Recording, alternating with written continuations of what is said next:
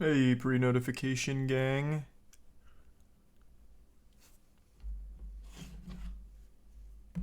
I did not see the new Chainsaw Man yet. Gonna watch it tomorrow.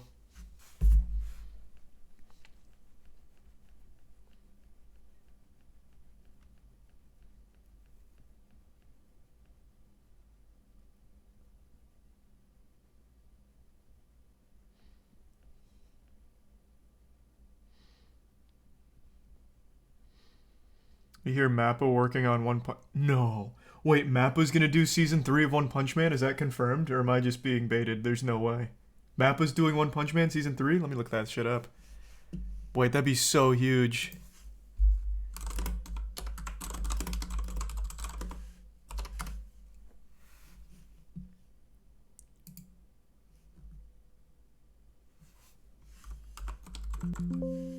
I don't see anything about Mappa.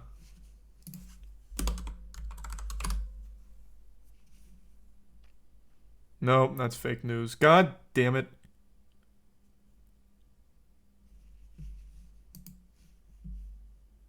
That'd have been cool though.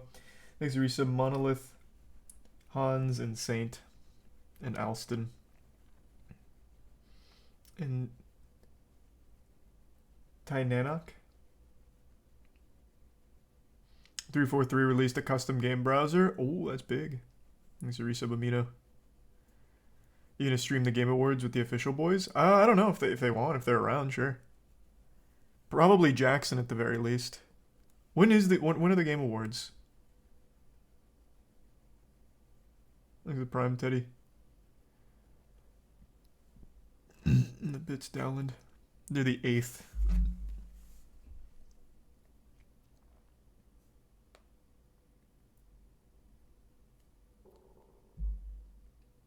What time?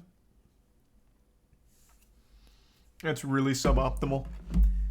Thanks to Tier 1 Fister and the resub Cole. That is so fucking awful. That's a RLCS major time. Oh, 7:30 p.m.? Wait, that's amazing. Wait, that's huge. Oh, so be able to do the RLCS. Be able to, I don't know, after the RLCS, just play some shit with the boys. And then go right into Game Awards? Wait, that's massive. That timing is perfect. Let's go. That's great.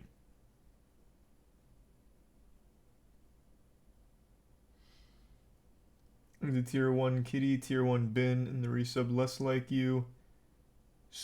Spooge, and the Prime Shell, and Xylosis, and the resub Biospur. And the resub Moldy.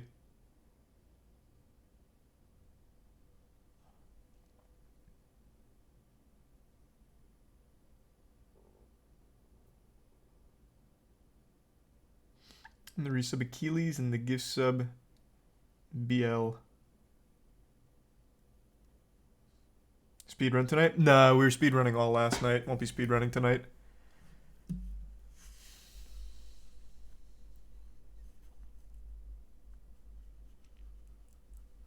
There's a resub Hammy.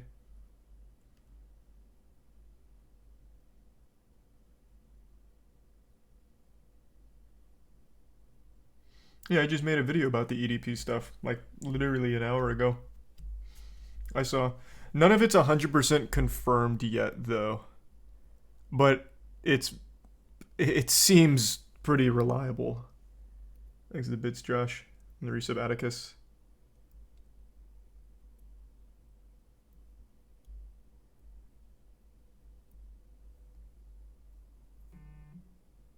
Thanks to Prime, Dave.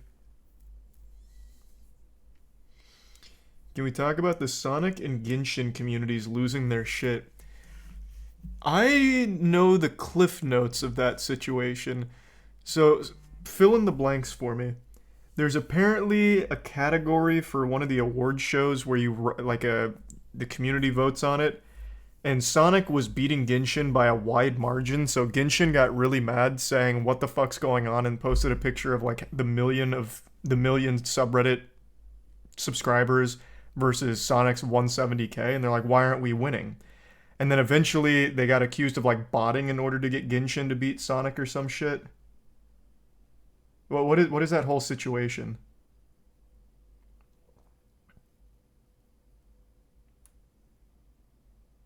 Oh yeah, and apparently in Genshin you can get some primo gems through voting for them, right? Like if like in the official, like an actual officially sanctioned vote for us and you get a reward. I think. Isn't that how it works? No, you don't. What do you get then? Because there's something in the game, right? Did I just come in here?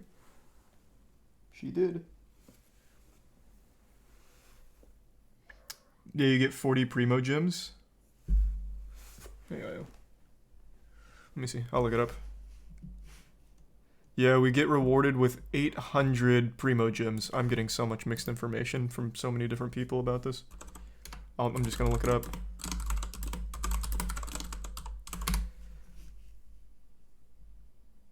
Yep, how to get 800 primo gems for free in Genshin Impact this week, and it's voting.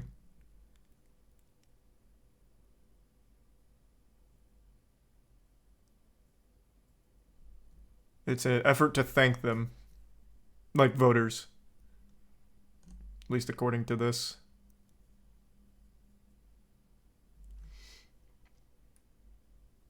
All you do is log in, you don't need to vote. Well, according to this, well, I guess it's not saying it's mandatory.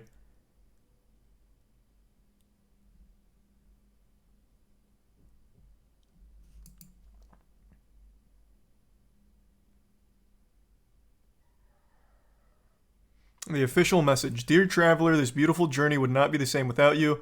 Thanks to your support, Genshin Impact received the PlayStation Partner Awards 2022 Grand Award, and we'll be giving out Primo Gems 800 from December 4th to December 7th.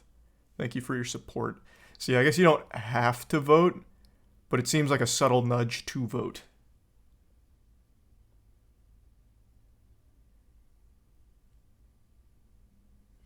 Thanks for the 10 gift subs, Wallace. Sorry, you saw that. I was busy reading that. I'm sorry about that. Thank you for the fat drop. Thanks to the resub, Flamingo, Aaron, Deku, Crazy, and the Prime Master Captain, and the Bits T-Dog. No, I haven't seen it. Thanks to Tier 1. Debooty, and the Prime Average, and the resub, Bastard, and Cal. The Bits and Nathan, and Terrible. No big plans tonight. Go over shit that's going on, and then play something. Thanks, Risa Babunga. Not going to be doing any more speedruns tonight. We were speedrunning for a while last night.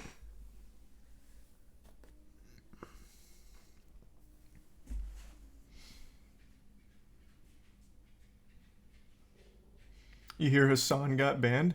Oh, I did, because he watched that Ye interview on stream, right? Yeah, I saw that. Oh, whoa, whoa, whoa. Thank you for the 25 gift subs, Cosmic Luna. Thank you for the fat drop, Cosmic. I appreciate the generosity. Thank you for that. Yeah, and the dude copyright struck him. Yeah, I saw him bragging about it on Twitter.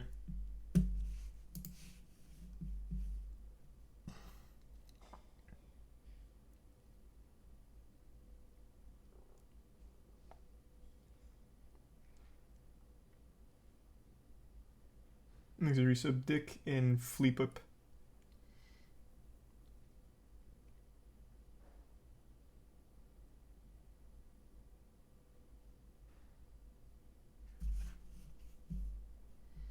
There's a Prime Destroyer.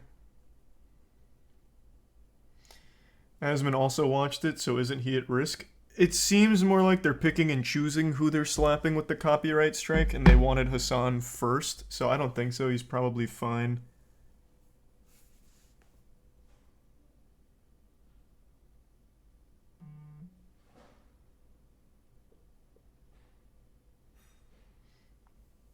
There's the resub Cosmic and Eliquas and the Prime Ds.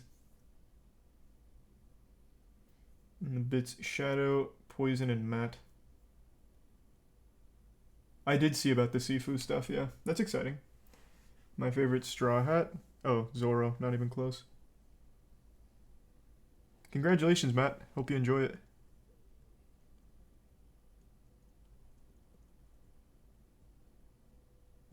New skate part? What do you mean? There's a Prime Mishley.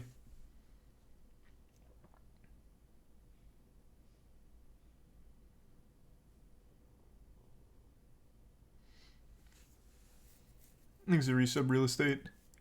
Gonna play some Overwatch 2. Not tonight, but soon. Yeah, I want to try out the new hero. Thanks to resubs, the bits Sanchismo. Happy birthday. Hop on Fortnite? No shot. Ramastra's ass? Really? They seemed strong. From the gameplay I was watching, they seemed pretty good, but I was also just watching extremely good players, so...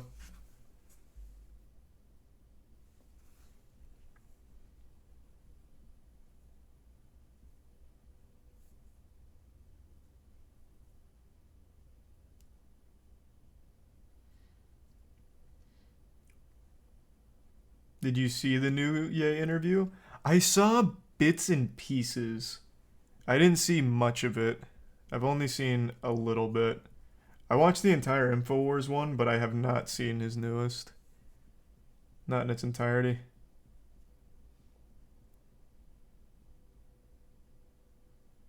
Thanks to resub Iman and Schwazel and Dextaru.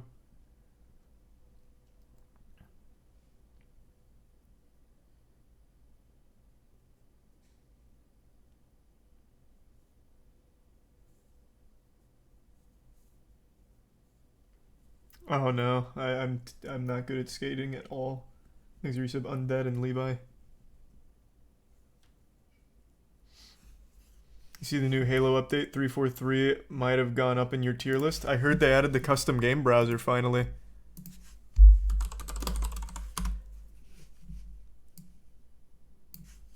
That is a step in the right direction.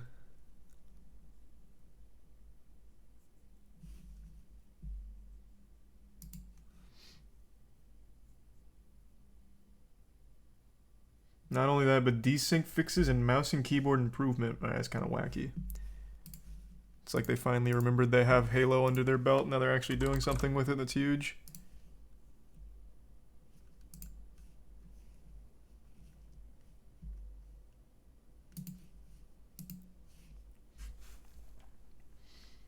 Thanks to the resub Finn.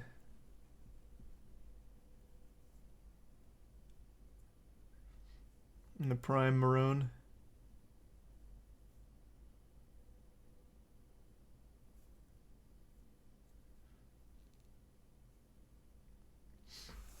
Any drama tonight? I don't think so. Nothing super wacky.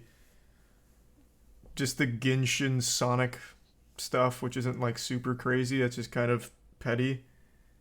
And then we just talked about the Hassan thing. There's not a whole lot to dive in there, but still a pretty silly situation, I suppose.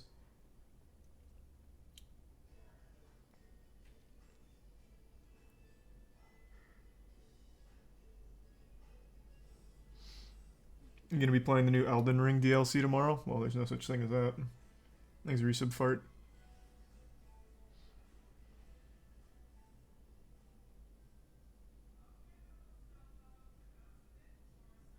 There is, though? Wait, what? Coliseum PvP DLC.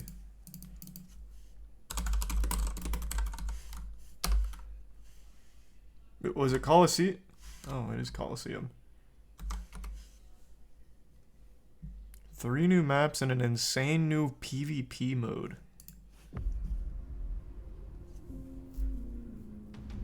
This is news to me.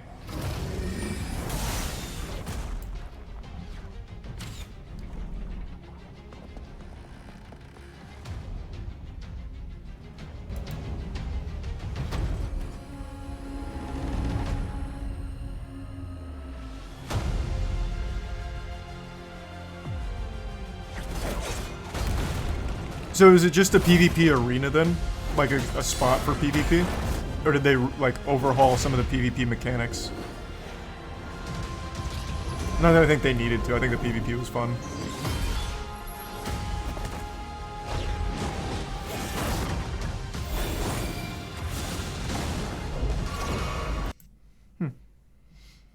Yeah, it's just the locked coliseums are opened. That's pretty interesting. So what, they added 3 new zones and then that PvP Coliseum? I'm about it. I probably won't play it tomorrow, but we'll see. Maybe. If I'm not doing anything else. Thanks to Prime Dank and the resub Psycho Ray. Mystically and Haley. Oh, it's just 3 arenas. Oh, I thought it was 3 new zones plus the arena. Oh, gotcha.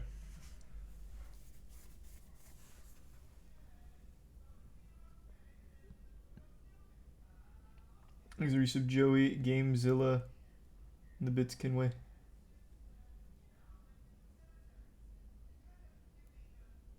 Your manager got fired for a crazy rant and it made the news. Oh, Jesus. Thank you for the 20 gift subs, Slasher. Good to see you. I hope you've had a good week so far. Thank you for the generosity, man. If your dog died, prove it to us. Olive Garden manager fired after time off rant.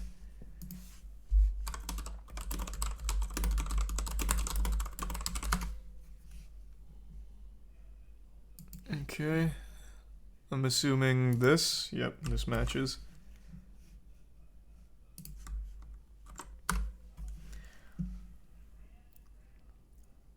Manager at Olive Garden was fired after a harsh message was sent to employees about taking time off. We are no longer taking any excuse for calling off. If you're sick, you need to come prove it to us. If your dog died, you need to bring him in and prove it to us. If it's a family emergency, too bad. Go work somewhere else.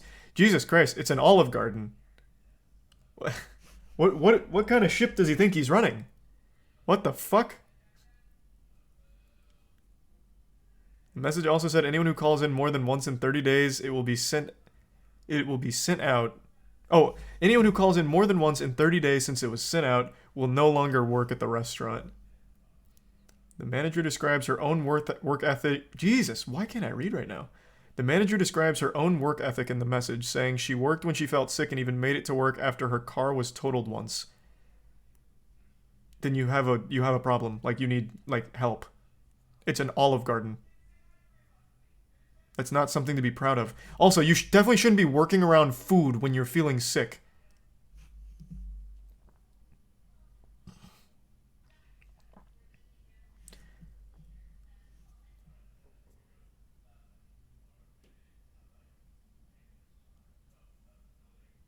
Man, this didn't age well. If anyone from here on out calls out more than once in the next 30 days, you will not have a job. And now this manager lost her job. Man, what's she gonna do now? Like, Olive Garden was her whole fucking life, I guess. Do you know in my 11.5 years at Darden... Huh? How many days I called off? Do you guys call it Darden? Like, internally?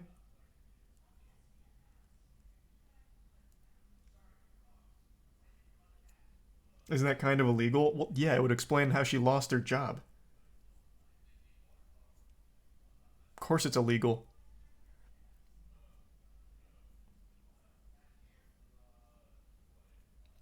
What the fuck?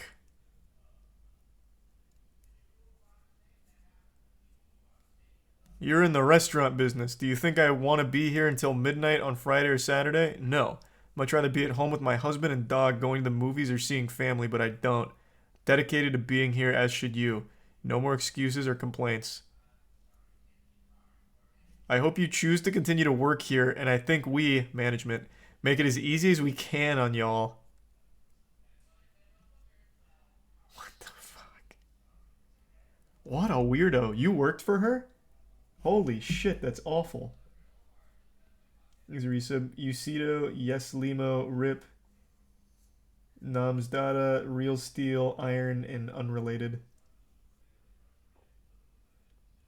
Oh, sweet. Thanks for that, Karma. And thanks for the resub, Gummy. And the Bits Project Milk. She just seems like an angry person. She seems completely miserable. Oh, fuck me.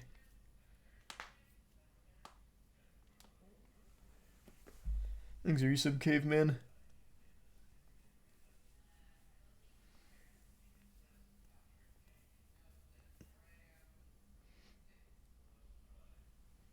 Most restaurant managers are. Maybe. I couldn't tell you. I've never worked in a restaurant. I used to want to, though. Thanks a resub, Wizard.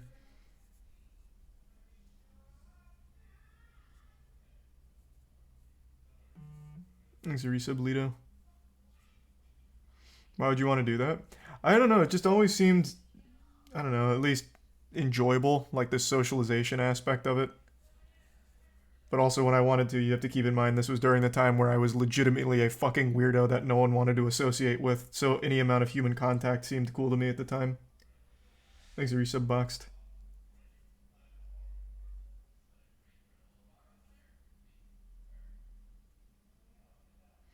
Thanks, Resub Yule.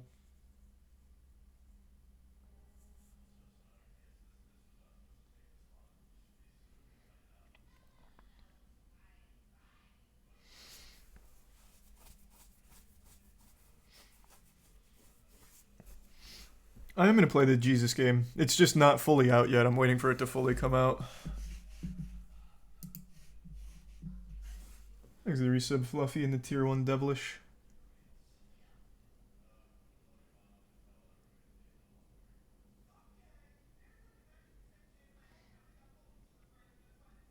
And thanks to the resub Isaias.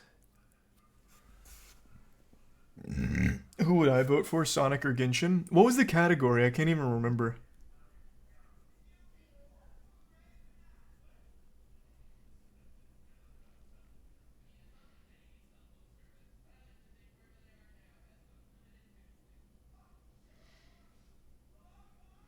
It was for player's voice. What does that mean? What is player's voice? Just a popularity contest? Whichever community is more fervent?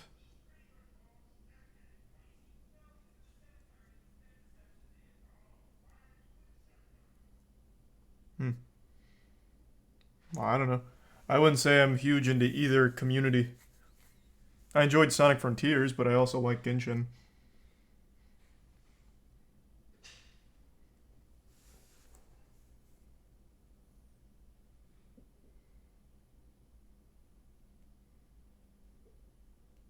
Nice vegan. Well, that worked out.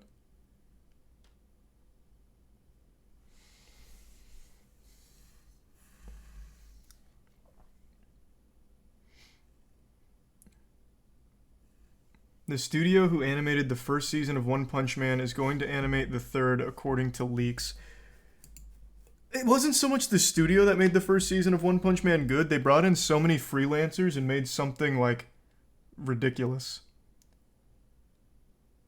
So even just having that studio, and I think it was Madhouse, I'm not positive, but even just having that studio come back, it's not going to guarantee it's going to have the same level of polish. Map is doing season 3. I just looked it up, and apparently that was fake news. That leak wasn't real, but I'd love to be proven wrong. It'd be great if it's Mappa. But I actually just looked that up because someone in chat brought it up.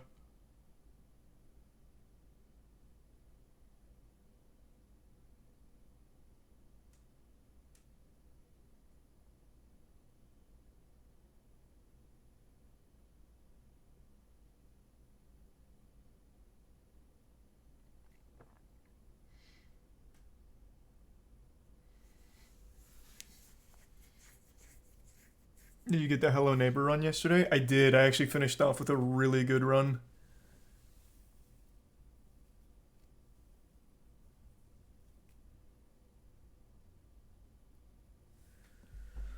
Thanks for resub chill.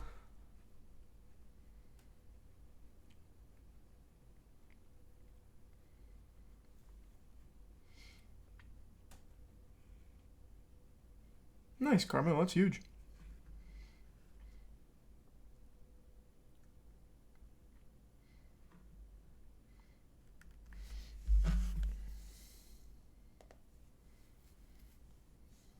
Speedrun today? No, we speedran a lot last night. Like 4 hours of runs on a game that kept fucking crashing. So I think I'm good on speedruns for now.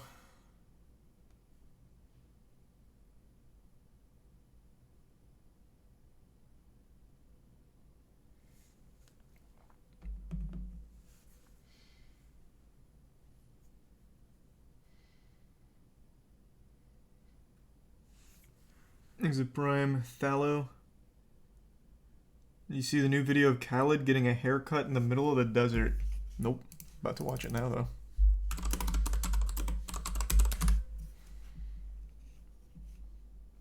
DJ Khaled getting a haircut in the middle of the desert in Alula. I don't know what the fuck that was.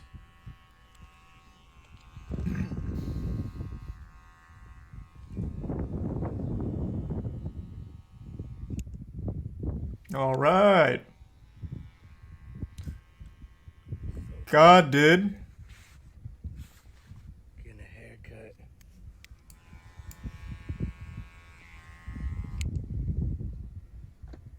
God did. Oh my god, he actually just did it. I didn't even think he'd say it for this one. That was silly for me to think there'd be a video that went by without him saying God did.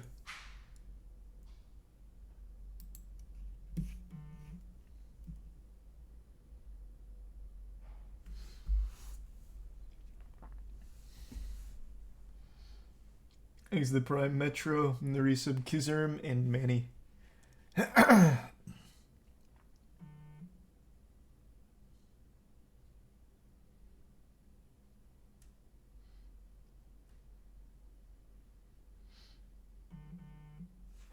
Why so many haircuts? His hair grows quick.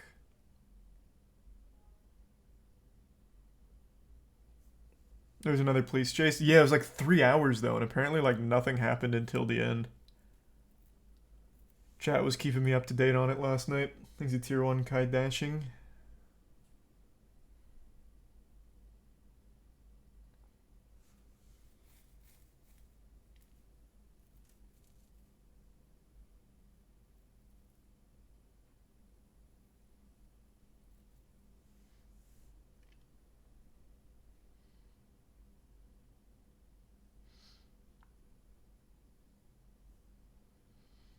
Yeah, backed into a parking lot but got out of it. That's about it. Eh. If that's the only interesting part, of course, across a 3-hour chase, then I'll probably pass on that one.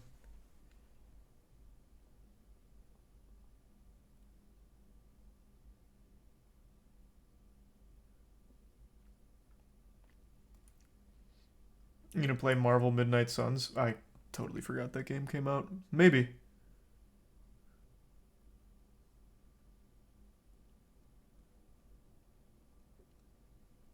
There's a recent Bunny Venom.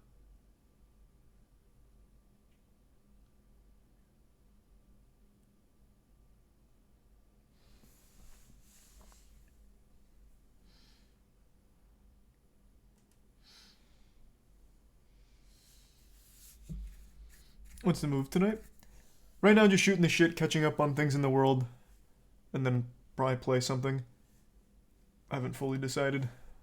Thanks, Risa Boily. Last night we did a lot of speed runs, so I don't want to do any more runs tonight. Do something else. Thanks to Prime Vake and the resub Inoya. And the Prime Gamer Girl and the resub Glock and give sub Winded.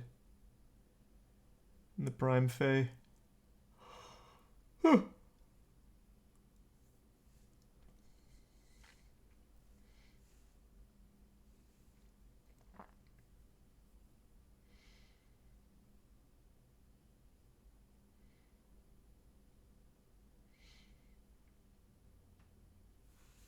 There's the resub Zeeberg. Did you win the Yu-Gi-Oh tournament? I did not. I got second. It came down to the last game, last moment though. It was close. There's a resub Brit. I might moist meter One Piece eventually. We'll see. Thanks to resub Joker and Shambi.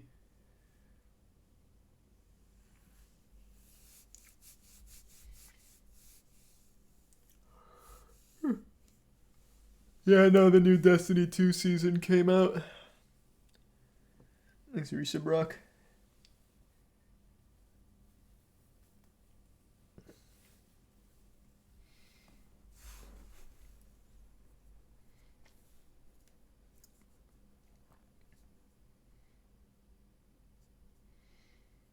Thanks the Prime Mudo. Yeah, I saw a tub uploaded with the anti-piracy stuff.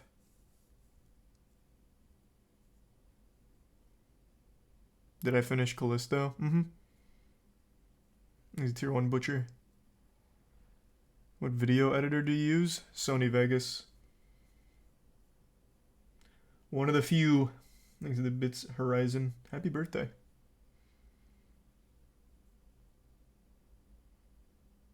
And there's some Ghost Dog and Matthias.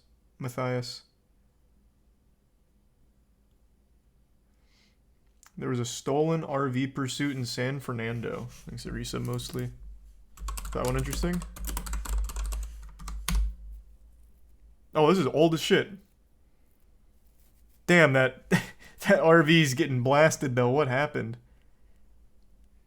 Alright, I'll take a quick peek here. This looks like the Cliff Notes. Micah, share the investigation continues here in this quiet resub, residential Cabby. neighborhood in Tarzana. Let me step out of the way so you can see the wreckage here. The motorhome, as you can see, stretched across the driveway. It has racing stripes on it though. It was made for this. Authorities say that the motorhome was purchased with a stolen identity. A woman called police and reported that her identity was stolen. And Yeah, it is some Breaking Bad shit. Purchased with her information. Now, cops spotted that motorhome in Santa Clarita, tried to pull it over, but the driver went on a high-speed pursuit. They chased it through several streets. It crashed. Can I see some of the highlights? Goddamn.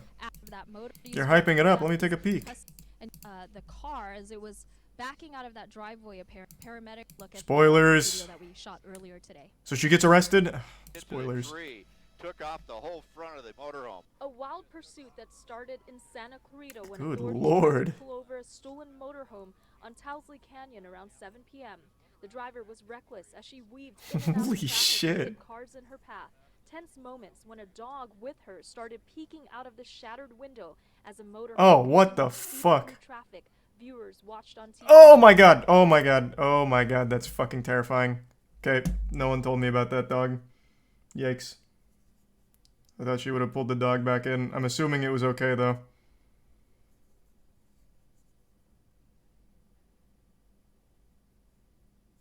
The dog was okay. Yeah, it didn't look like she was going super fast when that happened, so that's good at least. Jesus Christ.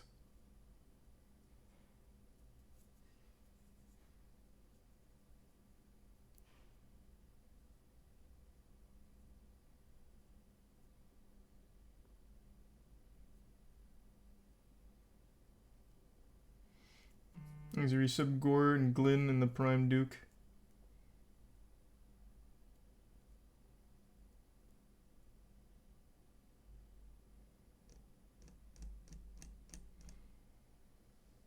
Oh, here's a dog sitting next to her at the end.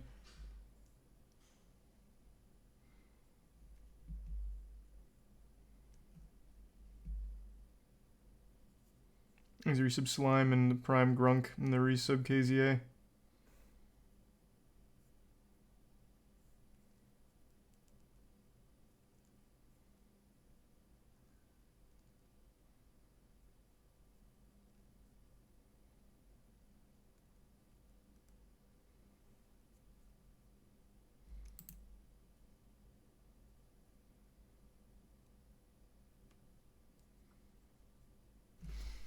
Thoughts on Chainsaw Man so far? I'm still an episode behind, but it's been amazing so far.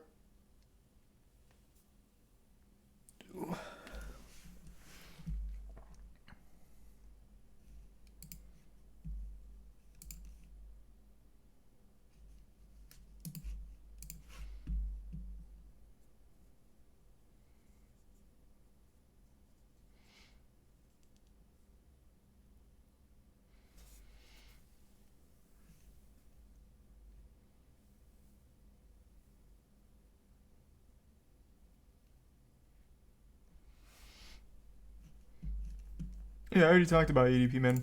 Made a whole video about it. Alright, I think I just heard Tiana go to bed, so give me 2 seconds. I'll be right back. I'm gonna say goodnight.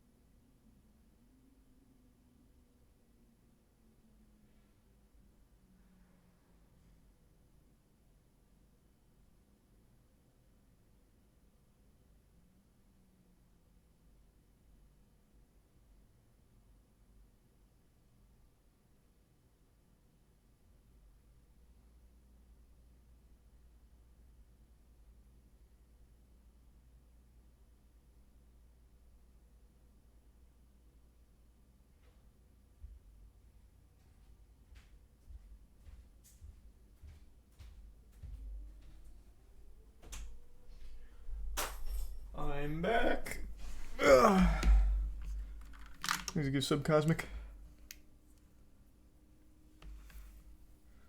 And the resub. Big and Brick. I have not seen the CoffeeZilla SBF video yet. That probably won't be one I watch on stream, though. That'll be one I just watch for myself. Because I've been keeping up with it so fucking much. I don't know how many people on stream really have. So this is one I'm going to watch the interview of. I heard CoffeeZilla did a really good job with it.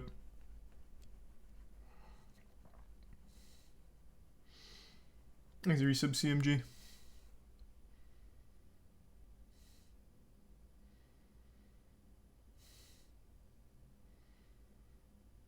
You gonna do Hello Neighbor 2 tonight? No, speedrunning last night. For some reason, my game keeps crashing at the end. So I did 10 total full runs, and it crashed 7 out of 10 times. And I still haven't figured out a way to fix it, so till that's fixed, I'm not gonna do any more Hello Neighbor runs. I got one good run that'll put me at like 5th place. So that's good enough for me.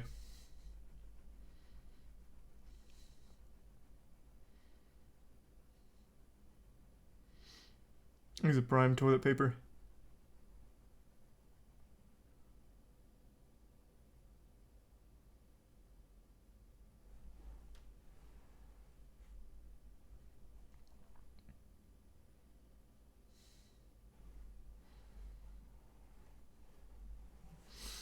Every fucking game is broken on launch and people just accept it. Yeah, thanks for your sub, Dingleberry. I think it's getting a little ridiculous now. I was one of those people that would just overlook a bad launch, be like, yeah, it'll be fixed soon, but it's every single game. Every single AAA game that releases right now is completely broken. I don't get it. Like, it's like the most basic things. Like, there's no way they didn't know Callisto Protocol had that many problems on launch for PC. There's just no way they didn't know about it. And they still shipped.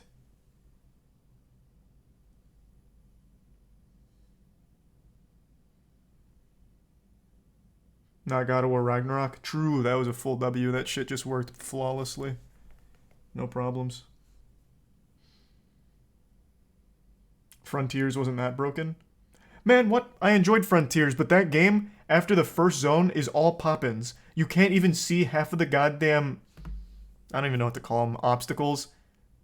Playground accessories. Like, you can't even see half of them until you are literally touching it.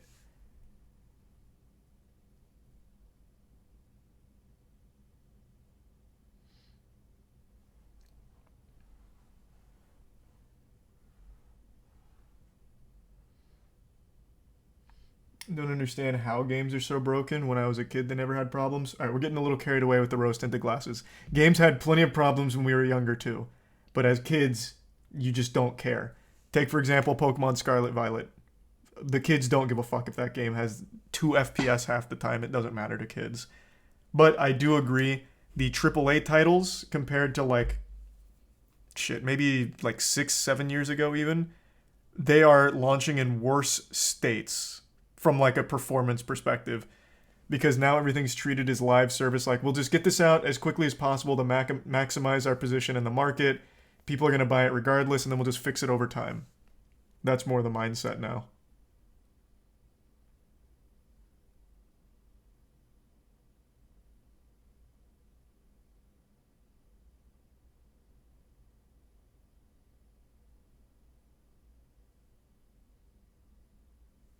Thanks the bits vegan, Ann, and the resub back, and Carson. True, it was a little helpful. You're not wrong there, vegan.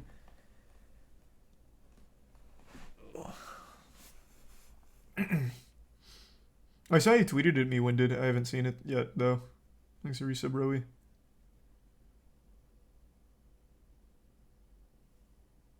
Thanks for resub, Chicken. And Nutcracker.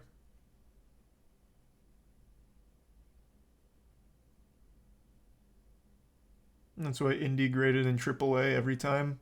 Again, we're getting carried away. There are so many indie stinkers. A ton.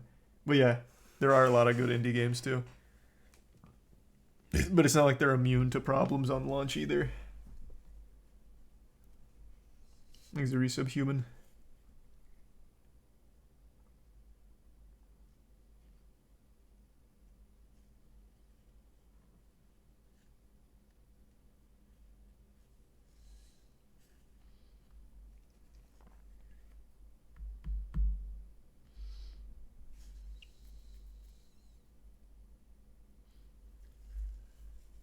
That's why it's good to launch in early access. I think the opposite. I think early access was one of the worst trends that's ever happened to gaming because it changed the whole perspective of publishing a game where you can put out a broken mess, call it early access, and still make a ton of money and let the community basically fix it for you over time. And then you just make those tweaks all the while making money off of just immediately pushing a project out way before it's ready.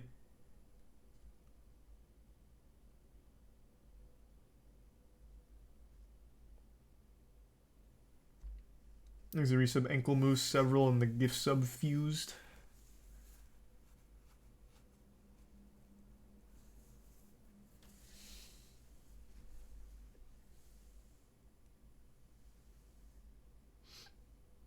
How the fuck did you turn into this basic news early access? And you censored the fuck. How old are you? Do you even know what the news is? Basic. I'm covering the real stories. Like EDP talking to kids, potentially. You find me a news station that's talking about that. Basic my ass. Who's talking about his poop pics besides me?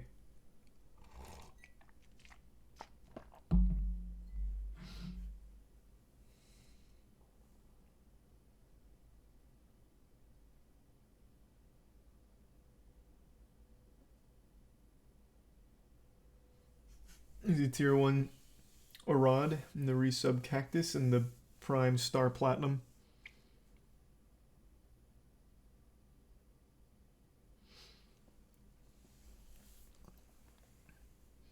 And the resub Big Daddy. Is he Portugal today? No, I haven't been keeping up with the World Cup. Thanks, resub Botcoin.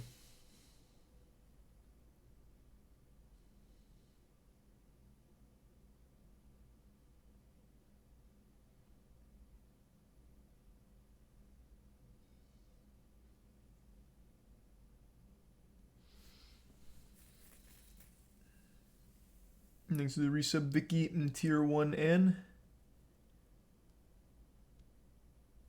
Did you see the news about the biggest French YouTuber being arrested? What? No, I can't say I saw that. What are you talking about?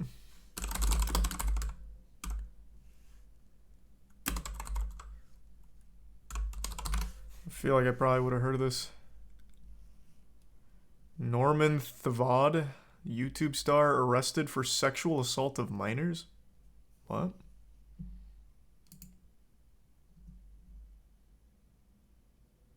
Holy shit. The 35-year-old internet personality who has almost 12 million subscribers was taken into custody after an investigation was launched by the Paris prosecutor's office. The investigation involves several teenage girls and young women.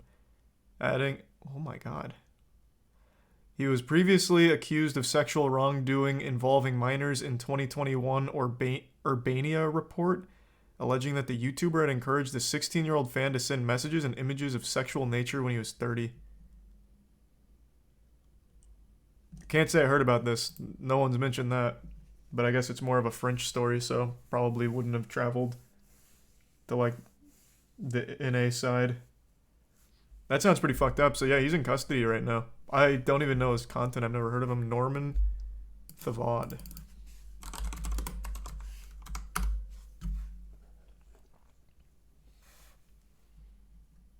Yeah, it's a huge channel.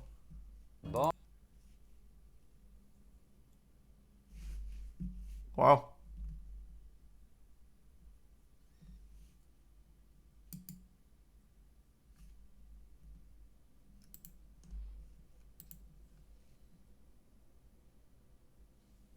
There's a resub Pickled and Noble and 2 in the gift sub Diamond. That's a lot of subs, wow. Yeah, that's what I said, man. There's something like, what is it, 10,000 channels with 10 million plus subs? Or that might... Is it 1,000 channels with 10? No, it's definitely higher than that. It must have been 10,000. It's a super high number. There are so many channels with 10 million plus subs that you have never heard of. So many.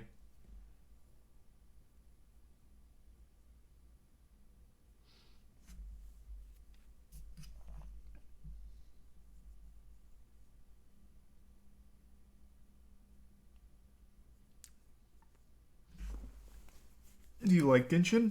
I do. I'm not like a power player of Genshin, but I do like it.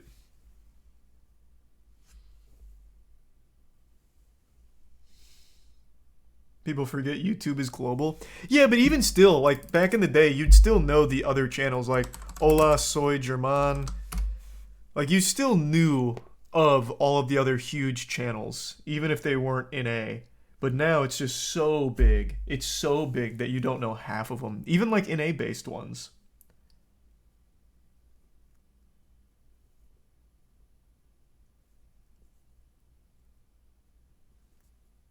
It's a prime bearfish.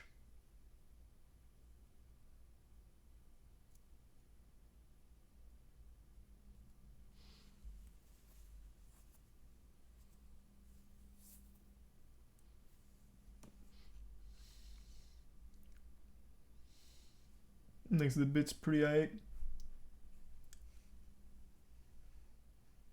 True, that's a good point, aight. He was the biggest at one point, no? Who? Hola Soy German? I don't know if he was the biggest at one point, but he was always in the top 10. Holy shit, wait, he has an even bigger channel down here. Oh, and he's active on this one. See, I didn't even know that, and this channel has 47 million subs almost. Jesus Christ.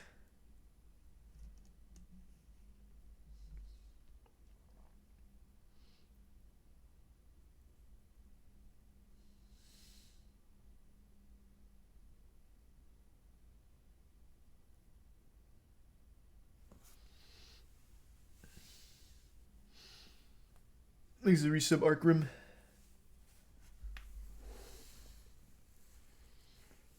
What are the top 10 YouTubers now? Good question. Let's take a peek. Let me pull it up. I think Social Blade has it, right? They have like a top 100. I imagine most of them are going to be like musical artists. Yeah, here it is. Top 100 YouTube channels.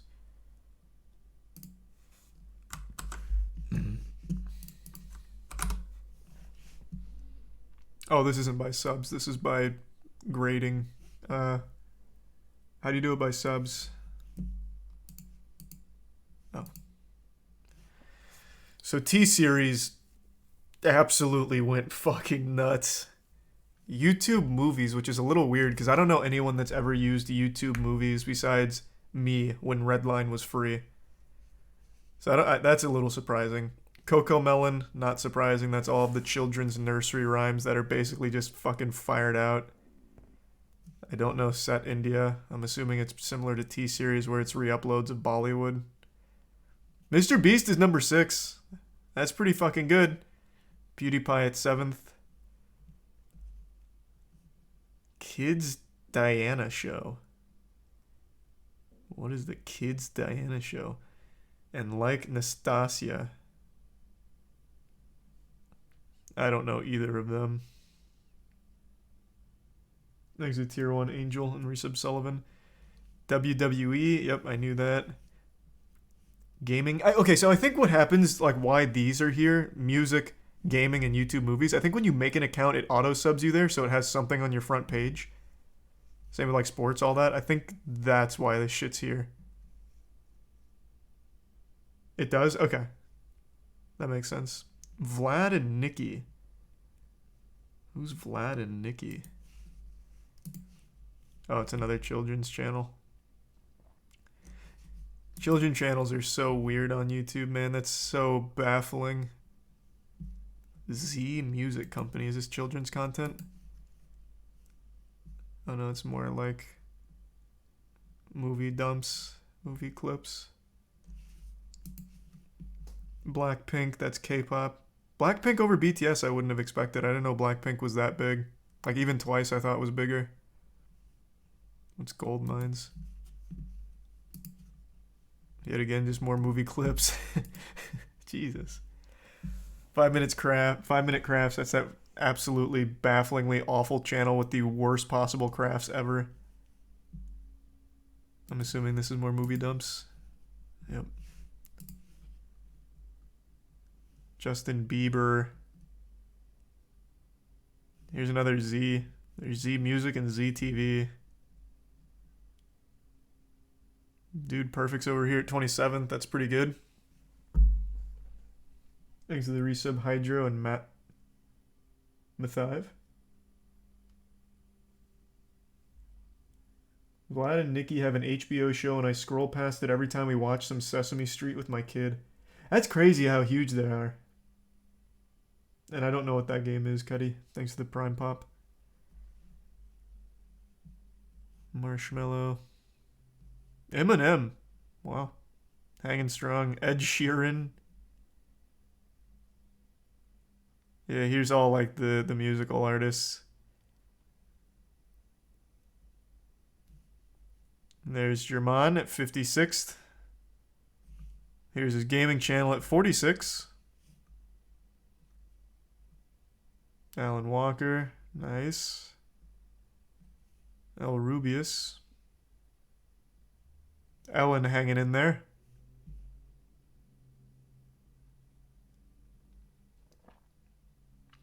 Yeah, there's only a few YouTuber channels in the top 100. Everything else is movie or music clips. Or like entirely kids content. Like kids toys and shit.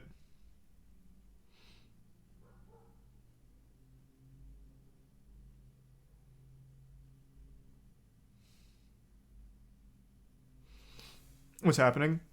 Oh, I was just going through the top 100 here because I was curious. How many were like YouTube channels, like YouTuber channels? It's like 6. There's Mr. Beast. There's PewDiePie. There was one more somewhere over here. Dude Perfect. And then German and German's gaming channel. I think those are the only ones, right? Or did I miss one? Oh, and Rubius. And Rubius was in here somewhere. Yeah, there's Rubius.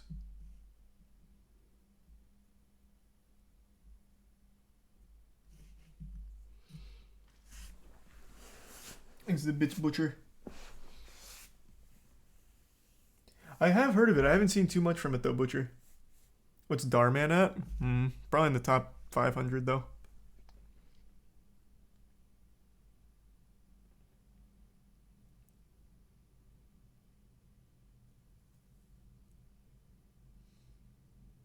Sad how corporations took over YouTube. It's also just not surprising though. What is surprising though is that the kids corporations were the ones that really like exploded. That I wouldn't have expected. I wouldn't have expected parents to just be totally fine letting their kids just run around YouTube rampant. Like little kids, like Coco Melon nursery rhyme 3-year-olds. That I wouldn't have expected like 10 years ago.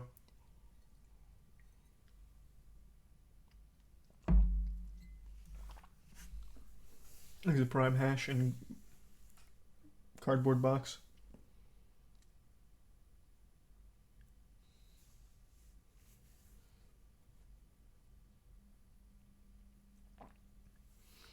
There's the resub meatloaf.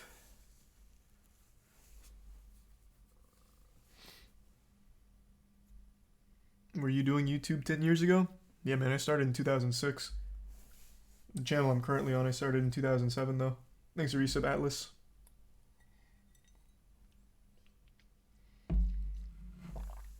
How's the WWE 11th? People just don't understand how big the WWE is.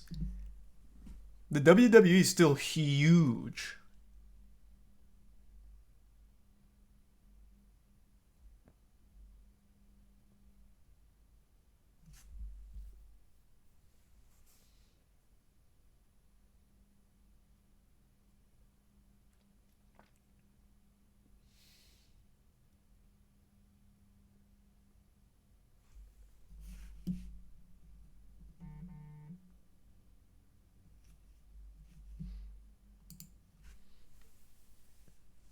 It's crazy.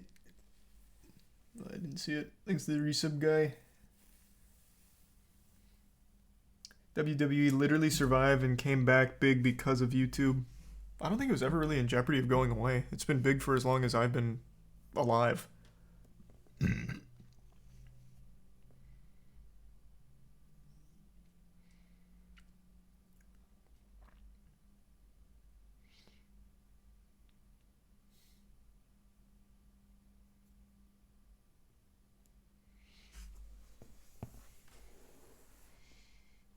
These are resub hockey sticks.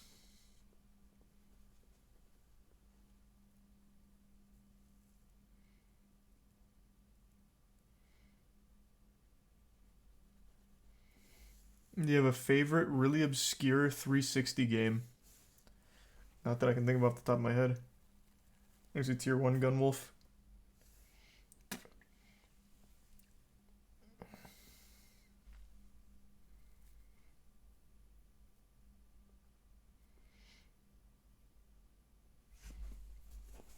Bullet Witch isn't a good game.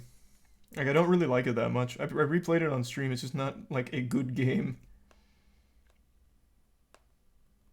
Hold on, quick text message.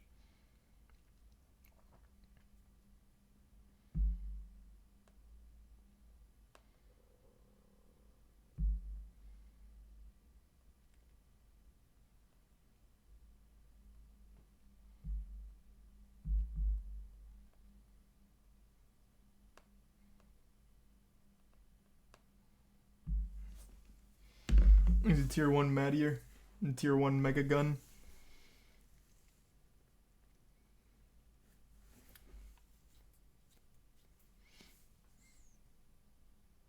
Why aren't you chess boxing in Ludwig's tournament? I don't want to get hit. It's just that simple. Like I said, I'd only ever like fight a child. Anyone that's like under 12, I'd fight. No one over 12 though. I don't want to get hit. Thanks to tier 1 James and the resub Ghost.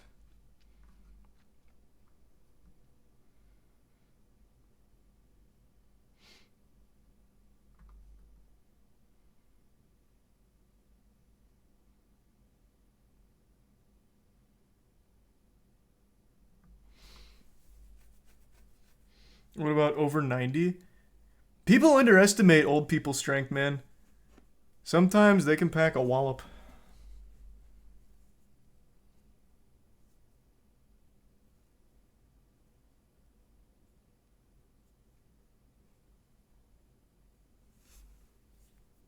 I did play the club. I hated it. Thanks to tier 1 James. I remember the club on the 360. That was that third-person shooter game. Right? Where you like go through the prison.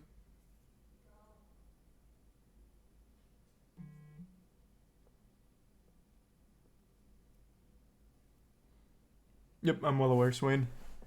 Will there be a Moist Esports website? Yep. There will.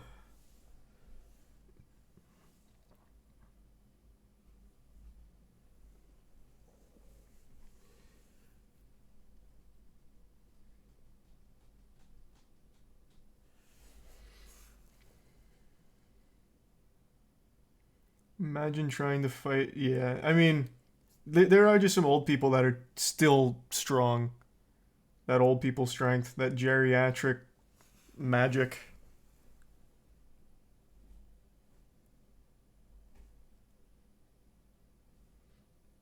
The trailer for it went so hard for the club. I don't remember it. Speedruns tonight? Nah, man. We did a lot of speedruns last night. I'm not gonna be doing speedruns tonight. Do something else.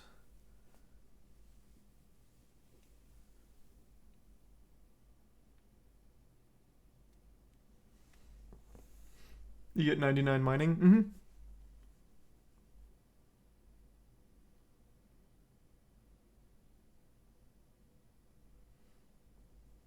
You see the new Dead Island 2 gameplay that dropped today? Mm-mm. Is it the trailer? Oh, it is.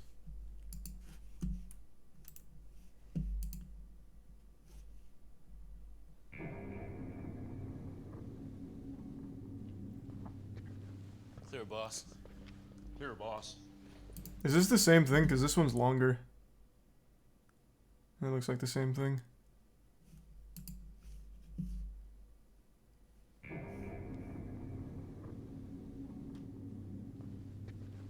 Clear, boss. Welcome to Hell A is the one you want. So this? Jackson, you got a little. Yeah, I figured you want a souvenir. Clear the edges, you two. Thanks a resub, General. Just skip to the live action stuff. Skip past the live action stuff. Ah. I hate to tell you, but you picked the wrong time to come to town.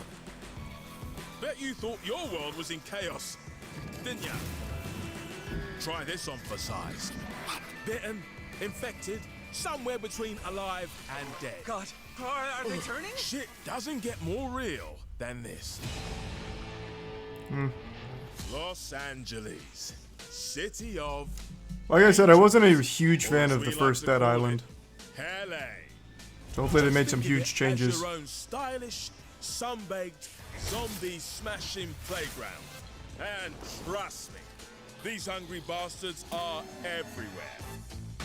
But don't worry, there's more to this city than hours of happy skull-busting. It's crawling with adventure and crazy ways to pass your final days. We've got all Exit the Prime, usual Sethwa, tourist and Trash. attractions, albeit with a uniquely horrifying vibe. There's loads of survivors, You want to blast on a Trent special? although Were you getting the pizza? they're all as mad as the flesh eaters. How'd you like me now, eh? Wait, shit! Ah! Yeah. Seems they like you a lot, Jacob. I'll take it from here. We've all dreamt about smashing zombie brains, right?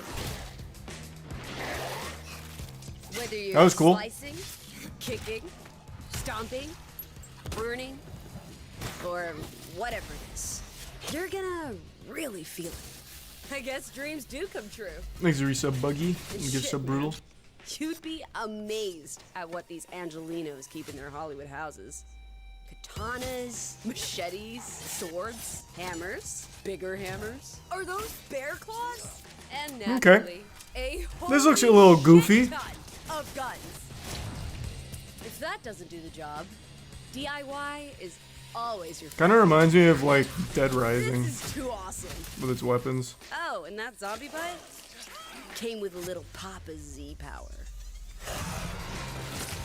Which is always handy. Yeah, could be good. Yeah, Freaking might be alright. zombies. These reanimated fuckers come in. I just don't get excited for zombie games. I don't think most people do anymore. Dead Island has a lot of goodwill from the first game, but I wasn't a huge fan of it. So I'm going in here with really mild expectations.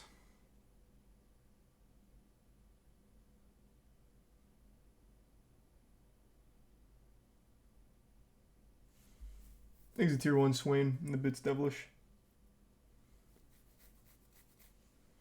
And the resub Anavic.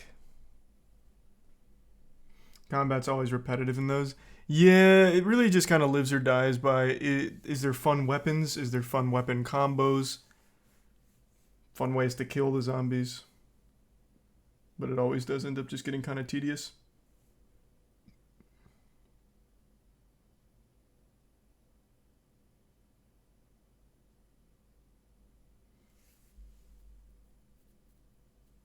There's a bit of Kira. That's fine. I just didn't really like that island very much.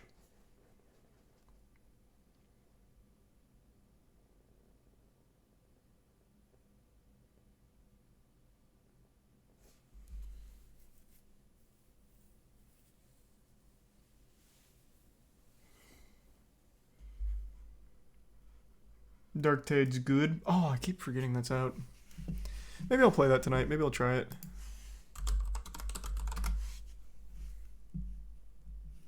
Like, it's fully out now, right? Let me double check. Oh, it's got mixed reviews. That's interesting. I thought people loved it. Huh. Your PC's actually going to explode playing that game.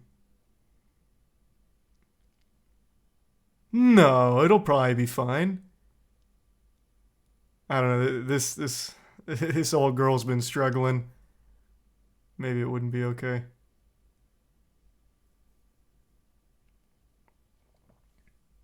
Is it 2 gift subs peaceful? And the resub retro. And the bits of Kira and the resub graves. It's one of the most unoptimized games I've ever played. Fine, you sold me on it. I'll play it tonight. Holy shit. Okay. I'll download it now.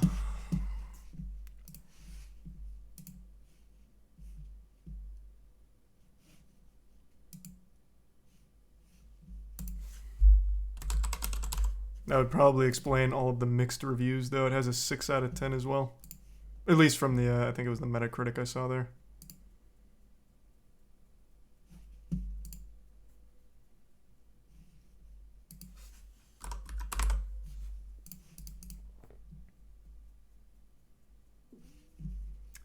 It's gonna be fun. My computer's not gonna, like, die from the game or anything.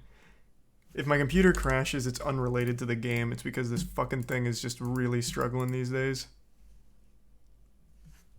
Thanks for 2 gift subs, Nick. And the resub. Great.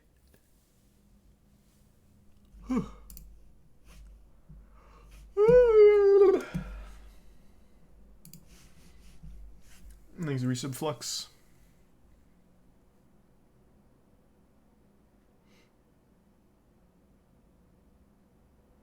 And the resub Joel and Sam.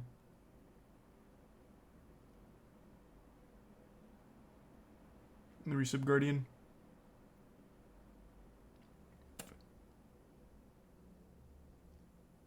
And the resub Meat. Did you like Vermintide? I didn't stream it or anything. I only tried it for a little while, but from what I played, I liked it, yeah. I didn't get super into it, but I did like it.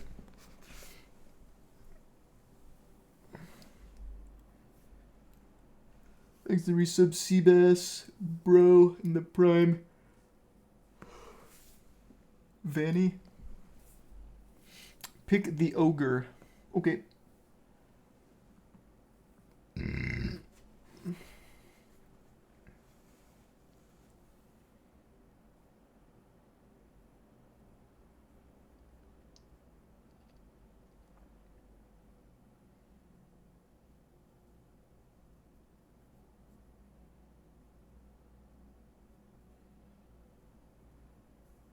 Do you enjoy WoW or not for you? I actually have been liking it, playing it with Danny and Matt.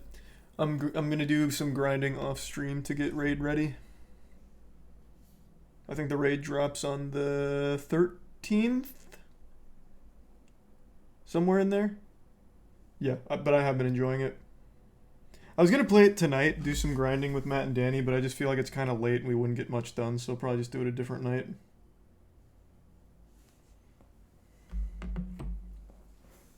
He's a tier 1 uncle.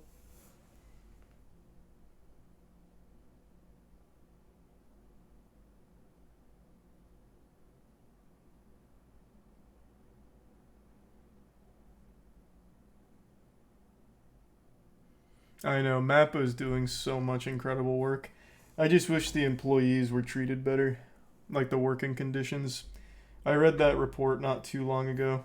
I think it was a couple months ago, about like the working conditions being brutal. But they take on like every project imaginable. So it's taking a toll on the workers.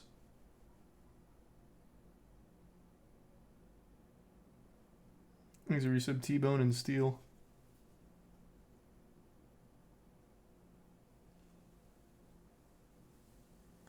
Yeah, of course I'm a moist meter chainsaw man.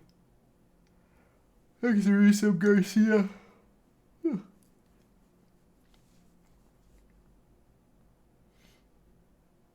the resub Insane.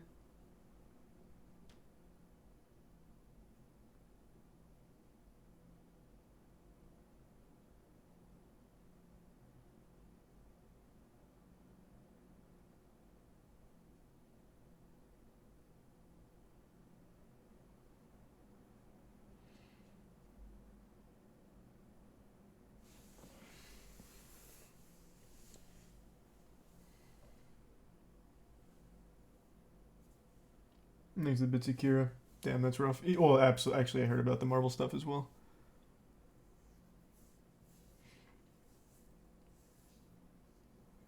I still haven't caught up on JoJo's Part 6.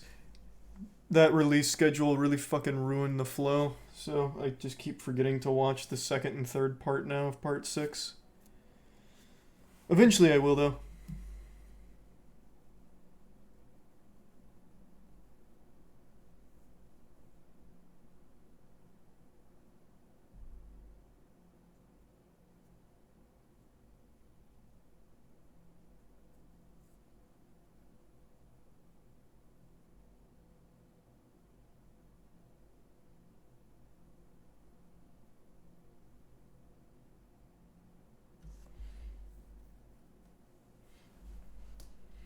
Check out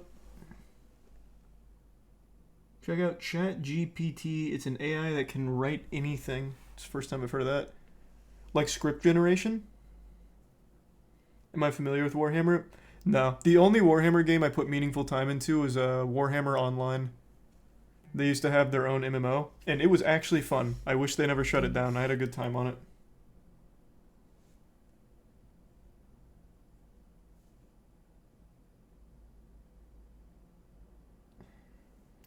Alright, hold on. While this downloads, I gotta go take Tetra out.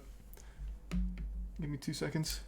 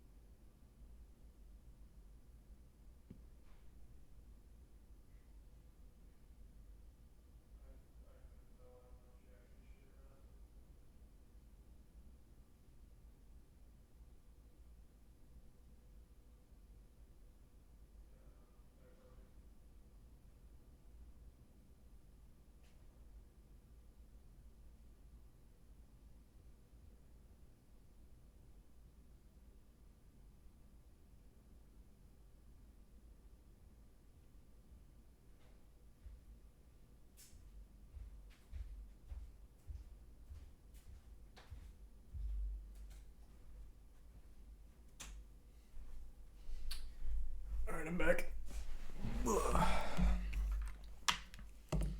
Thanks for resub Sith Lord and Supra and Swiftest. Alright, let's ride. I don't think this is going to crash my computer or anything, so I think we should be okay. Thanks for resub, Corey.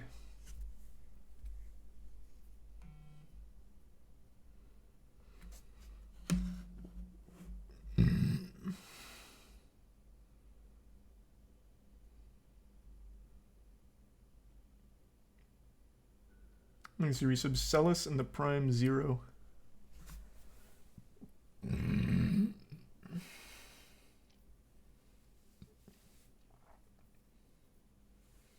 Thanks for the anonymous 5 gift subs and the Prime Sloshy and Saddest Owl.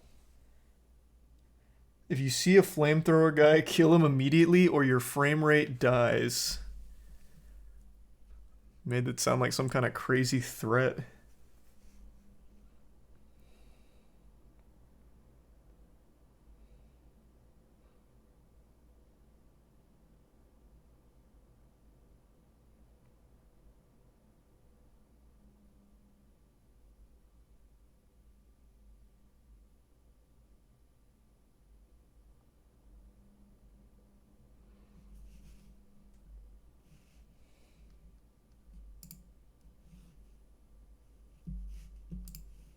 Where's the audio here?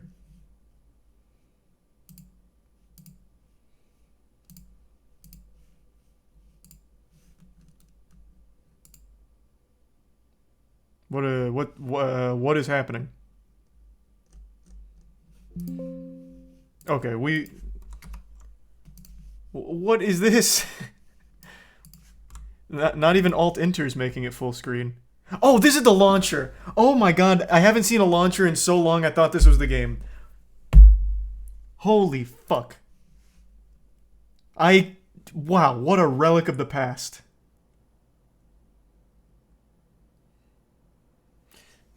I see. I was made the fool.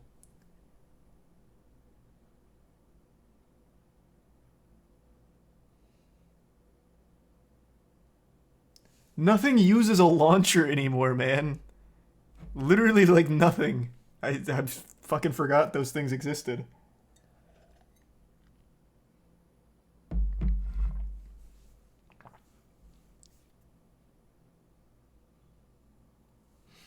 Warframe does. Touche, Warframe does. That is true. But that has, like, a login, too. So then I know I'm, like, at the launcher. It's like a login. Then you download your patches and then you go in.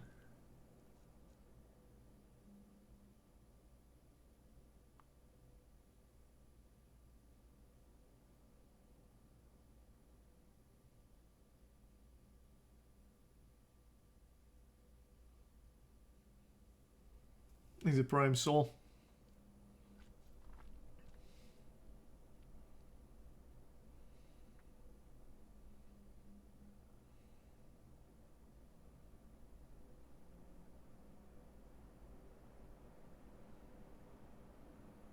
He's the Prime Saturn.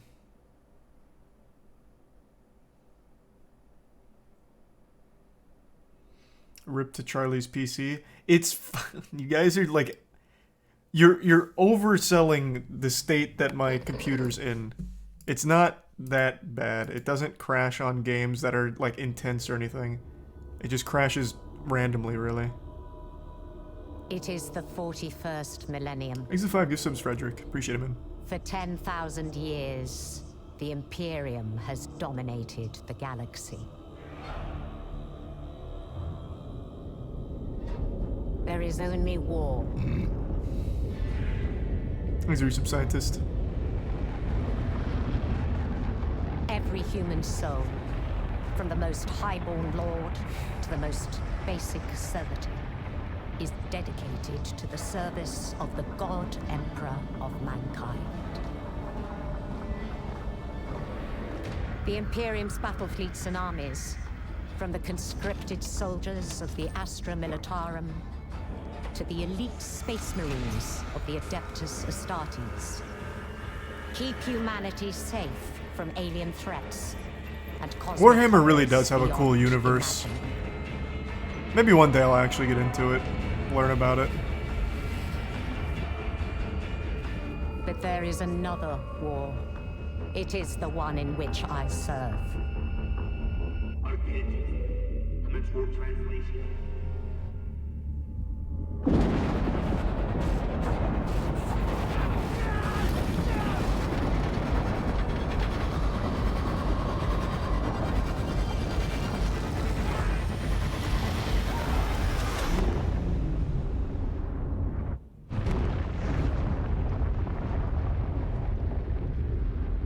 Our war is not one of battlefields and fleet engagements. It is waged by the dedicated agents of the Imperial Prime? Inquisition. Hawks.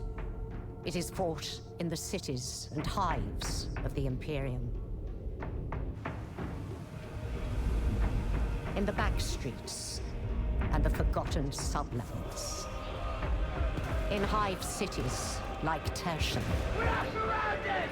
Don't get overrun!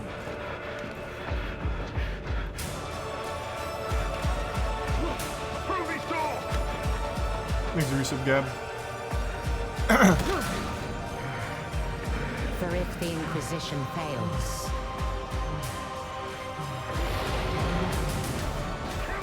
if we fail, the Imperium falls with us.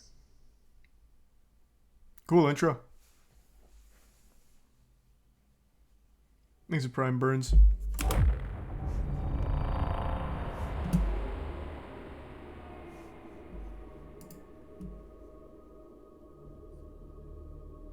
Processing inquisitorial clearance.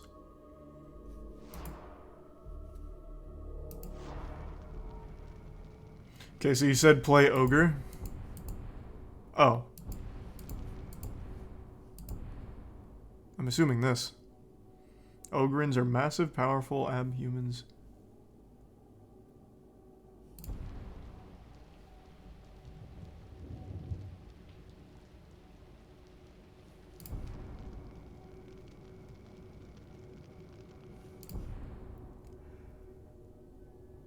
Okay.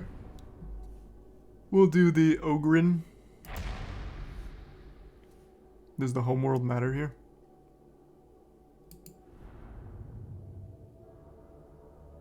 Just give me like stats.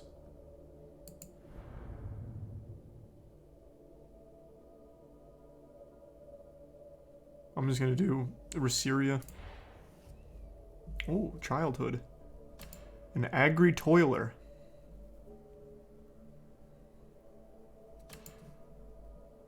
Yeah, lame.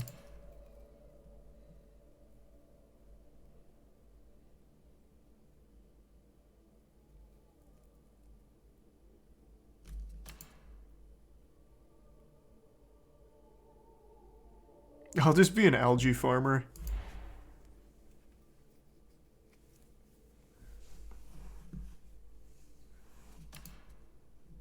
Eh.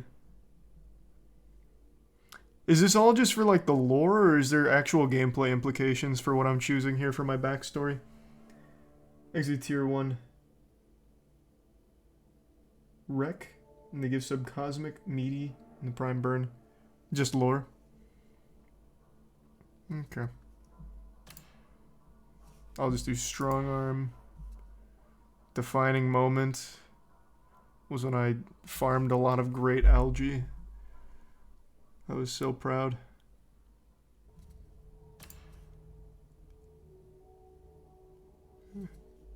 We could do a warp storm.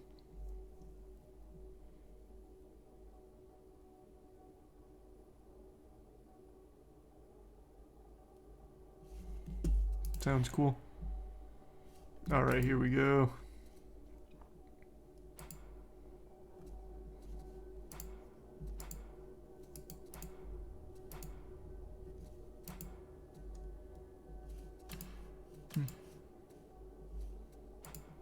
Oh, I didn't even notice he had hair up here.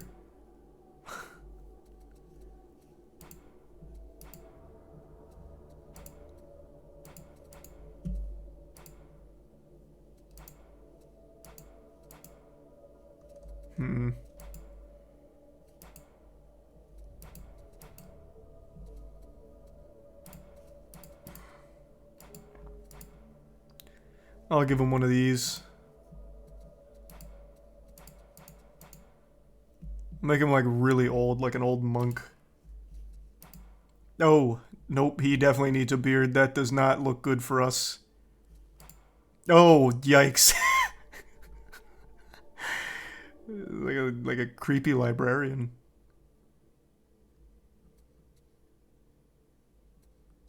Actually, I might stick with this. Maybe this. Looks like a guy that can appreciate old classical music and tell you about it for hours. This is the 5 o'clock shadow. I'm just gonna give him one of these.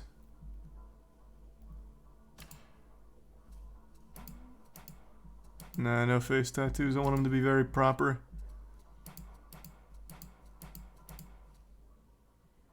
What a weird place for an honor tattoo above his cock. What is this, like an Ogren tramp stamp? Alright, I like that.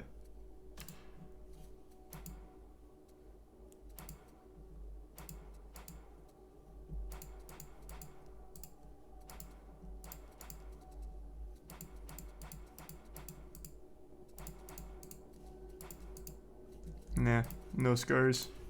I'll make them really small. Oh, I can't. Wow, that is not a huge difference. I'll make them as small as I can. Strange life. Not part of the the Astrosphere wants to win. You sign for the biggest. Give me a high-pitched voice. Not sure. Yep, that one. Sounds like a guy trying to brawl at the pub.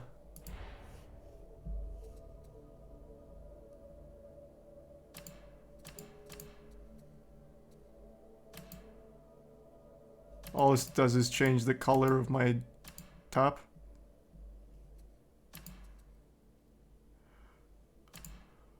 I'll give it insubordination.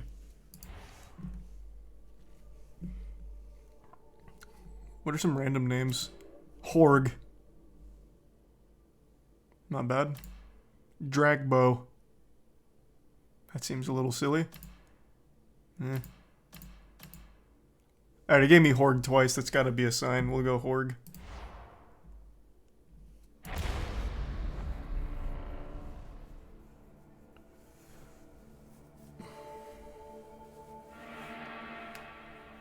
Thanks for resub, Mim.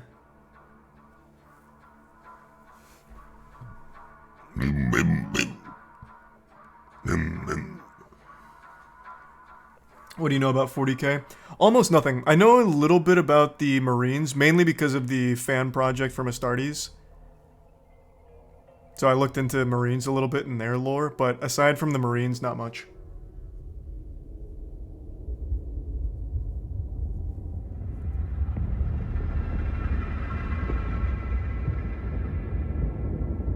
Prisoners all secure, ma'am.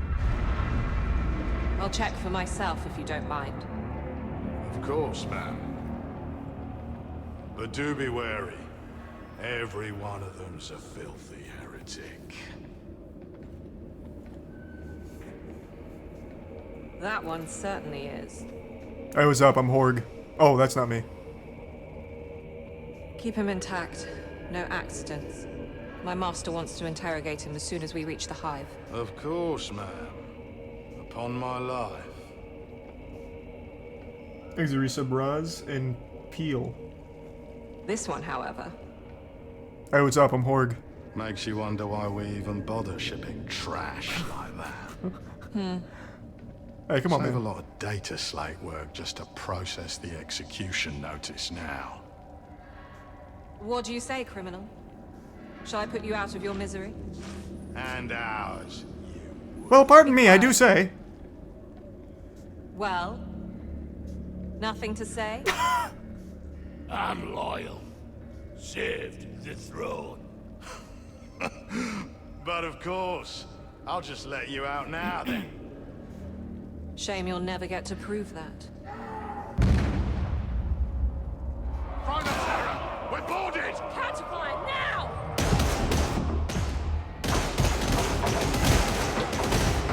this shit is loud. What in tarnation? Yeah, I'm with you, Horde. Wow, it's loud. What the fuck?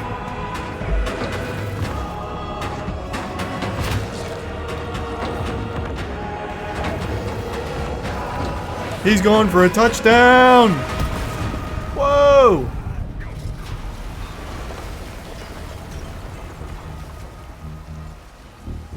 Come with us, brother. He blew himself up to do what? Make one hole in the floor? Oh, to get him out. What do we do about that one? Nothing. The boxers will be here to feed soon enough.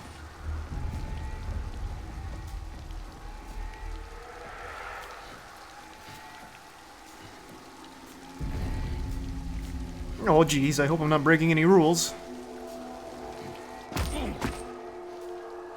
I just imagine Horg is like a giant fucking nerd. Maybe even a pacifist.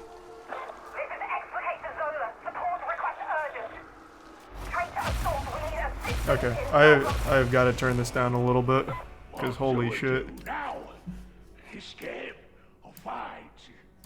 Maybe both. That should be fine.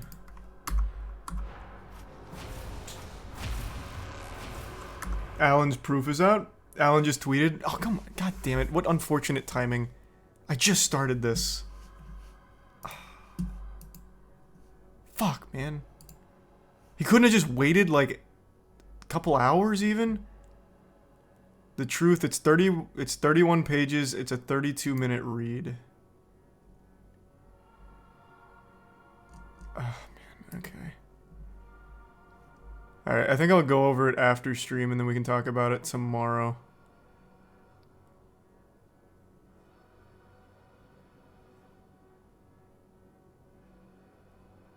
Okay.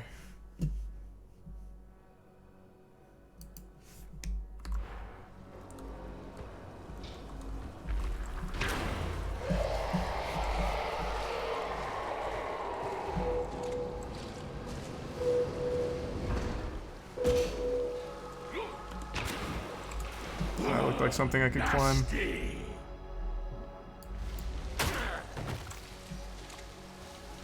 Okay.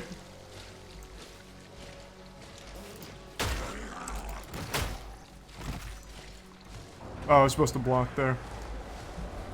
Horg just went a little wild, a little bloodthirsty. Alright.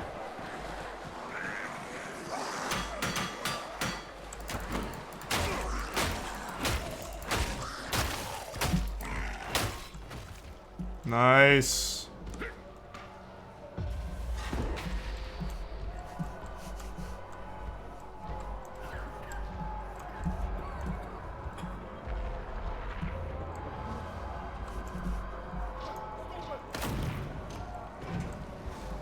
Alarms. Never good.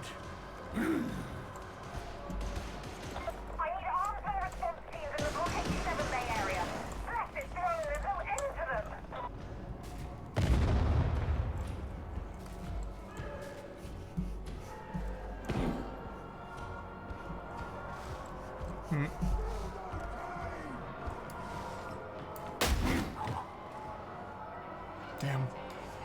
Straight to Valhalla. That's Horg.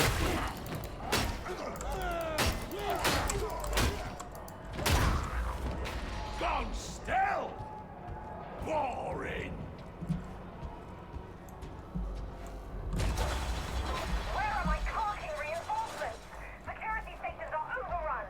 Thanks to the resub panties, the Prime Funky.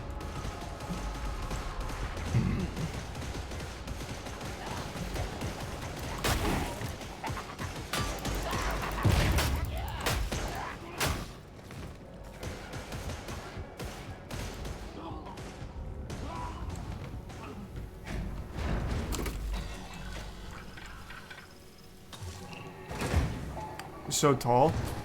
Yeah, Horg's a big boy.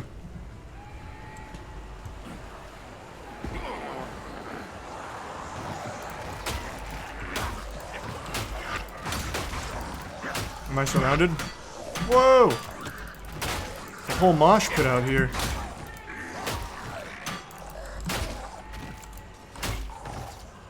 Nothing As we said, simplical. Try somewhere else. Yeah, I know, I heard Alan just released a statement, but I just started this. Maybe I'll check it out in like an hour or two. That'll give everyone a chance to read it, form their own opinions, and then I can check it out.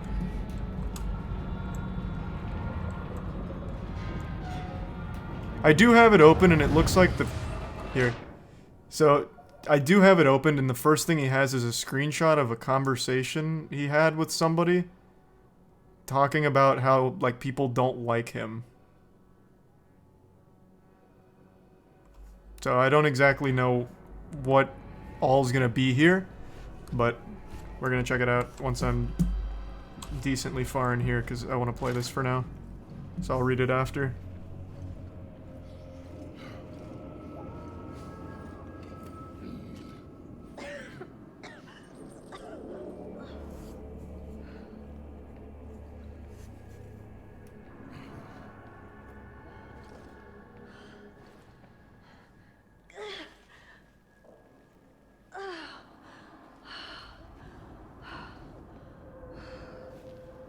Great. You come for blood too, criminal? Yes.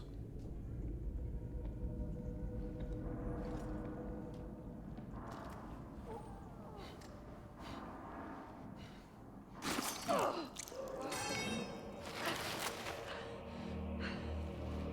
you stupid? You said you were a loyal servant of the throne. True. I like Throne.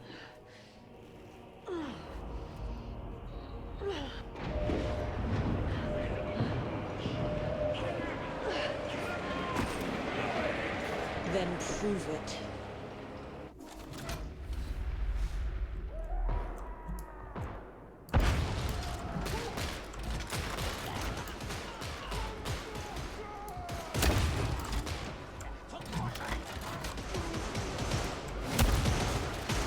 Damn, this thing's got some real spread to it. Hits like everyone in my field of vision. I'm giving you a chance. Cross me and you're dead. You understand, criminal? Yes, sir. Understand, sir. He's a resub DMAC.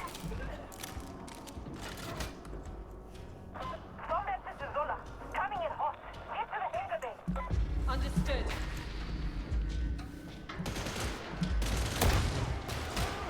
Damn, I missed this guy. Wow, she's popping off You're though. actually not bad at this. I didn't do anything. You killed all of them.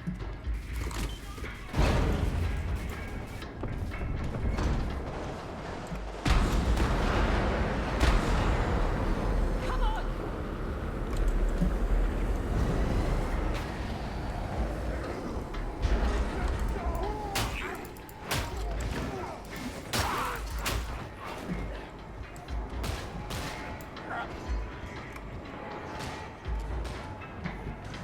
Yeah, no, this is the prologue.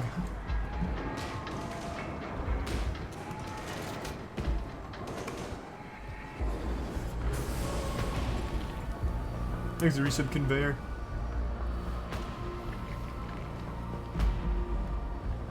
Masuzi, get us the hell out of here!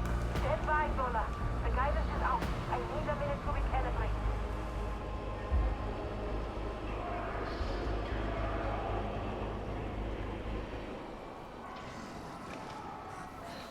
Great. Let's give them a welcome they won't survive. Inspire from the hip. Oh. Still seems about the same accuracy. Go, Kreft! Damn. There's a lot of bad boys. It's like some World War Z shit.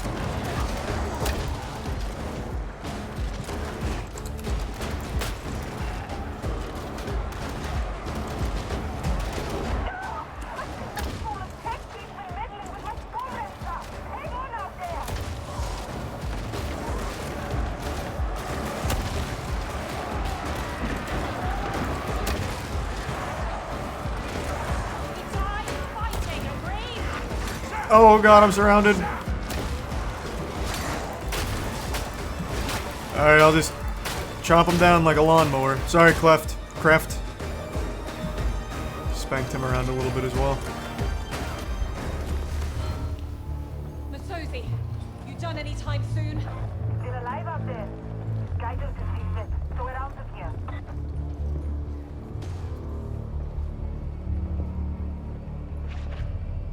Well, you coming or not?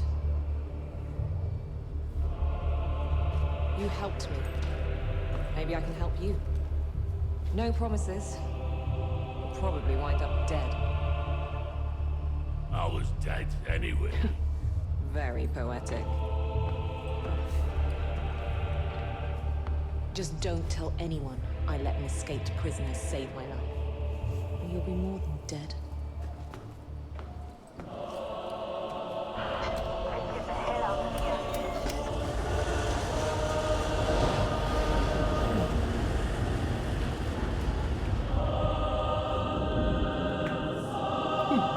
Thanks, the resub dope.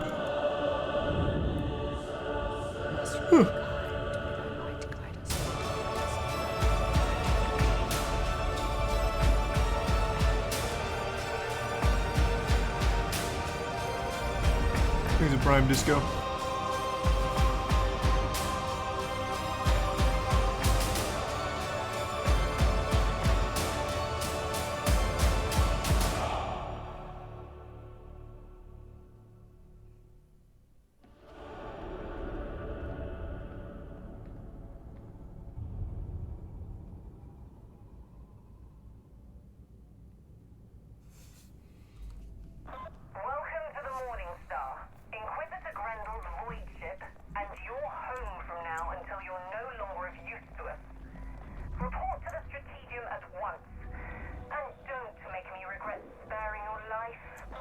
Aye, aye.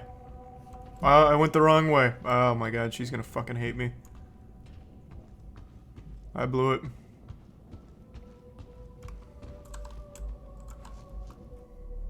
Thanks the resub. Kynel. Ah, so the next step before we... Is this kind of no-oper the best we can recruit these days?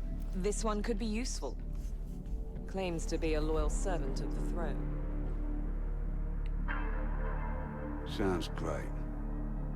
I'm Sergeant Major Morrow. You're fresh meat. I'm Horde. Mission briefings come through me. Let's see what you can do. All right. Get to the Psychanium.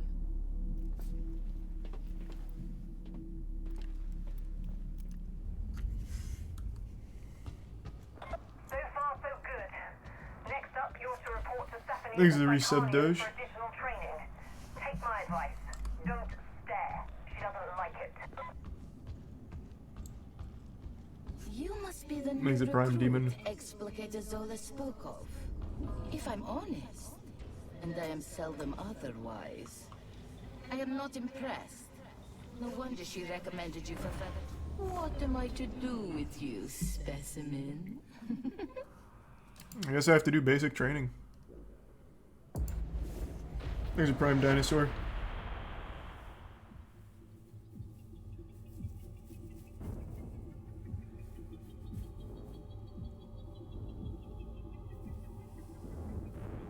Huh. This is the Psychanium, a place of torture. I mean, training. Shall we start? You can chain light or heavy attacks in any order. Chained attacks have different angles of attack and damage properties.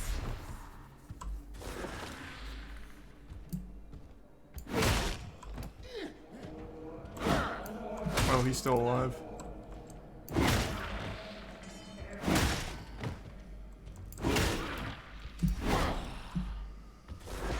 There's a resub insane. Some weapons have a powerful special attack. Others have a special ability that changes their next attack. Oh.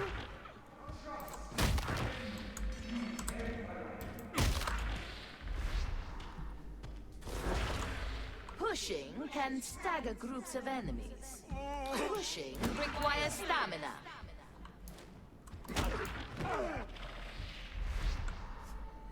These are some stutter. Grenades can be equipped and thrown. Each class has access to different grenades.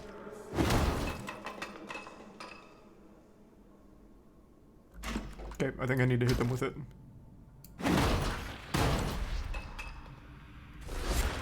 Okay. Use your combat ability to charge into enemies and knock them back. Alright, alright. Dodging allows you to evade range fire and melee attacks. Melee attacks cannot be dodged if you have a ranged weapon hand.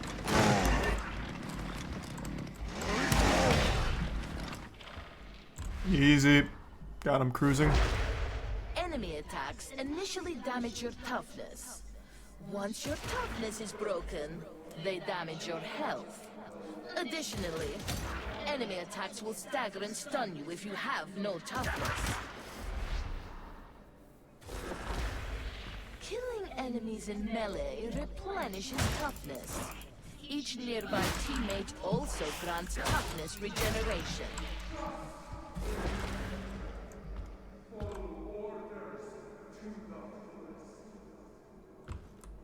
How do I command you?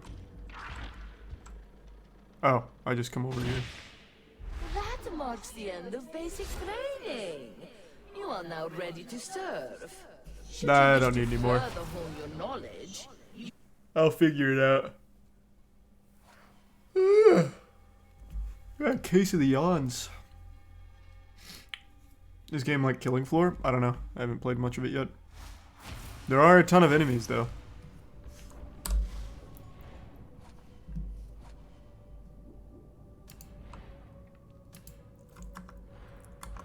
You're wanted in the Sanctum Dictatus. Seems the Inquisitor wants to take a look at you. Let's hope you don't disappoint. He's a resub obsessed.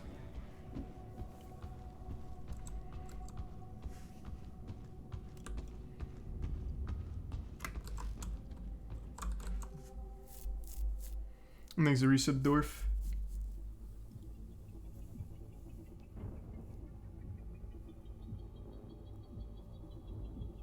The resub Marcus. Ooh.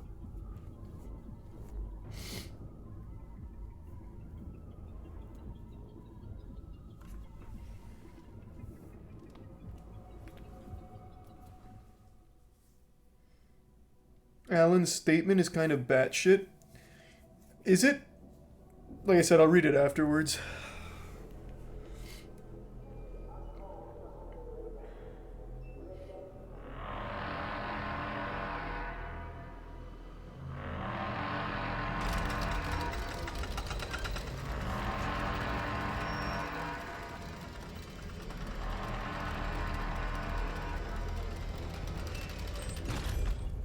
Cool puppet.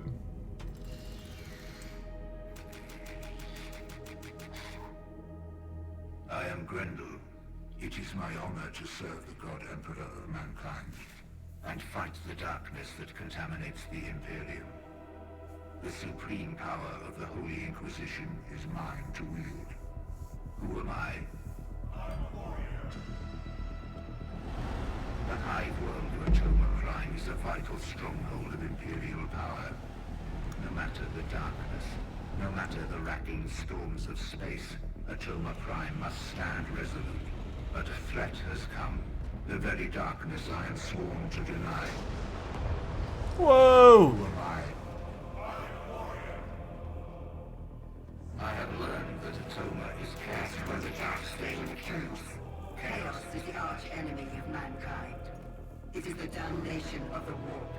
It is everything I am sworn to oppose. Who am I?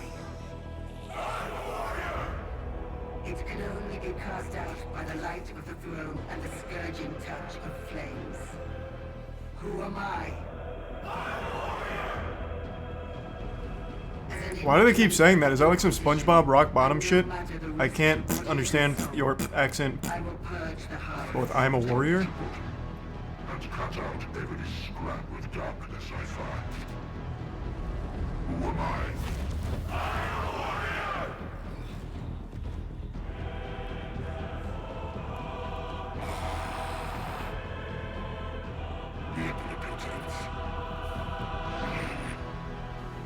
Is it tier 1 vanilla? Yep, just started.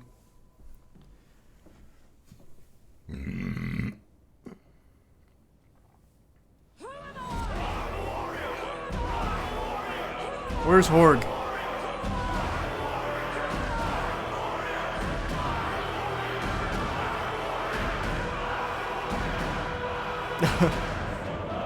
I'm not a warrior.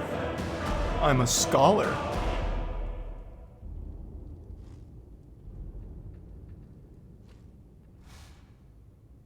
So now you know what's at stake. The Inquisitor clearly thinks you have what it takes. And as you've come through all that unscathed, Tertium shouldn't hold too many terrors for you. Report to the mission terminal for your first assignment. Ready. Quick play. Play a random mission with shorter queue time. Oh, I completely fucking forgot that this is a multiplayer experience. We'll do the assassination mission. Huh. I'm a warrior.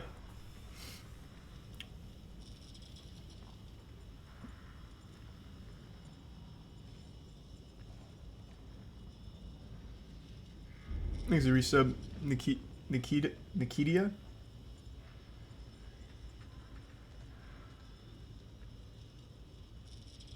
Yep, I know Alan made a statement. I'm gonna read it once I'm done with Warhammer for tonight.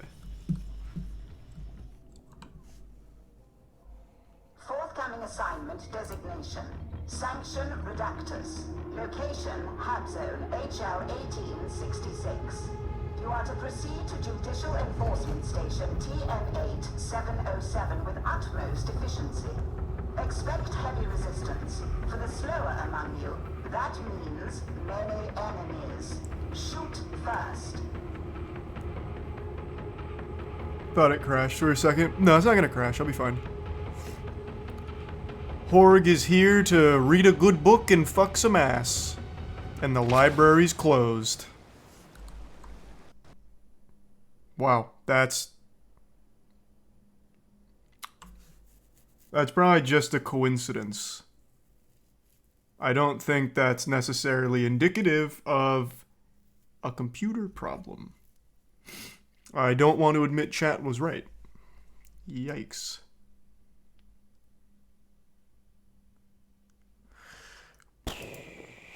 I don't think that'll happen again.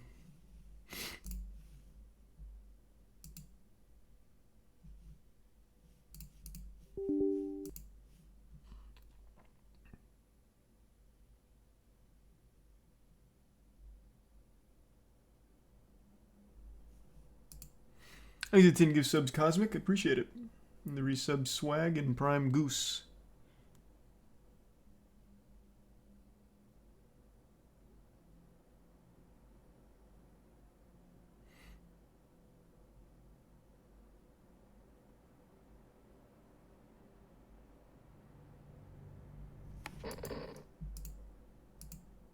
Watch me get like a penalty now for leaving.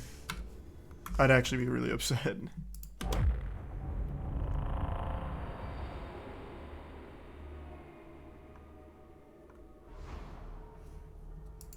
Oh, here we go.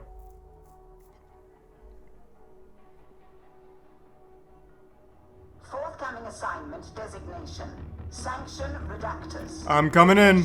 Hub Zone HL 1866. Make room on the battlefield. Horg's here, reporting for duty. And I'm counting my fingers.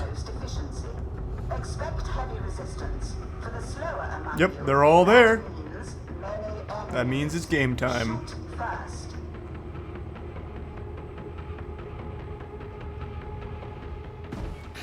There we go. See, it never happens twice. I never will.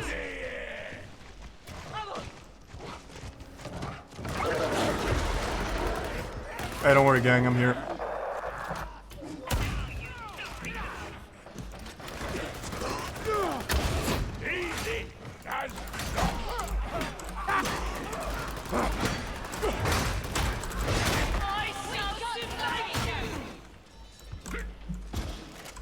Looking good.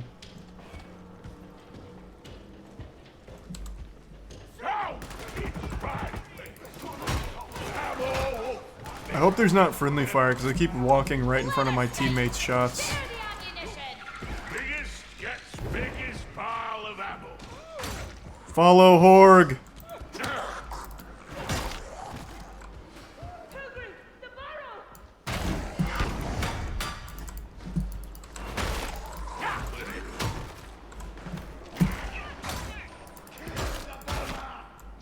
What's this? Oh, ammo.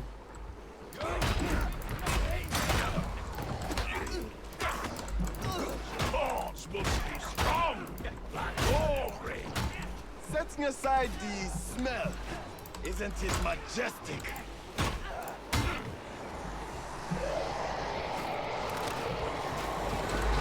We're surrounded! Man, that is useless. I wish it actually exploded. I've got you covered, boys. Oh, ant just went down.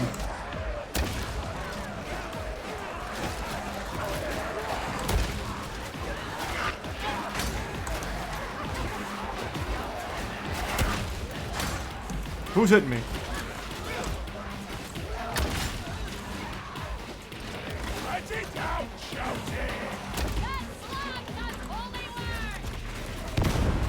Oh, huge. Holy tools, ah!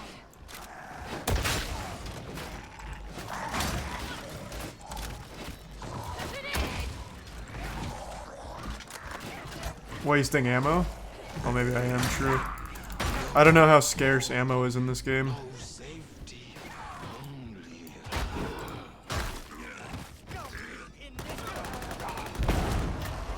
What the fuck? Okay. Okay. I don't know why he did that. Oh, okay.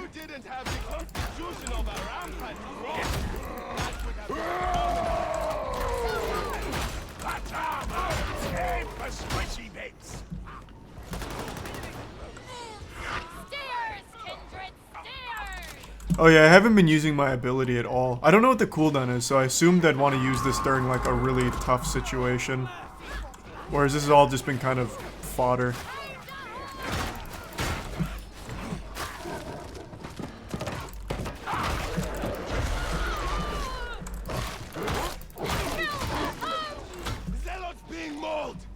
My thanks!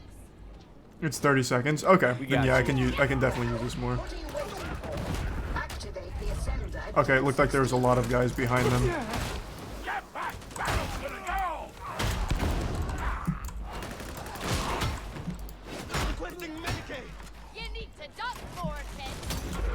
Whoa.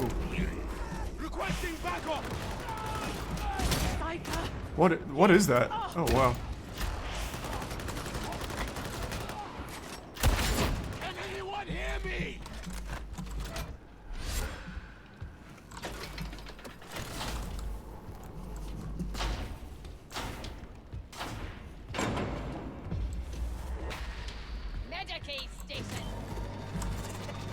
It's probably not safe.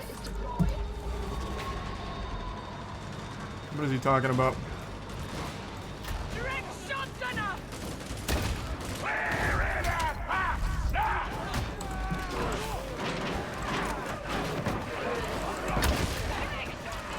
Okay, this is... oh god.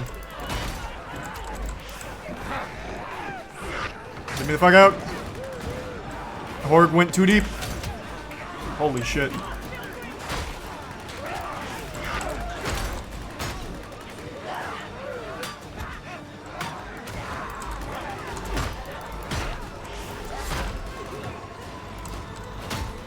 I can't believe I survived that.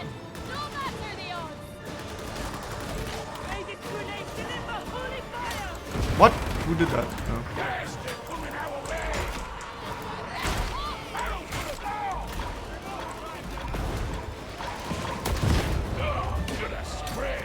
Oh, Jesus.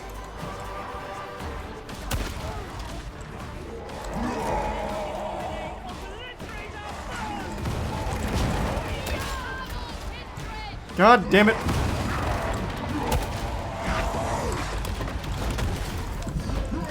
No, help, help. Oh, he's beating my ass. Oh.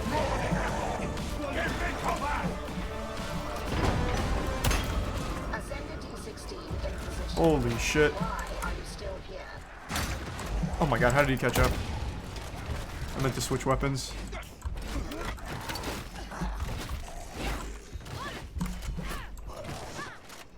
Do ye not find that tech priest disconcerting? How do I heal? Medicaid Oh, here we station! go. She's strange, but I see no reason to mistrust her. You are now in HAB block HL1866123. You should not be. Keep moving.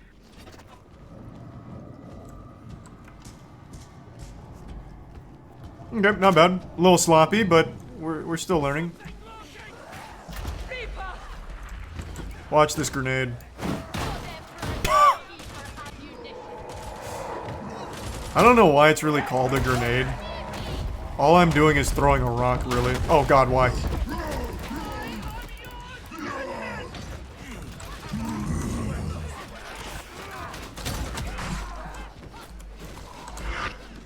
Oh my god, stop.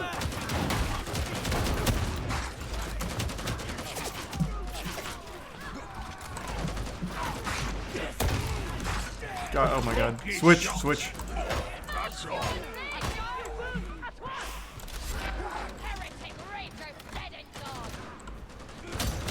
What the fuck?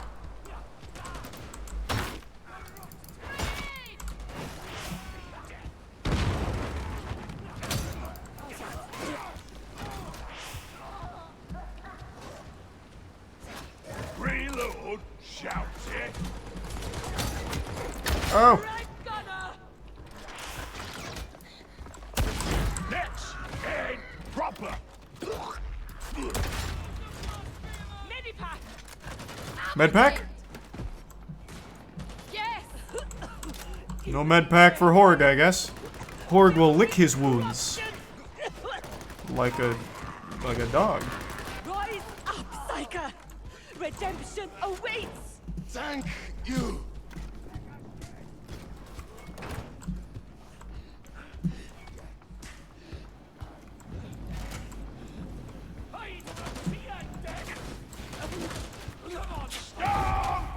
That was such a waste. I thought there was going to be a lot.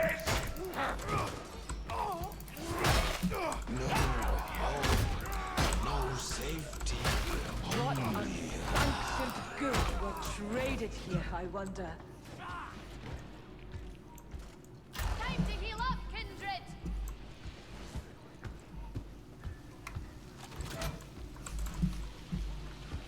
Oh, there's health over here.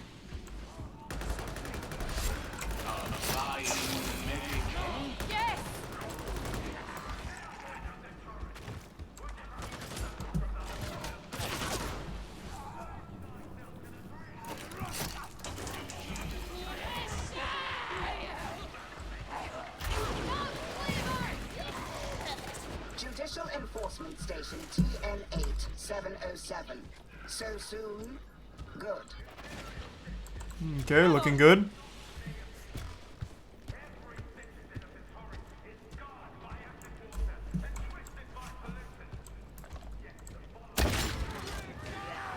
That didn't kill any of them, but it certainly gave them a wake-up call. They didn't expect that. Proceed through Sanctum Ludexis TN8707. Oh. To Magistrati Oubliette TN8707.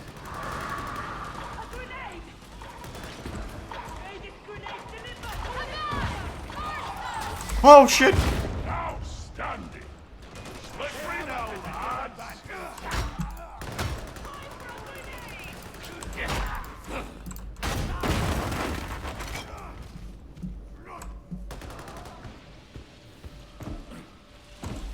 fuck?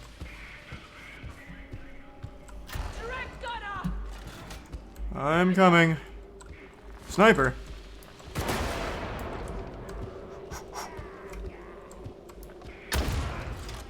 I've stunned him.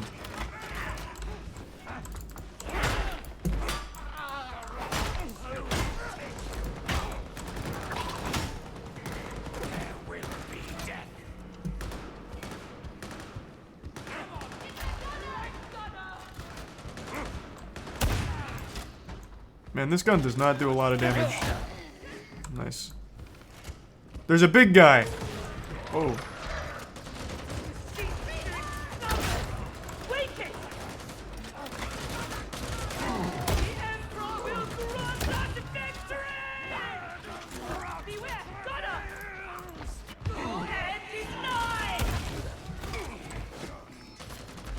Okay. Oh, hey, hey, hey, hey.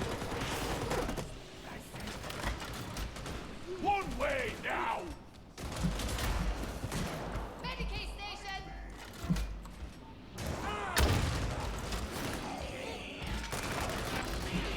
Might as well use it while it's here.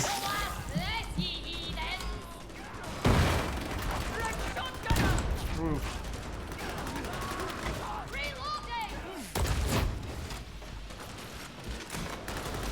Thanks, Risa Bignarius and Bun Bun. Or, nope, that's not Bun Bun. Bruh.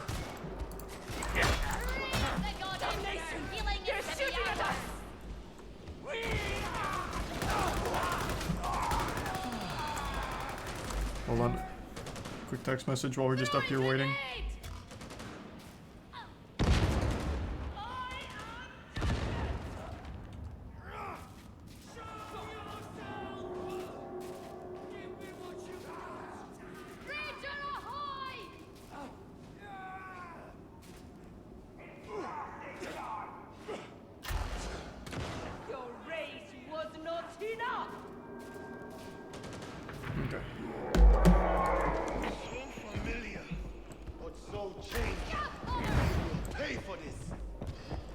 I'm back to carry.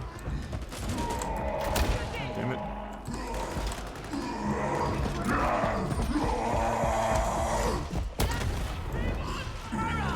Nice.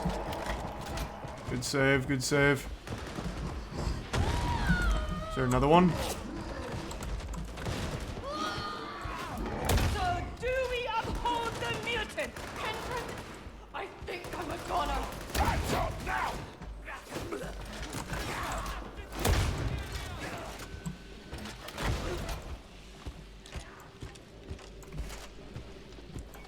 Nice and easy.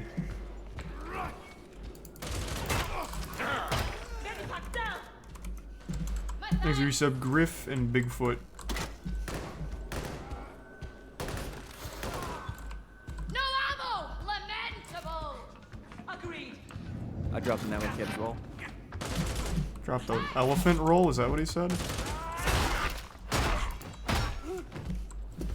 Borg, you wanna come tap the ammo? Oh. You need to group together. Lots of them by the sound of it.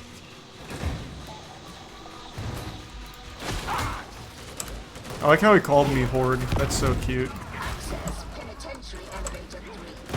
Proceed to kill target location.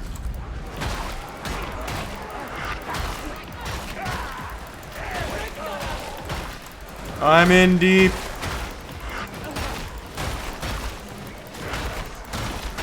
This is where I do my best work.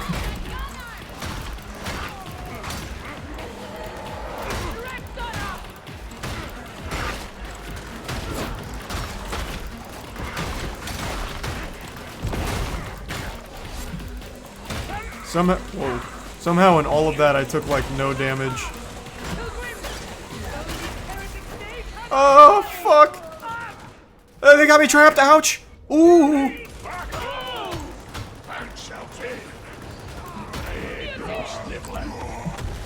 How did that hit me? I was off to the side. What a bunch of baloney!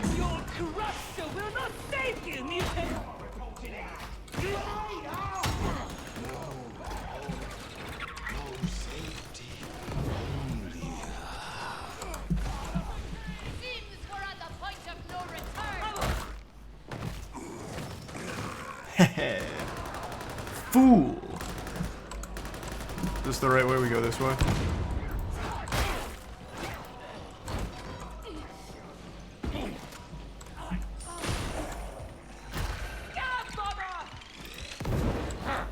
What? Okay.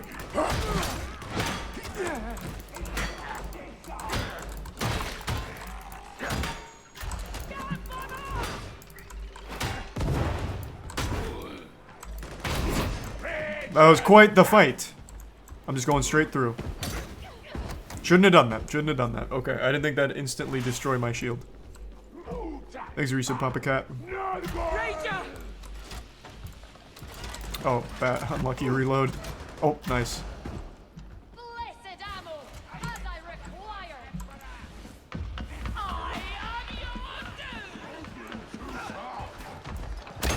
You are striking armor!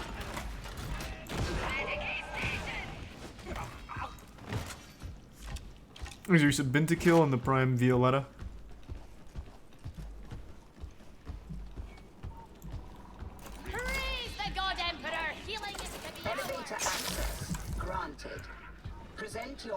This is a long mission.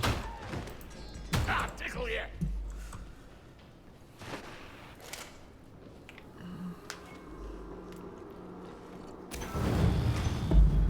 No enforcers?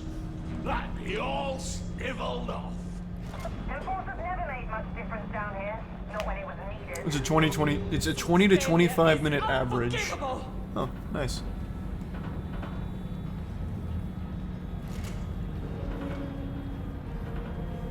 They're long missions and get nothing if you fail. Oof. The grandfather spoke of you. He said you were mine. Sanction redactors target confirmed.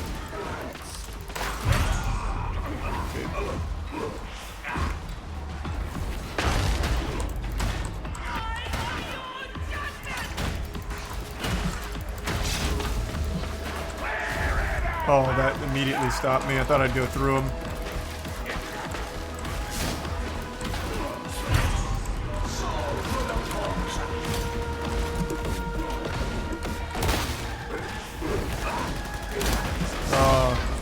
God damn it.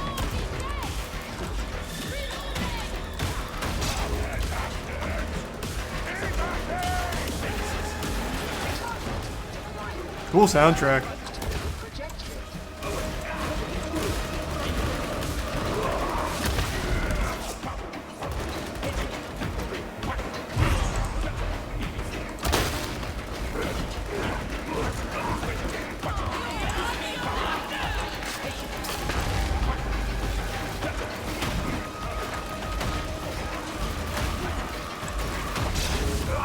Whoa! God damn, I'm stuck against this corner.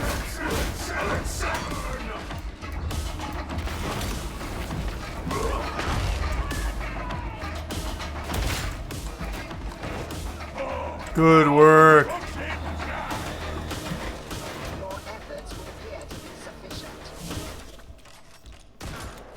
It was pretty easy.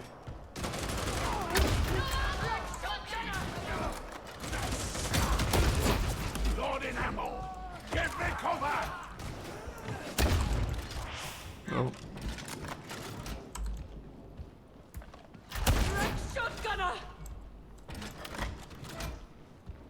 Nice.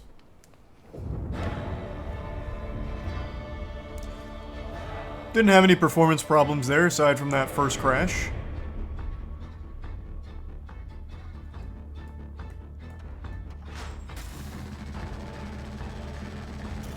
Are these random people? Yeah.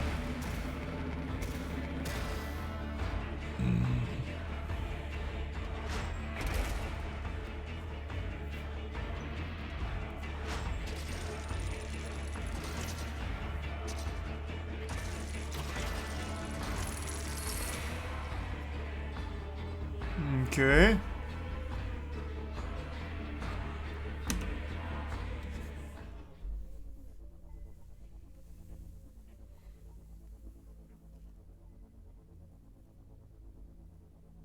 The Dr. Allen statement is crazy. That sounds pretty wild. Like I said, once I'm done with Warhammer, I'll read it. We'll go through it. I just started this right when he dropped it, and I don't want to just bail out of this to read the statement. So after this, I'll read it. It actually is. Crazy as in how? Like, being summoned. What do you mean by crazy? Like it's like crazy bad? Like it's a really good response? Like what is it? Is chewing holes in the warband. We're losing trained veterans. And what do I get to replace them with? Dirtbag raw recruits like you. He called someone a pedo. So here's a chance to impress me. Executive Subversial. You need to give us your best on every damn mission. You understand? I'll be watching you, Acolyte. What does your best look like? Exit Tier 1 Kale.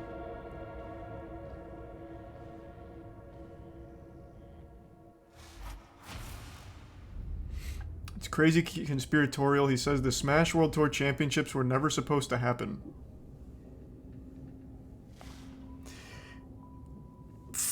I haven't read it yet. If that's actually in there, that's such a weird claim. Does it? So the first thing I see here, because I have it pulled up, so I still see the first thing. It looks like he thinks everyone is against him, like gang stalking almost. He makes it like the first thing's reading about like these people don't like me and they're out to get me. Is that the tone that he goes with the whole way?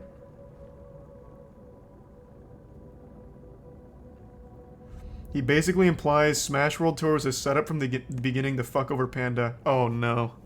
Oh no. Oh Jesus. Unit ready to serve.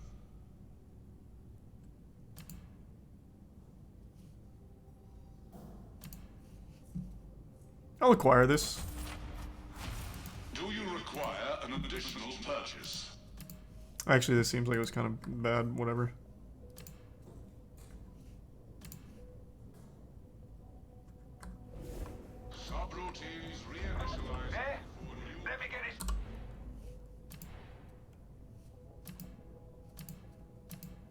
Yeah, we'll try it.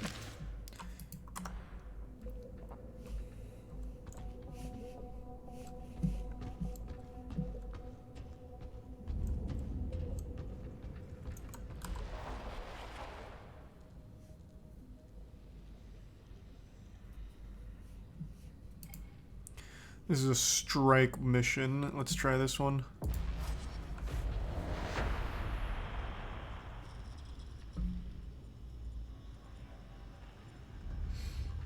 He has screenshots about some tournaments open to joining Panda, but BTS and SSWC not responding and giving him the time of day. Why does that matter? They didn't want to join. That's totally fine to not want to join.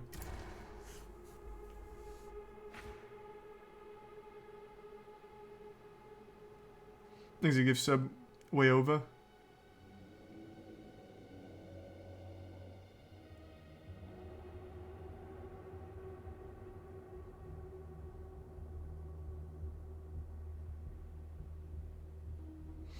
He said LD was a new management for BTS and didn't know who he was or talk to him, but LD founded BTS. LD is like a staple. What a weird statement. What? What? He said Nintendo was a multi-trillion-dollar company. Holy shit, this response actually sounds nuts.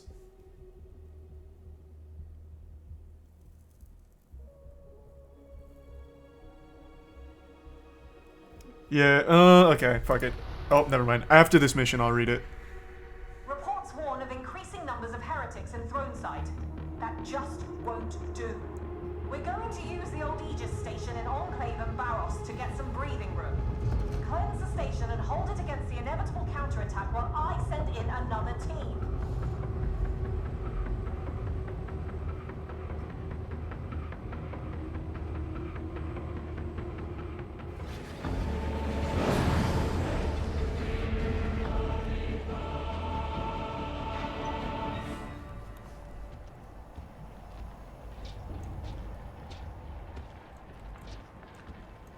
Wait, are these bots? Oh, wait, I got all bots.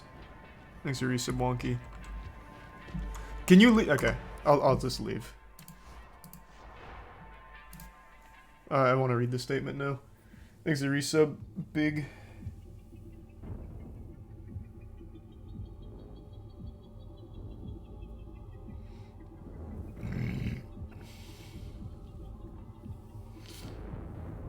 Yeah, no, I have the statement up. It's just he posted it right when I started this game, so I wanted to play this first. Thanks to resub Wayova and Tier 1 Fabled.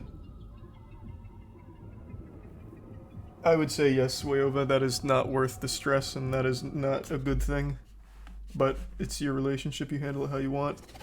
I just don't think cheating is something you really come back from. Okay, let's read it.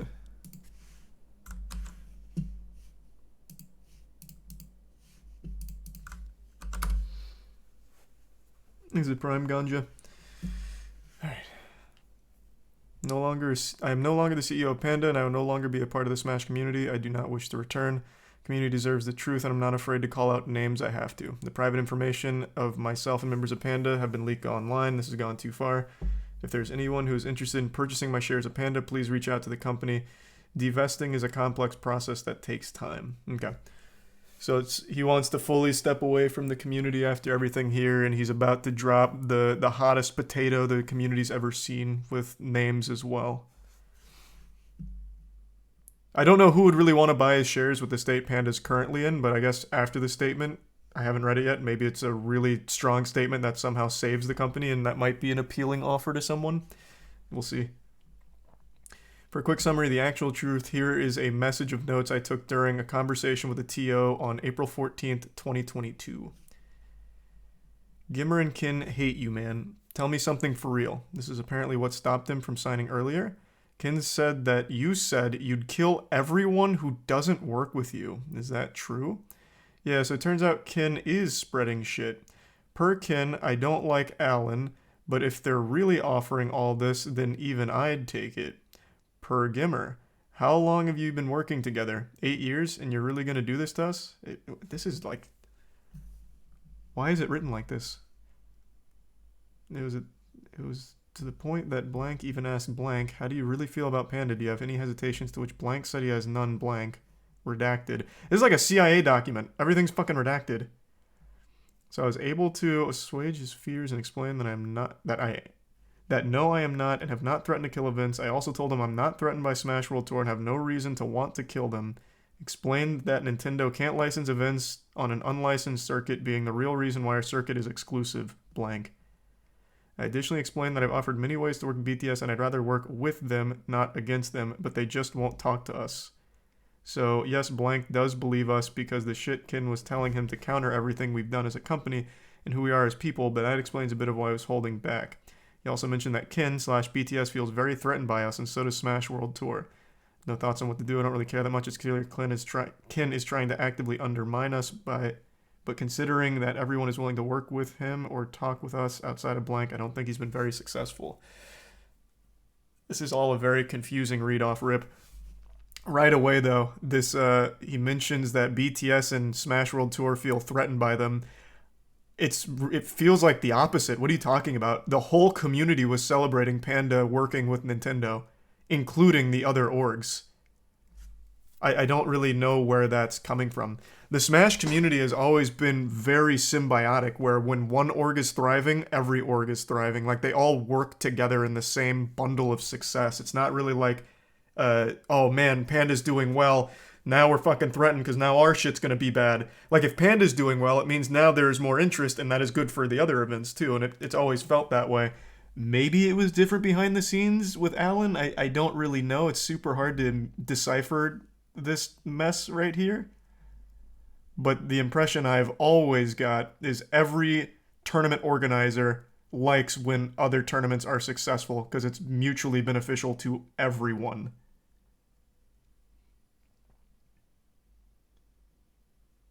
Thanks to the tier or the bits, Balmung.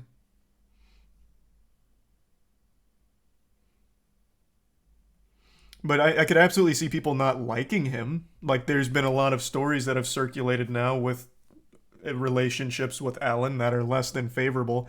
But it seems like he's blaming people that don't want to work with him on BTS or Smash World Tour not working with him. At least that's the impression I'm getting here from this jumbled notes. The events and claims that I will be making are true. Some have evidence, some do not, as most of this is a verbal conversations. In those cases, I do my best to recall details from memory and find corroborating evidence from internal chat logs with timestamps. I encourage you to read everything presented as it I don't know why I'm struggling to read so much tonight out loud. Presented as to be better informed to the circumstances surrounding the Smash community currently. Okay, intro.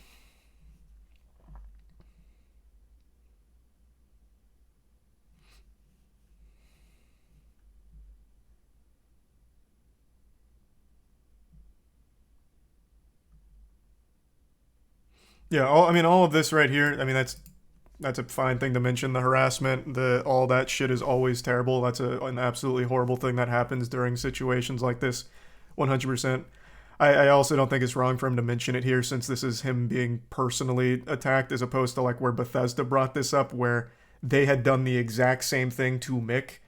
Like, that's when it was weird when Bethesda tried to say something like this, but for Alan, I understand bringing this up about being an individual who's now experiencing a whole lot of harassment. So, I mean, I get that. I understand why you'd want to put that there.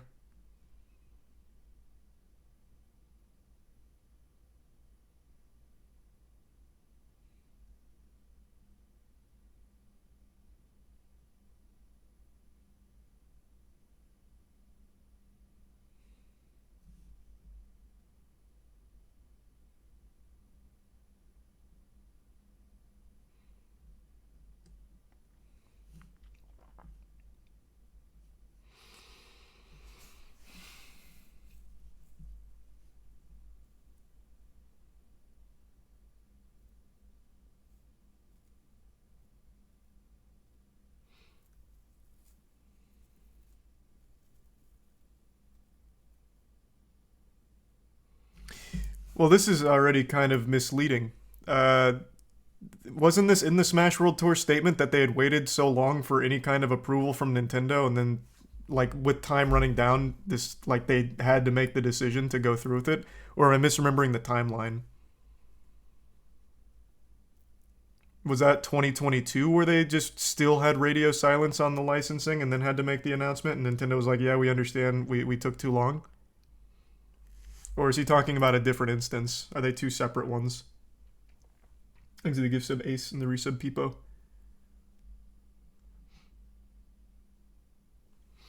Yeah, almost a year. Okay.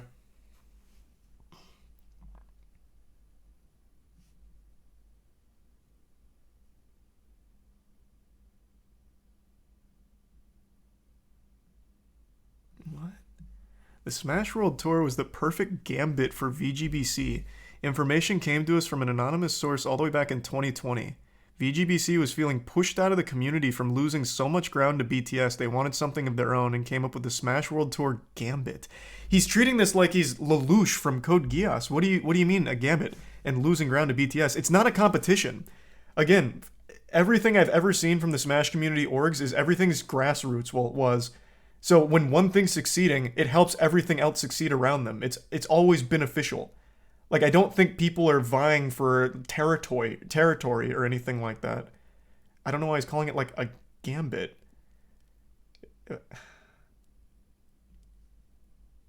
He's the resub Void and the Prime Queen. Smash World Tour doesn't get shut down. VGBC gets their own circuit without the years of negotiation with Nintendo, which they were trying their absolute best to do and were in communication with them for a long, long time, doing everything they could. It's not like they just wanted to go behind their back. Smash World Tour uses the threat of social media backlash against Nintendo to pressure Nintendo into giving them a license, which they didn't do until they had already been declined a license. Like, they didn't pressure Nintendo into giving them a license. They did this to explain why they were shutting down, why they had to shut down. It wasn't leverage to try and get Nintendo to give them a license. Like, it wasn't trying to mount pressure to get them to release the Krabby Patty secret formula to them. It was, we're shutting down and here's why. Smash World Tour gets shut down by Nintendo, and now VGBC is the martyr of the community due to Nintendo. Then the community will rally behind their other events to support them. Which they didn't need. The community already supported them. I don't know how he came up with such a weird view of the scene. Now, maybe things are different behind closed doors, I guess, but they had tons of support. Their YouTube channel was doing nothing but growing. Their events had huge viewership. Like, it's not like they needed this. In fact, this is very bad for them. They lost a lot of money on it and a lot of eyes. I don't really understand that take. Pretty straightforward logic. VGBC wins no matter what.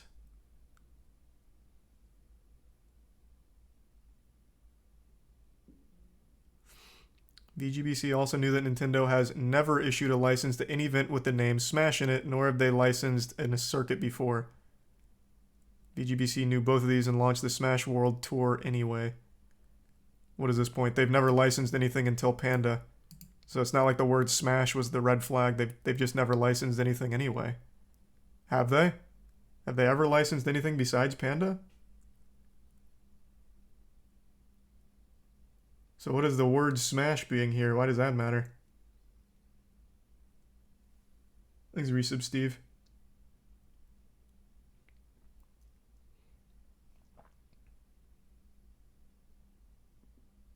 Oh, I was playing Warhammer. Oh, let me switch categories. I forgot.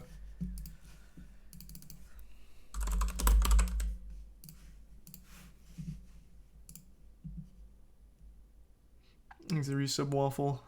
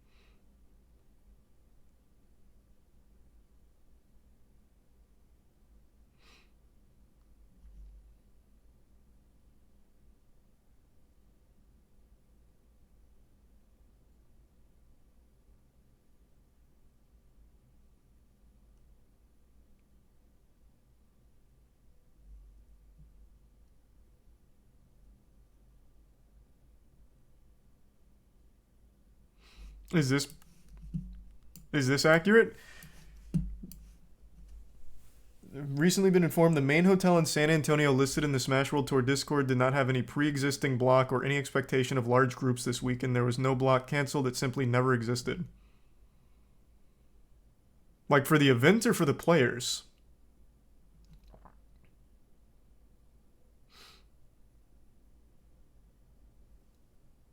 That was debunked by 2 people on Twitter already. Well, that was fucking quick. Let me see. Because I already can tell you right now, we at Moist Esports had paid for travel to that area. Like that was a thing. Where can I find that being debunked? So it'd be quite shocking to realize that that was never happening in the first place. Where is the... Oh, here it is.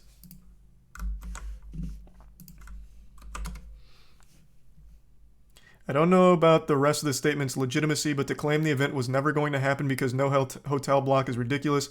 People were given stipends / flights for the event prior to its cancellation, plus the TPC venue was booked that weekend. Bear Dog Events, LLC, DBA Smash World Tour, money receipt. Okay. This was quite the Allen gambit of lying here with this statement. The rest could be true. We'll still keep reading, but that was quickly debunked. That was a pretty bold one to make a claim on without being 100% sure because it's easily provable if it was booked or not. I don't know why he'd try and work that angle if it's not real. Scroll down. In which one? I don't want to get hit with the Council of Cock.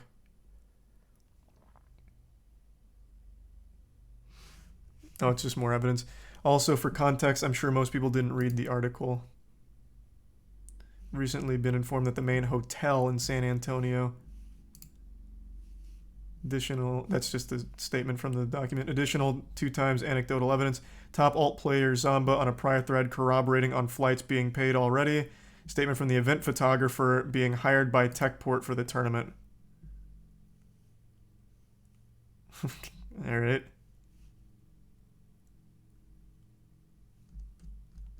So that was a odd claim to make if it's not accurate. Thanks to the resub Kronk Hydra and the 5 gift subs Kill a Queen. Thanks for that.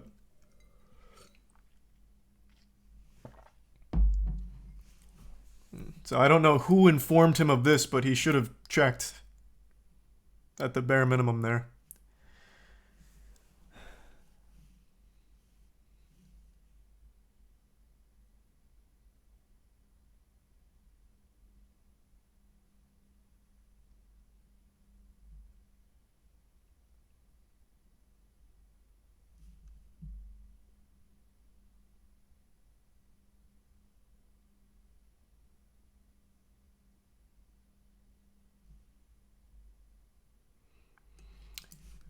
This right here is a fine thing to state, like, if they were confused by mixed messages, why didn't they email back? But they weren't confused by mixed messages. According to the Smash World Tour tournament organizers, they were told that the time of unlicensed events is behind them, and then the night before Thanksgiving said they got their email that they are not going to be licensed for this event.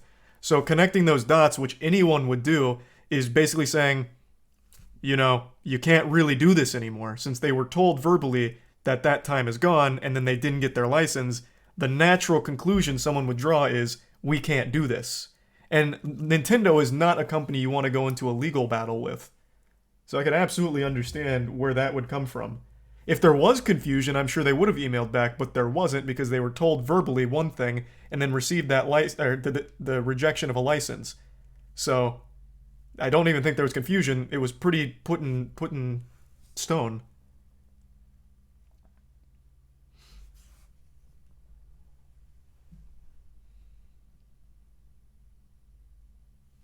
Thanks to the resub Megan Warlord and Twitching. Keep reading, to be honest, I believe Alan. Yeah, obviously I'm gonna finish it, but he is blatantly wrong about a very big claim right here. This is not accurate according to a couple sources over on Twitter that have shown that this was blocked. Like, it was booked. So this is a huge red flag if he's lying about something like that.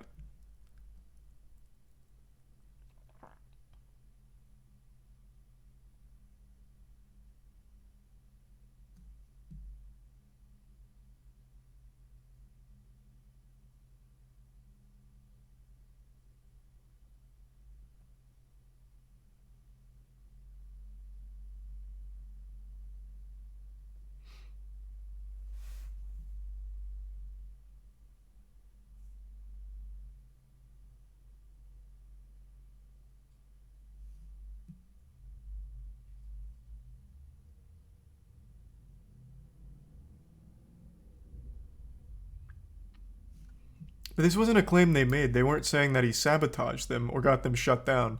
Just that his actions of strong-arming the community with threats against, like, BTS with their relationship with Nintendo made the entire scene difficult.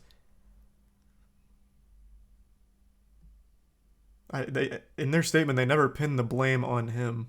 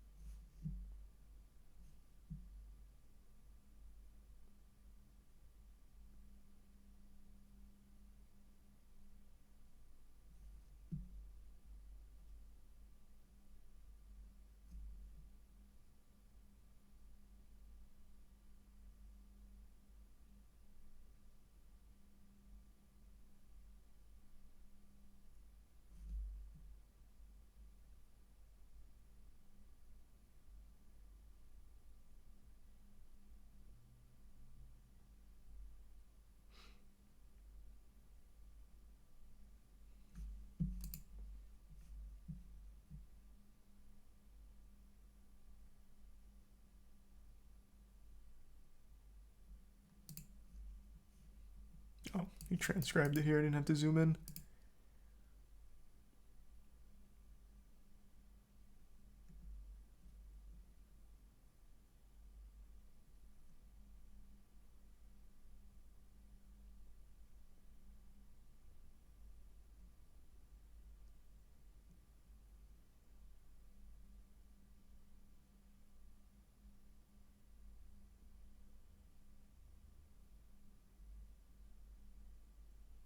This is talking about moving around the scheduling around BTS and Smash World Tour and like booking over each other and having to be flexible with dates.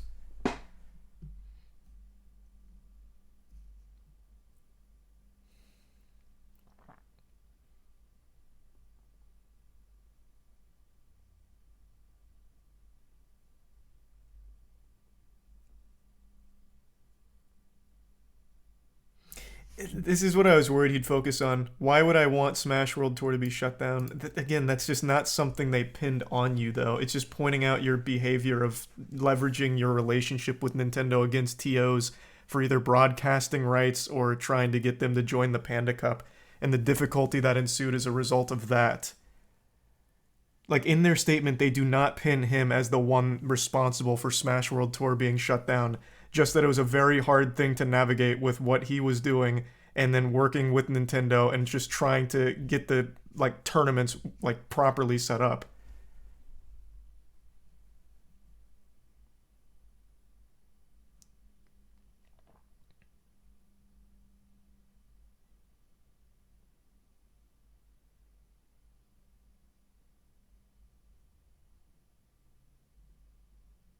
Did he, like, did he read the statement? Because they just don't make that claim. They don't.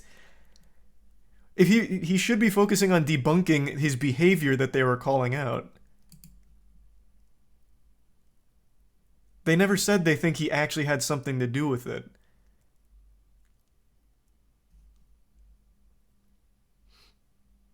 Everyone was claiming that. Everyone was reading between the lines because after pointing out like the threatening to be on the summit and then what happened to them, people connect the dots, which of course is the natural line of thinking, like, well, maybe Alan worked with Nintendo to shut Smash World Tour down as a competitor. But they themselves don't make that claim. They just put his bad behavior out there on what made it so difficult for them to work with everyone else. Like, they just don't make that claim. I guess you could say they indirectly hint at that, which I guess is a fair argument to make. Like, it could be implied by pointing out the behavior.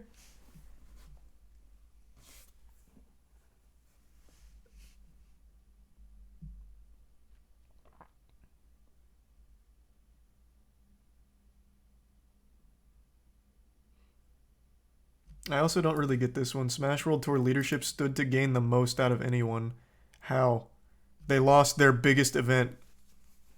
And not only that, they lost any chance of having like a Nintendo relationship because of how incendiary this whole situation has been. It was a net loss for everyone. Legitimately everyone. I don't know what he thinks they gain out of this. Like, community goodwill, they already had that. More eyes on their future events, they already had that. Like, people just watch the events regardless. I don't know why he thinks they gained anything. It's just a full net loss. It's just a bad thing all around. Thanks, Resub Cupid.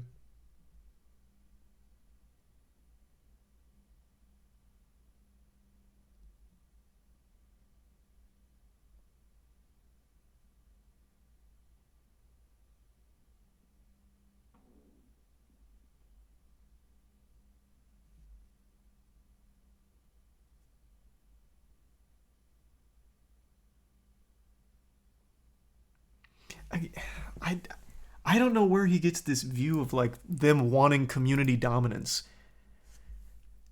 Like, I don't think they've ever shown anything like that. They're more than willing to like let tournaments run however they want to run, join the Panda Cup, don't join the Panda Cup, whatever. But like with Panda, there was the exclusivity to it where they wanted everything to be exclusive. They wanted all the broadcasting rights. That sounds more like community dominance as opposed to VGBC's events being like, yeah, you guys can do whatever you want. VGBC doesn't even charge you to watch party their events. Business competition, but that's completely irrelevant because there's not like a finite pool of watchers. The Smash community watches every tournament. Like, they watch all of them equally. They're all very similar in terms of viewership. There's no, like, community dominance. VGBC had, like, the best goodwill, but that didn't translate to more viewers.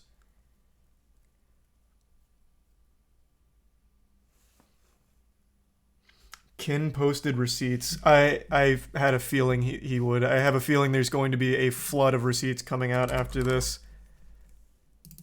Here, I'll pull that up, but I want to finish reading this first before going through it.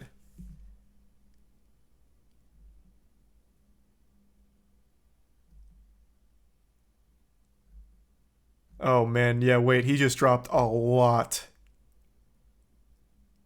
Holy shit. Alright, yeah, we'll go through that in a minute. Thanks to resubs Sapphire and Conway and Wallaby and Moose. Yeah, this was the final act of this play here. There is a lot happening all at once. Sidebar, I've been told that someone named LD is claiming I said things. I don't know who LD is, nor do I care. As far as I'm aware, I've never talked to them, never seen them, and never met them in my life.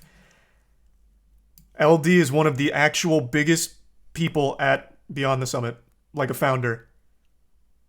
You know him. You would have had to know him, especially since you've already been talking about Beyond the Summit. You've talked to him. You know him. I don't know why he's making these easily provable false claims, such as the hotel never being booked or whatever. I don't know where that's coming from.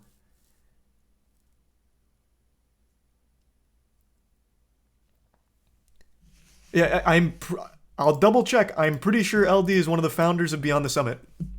Like, been in the scene forever. Like actually forever. I don't get that at all. All right, let's see.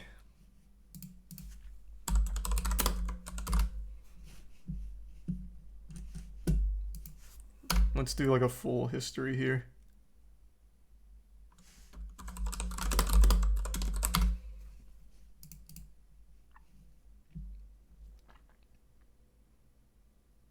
So if you just go to like very base level, like if you just want like base level, not even digging too deep, going to Beyond the Summit, founded March 2012, key people are David LD and David Gods.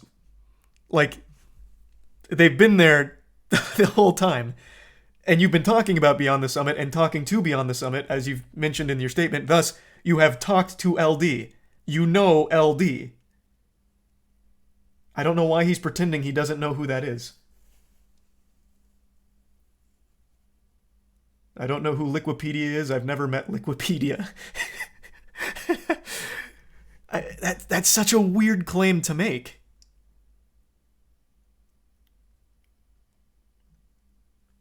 There's the Prime Brack in the resub new name, and Prime Athena in the resub Josh.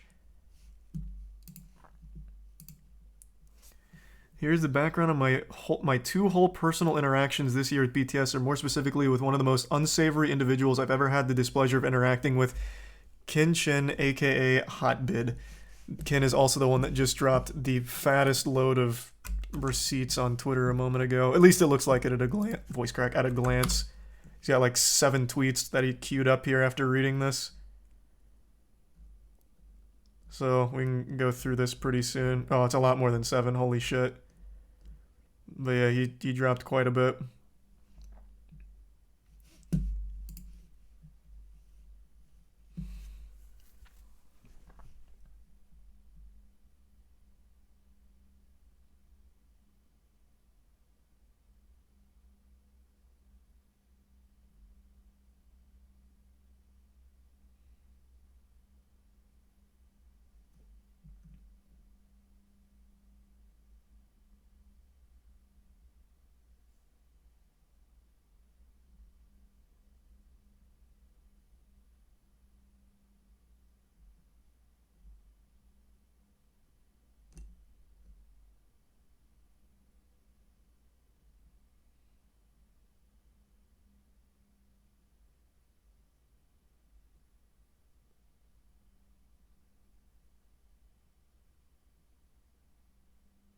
BTS is a pillar of the community and sets new standards for high quality productions in Smash all the time.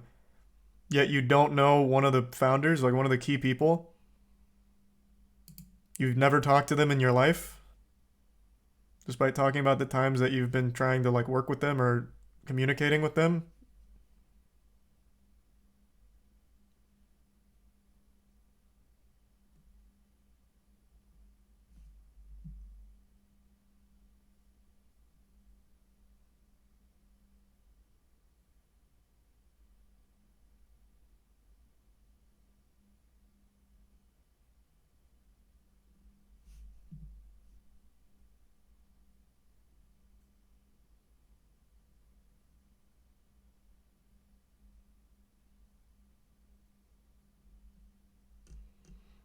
I thought this was going to be a screenshot of Kin looking terrible here, like of him looking really unreasonable and mean.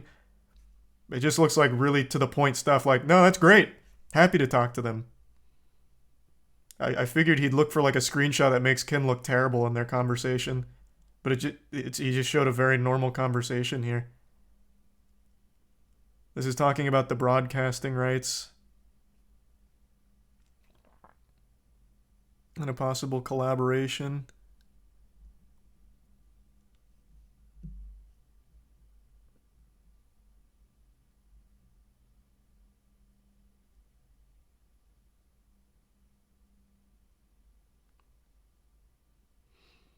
Why would people think a multi-trillion-dollar global company would jump when I snap my fingers? I have no idea. What a loaded sentence. Well, multi-trillion. We've got to snap out of Fantasyland for a moment. They're a huge company that there's no universe or dimension in the multiverse where they're multi-trillion. But no one thought they would. Did he read the statement from them or not? Like, I don't understand. They never said that anyone believed that you would get Nintendo to act. The thing they were calling out is you making the threat of talking to Nintendo about acting. It's leveraging your position negatively against the community that was being called out, not people actually thinking that you will get Nintendo to act on your behalf.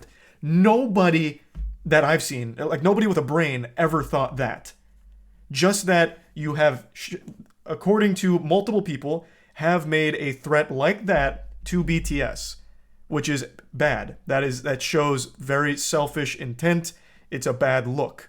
Not that people actually thought Nintendo was going to shut down BTS because you asked them to.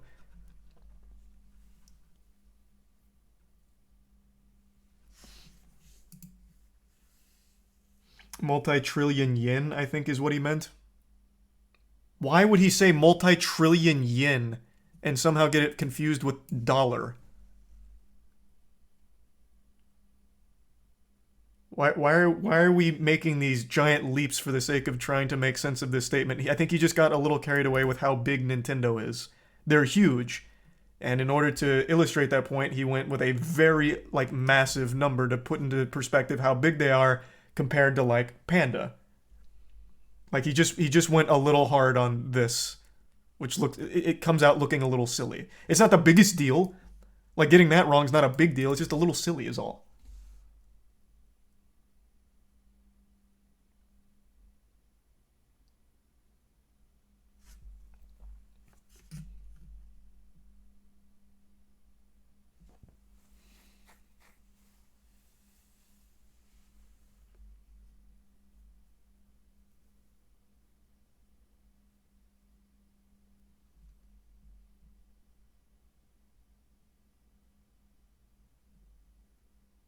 He keeps saying Kin yells at him in these verbal conversations.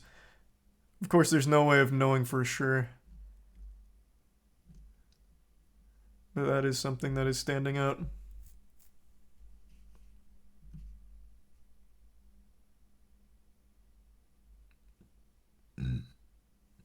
Oh, thank you the 16 gift subs, Cylindristic. Good to see you again tonight. I hope you had a good day. Thanks to Tier 1 Crazy Lax Man.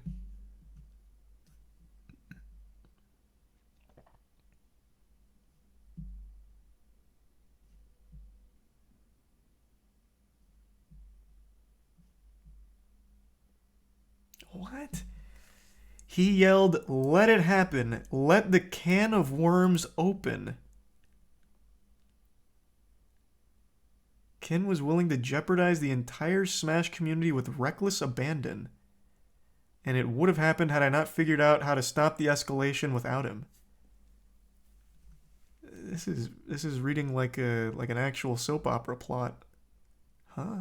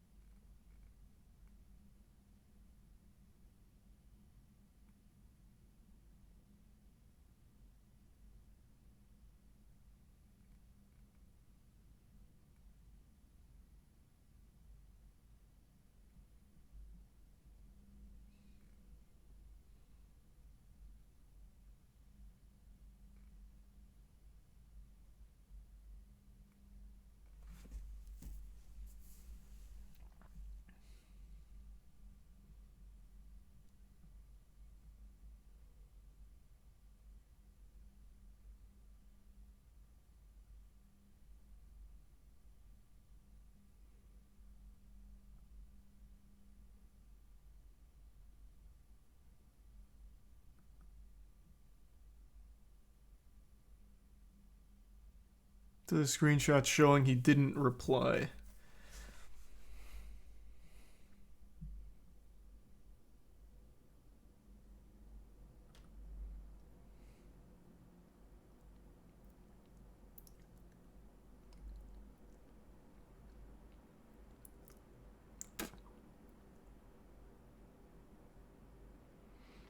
So it looks like the Beyond the Summit people weren't replying to Alan, not wanting to talk to him or work to him, so he's showing the screenshots to show that they weren't receptive to his communication and attempt to work together.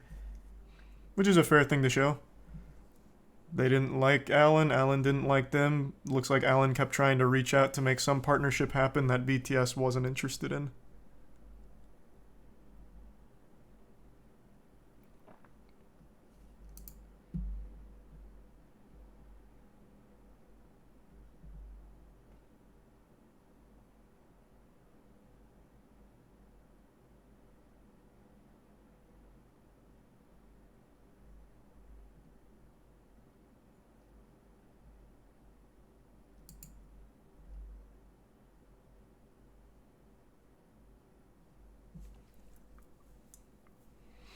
Okay, now let's see what Kin says about this since he dropped his evidence. Here's me talking to Alan about how running to Nintendo and banging on doors about the broadcast rights is potentially an existential threat to the entire scene. Oh, this is actually the continuation from one of the screenshots Alan posted, because it's still talking about broadcasting rights in the gray area.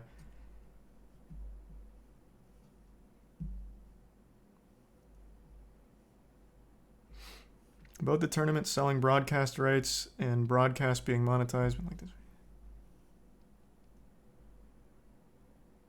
We'll work on outlining a plan for you. Where are we coming in here? I hope they don't. That'd be pretty catastrophic for every single event. I don't know what they're thinking right now, but yeah, dev could get rough in some situations. I hope not. So this is him acknowledging the Nintendo broadcasting debacle that was briefly talked about in Alan's statement. Jesus, this is so much back and forth, people taking notes and talking to each other here. In that call, Alan threatened BTS multiple times. I reported the threats as the call was happening directly after to LD. My boss at the time, LD was not on the call, but was there as I typed a transcript of it on Slack. Here's a screenshot of me doing so. Dude, Alan's on the call legit threatening me about 2023. What the fuck? To be clear, I did not yell or explode at Alan. Of course, there's no way to prove one way or the other. He may have, he may not have. There's no way of telling. There's no hard proof on either side. In fact, part of the reason I left BTS to join Team Liquid in June was because I never wanted to deal with Alan or Panda again. Confided this to multiple people as I left. Panda themselves issued a statement saying they regret Alan threatening BTS, yet he completely denies it happens here. I don't accept your apology because even here you don't actually apologize. You even say accept kin and only admit the conversation was perceived wrong. That is a fair point. In Panda's official statement, they acknowledged what Alan did and why it was bad. Well, not why it was bad. They acknowledged Alan did threaten BTS, but it looks like Alan's saying that didn't happen and he doesn't even know who LD is, which is a weird angle to play.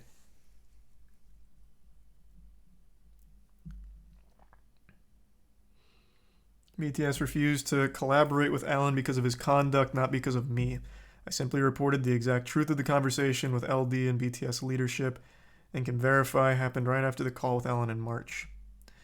I have not been publicly and privately turning people against Panda for months. I've simply been telling the honest story of what happened, which was threats and bullying by Panda, his own org.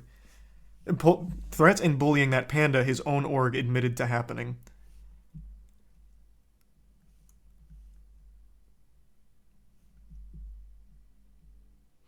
As for the NDA talking about real estate, an absolutely hilarious thing to include in this, I'm more than willing to post the entire NDA if Panda allows me to.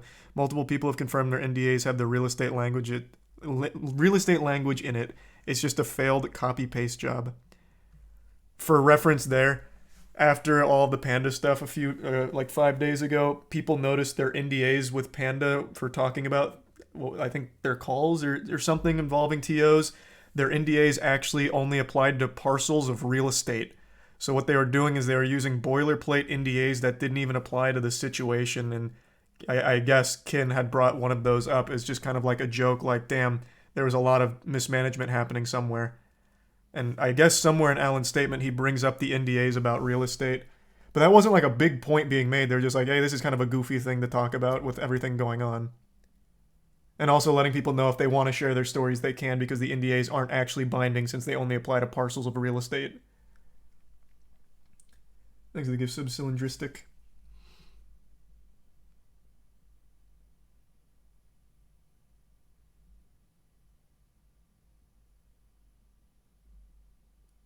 I will say that since there's no like verbal proof either side's going to have here, I don't think any of them secretly recorded the call.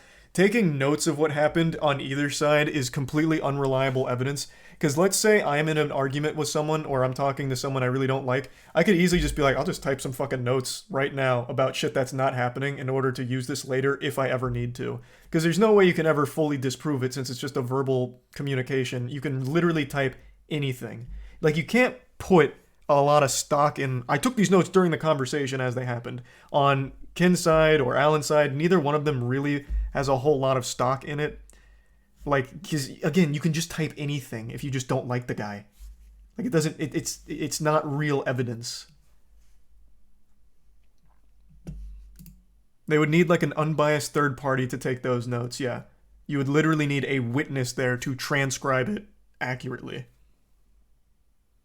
But even Panda says Alan tried to bully the other org. No, that is confirmed by Panda as well as multiple sources. Like, that has confirmation. What I'm saying is, like, the note-taking of live conversations isn't evidence. Like, that's not real, actionable evidence.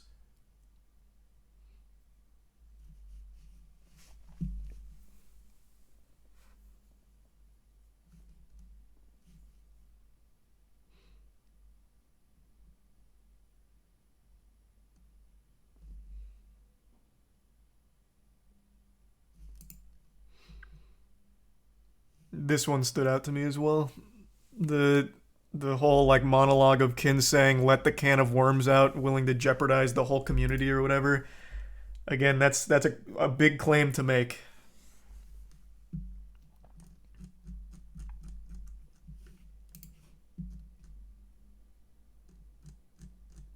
Okay, so that's Kin's side of their conversations.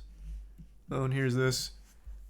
Here's us predicting this drama and situation happening in March, which is why I didn't speak out earlier about this whole thing. I didn't want the entire community and pandas and org to suffer. It sounds like he is so desperate that he's trying to get Nintendo to bully TOs into working with Panda. Yeah, I don't think that can even happen though. And yeah, response is definitely a massive PR response, which gets the entire community to say fuck Panda and fuck Nintendo. Because Nintendo does actually care about public backlash, and this would be basically Evo, and this would be basically Evo 2.0. The biggest public backlash in history. It'd be shutting down every major TO's ability to sell sponsors and broadcast rights. Yeah, it's the death of the competitive stream smash. This is them talking about, like, this could happen with the way Alan was behaving, I suppose.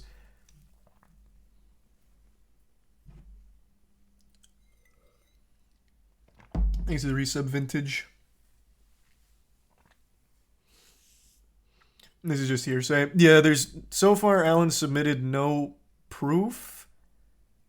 The only proof he's had is that BTS didn't respond to him, but both sides are acknowledging that their conversations together were not productive and they were not friendly. They were not good conversations. So it makes sense BTS wouldn't respond to Alan going forward. That's not really showing me anything. Their unwillingness to work with him. That actually tracks. That sounds about par for the course.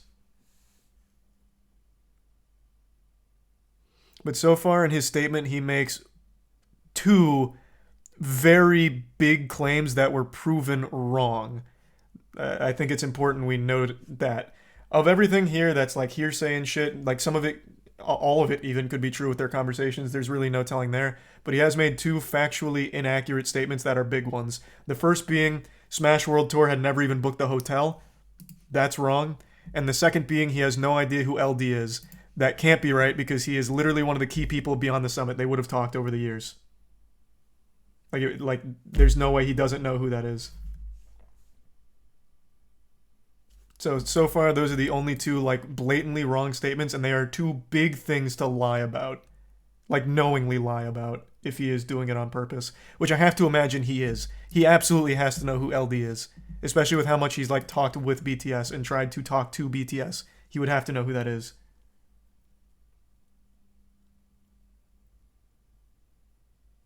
I gotta pee real quick, though, before continuing. Give me two seconds. Be right back.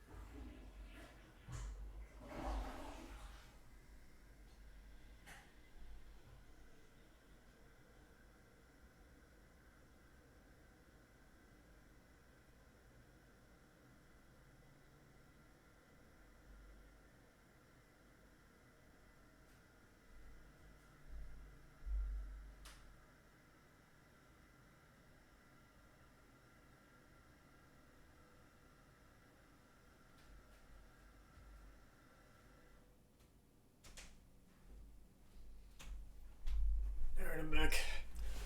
Oh, thanks to the resub Panda and the gift sub Cylindristic.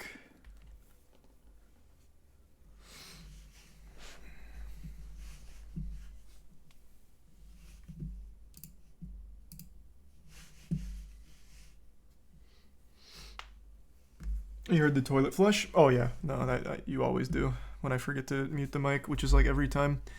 All right. While my intention had no malice, except kin.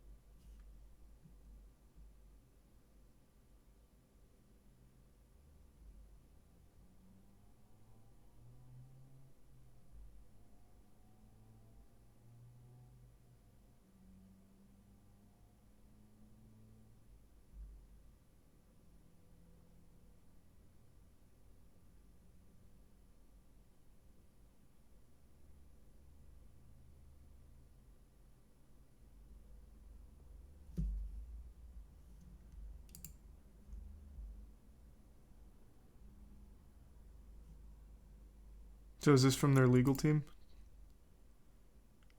I'm assuming it'd have to be. So then this is what Ken was saying. I'll just post the full NDA so you can read it yourself. So he's saying, I don't even know why he makes this statement here. This is just kind of like irrelevant because it was just like a goofy thing he pointed out, unless he's just blatantly wrong about it. Maybe Ken misread it and maybe it is like a totally normal NDA. I will say I've seen a lot of NDAs in my years. I don't think I've ever seen one that mentions parcels of real estate. Usually they're catered to the situation at hand.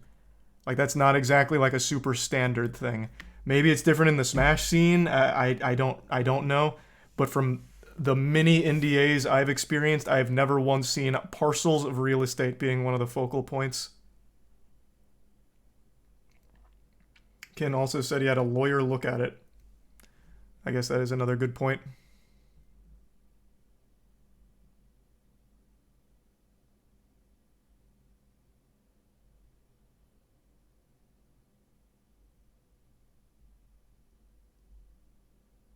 This is what was at the top. I already read that.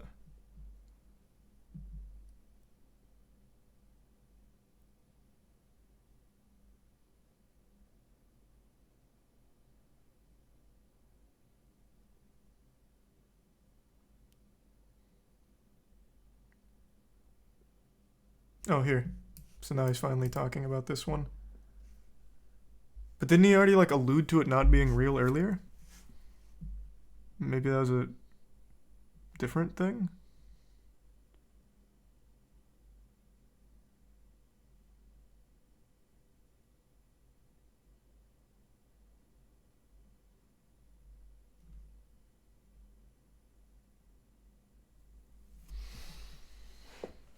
Thanks to the gift sub Odyssey and the resub Sinister and Lettuce.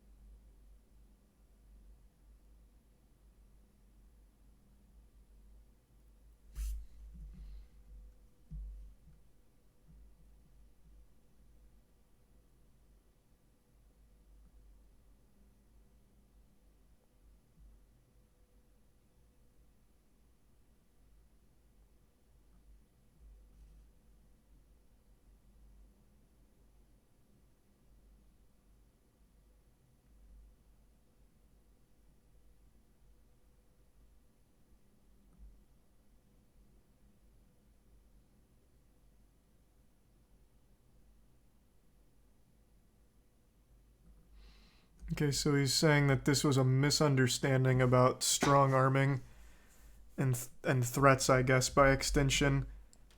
That he was excited to talk about it and maybe didn't convey it properly. Which I guess?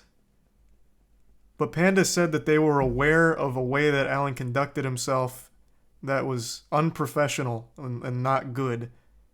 That doesn't sound like a misunderstanding. If it was a misunderstanding, I feel like Panda would have been much more on that train of, no, Alan never meant anything by this, it was a misunderstanding. I feel like they would have defended that as opposed to just run with it. Like, yeah, we know Alan did something bad. And then, like, be dismissive. But they acknowledged it, right? But if it was a misunderstanding, I feel like they would have just said, like, no, this was a misunderstanding. I guess maybe at that point, like, the Panda PR team wasn't talking with Alan, so I'm trying to give, like, a really charitable interpretation of it, because he's saying something very different than what Panda themselves was saying with that. Thanks to the Prime Cat and Wolf. Panda just admitted what we wanted to hear. But they didn't, though. Because their first response was, like, being dismissive of it. Which is why it was so poorly received. If they just wanted to say everything that the community wanted to hear, they would have immediately said, like, we are investigating these things. Alan is temporarily put on leave while we go through this situation and shit like that. But they didn't. They acknowledged it and then just kind of were very dismissive.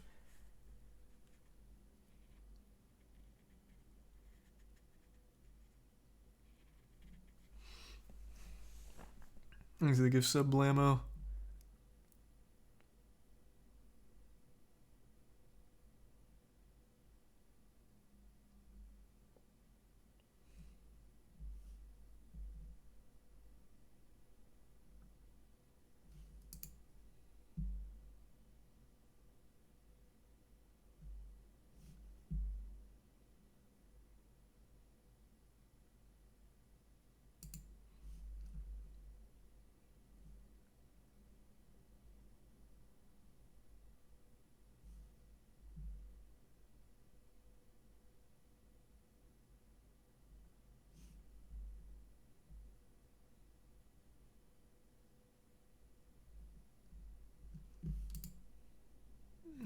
Where's the... oh, he didn't transcribe this one. Fuck. So this is a montage of, like, his communications with other TOs, where he doesn't mention, like, disappointment for not joining or, like, trying to scare them into joining.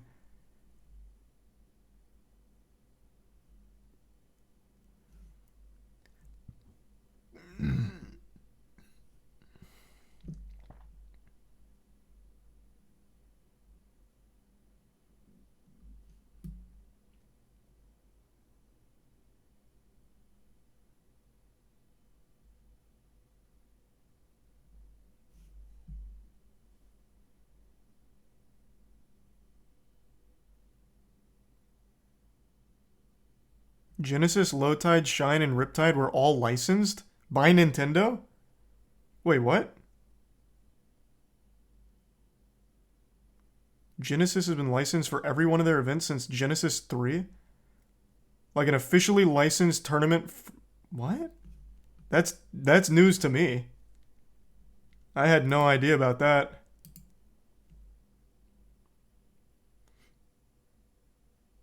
It's a different kind of license.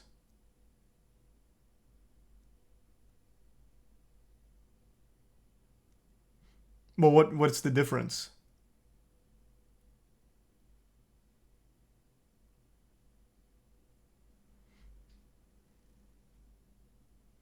Why is the Smash community the hardest community to get straight information from?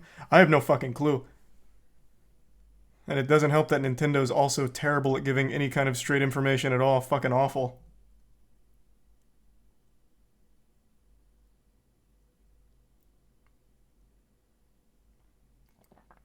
So they got explicit permission from Nintendo. So was it like a Nintendo partnered event? Or did they just get like the official blessing? I'm assuming it just had to be like the blessing, right? It's not like to the same degree Panda was. It's not like Nintendo and Genesis are... they work together. Okay, so they just got the blessing. Okay, that makes a little more sense. I guess when I hear license, I think of what Panda does with Nintendo, where it's like a one like a one-on-one, like we work together hand in hand kind of deal. But this is just Nintendo giving it the nod of approval officially, as opposed to just like a wink wink kind of thing.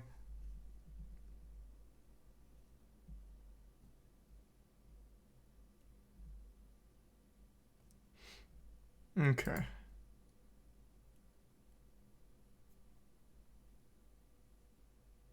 Thanks for the resub, JMac. Yeah, no, I didn't do any speedruns of Hello Neighbor tonight. I did Warhammer Darktide, which was good so far. I've only done like one mission, but it seems pretty cool. Okay, so it's talking about who hasn't signed and them not going to be like threatening them to join or anything.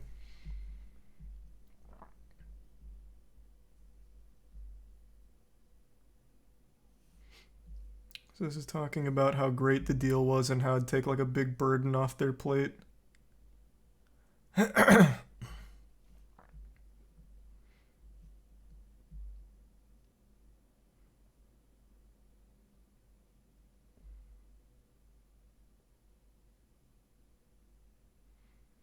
I would be very inclined to believe this statement. We get 10% of a much bigger pie. We don't want the full pie. If he wasn't asking for exclusivity though, right?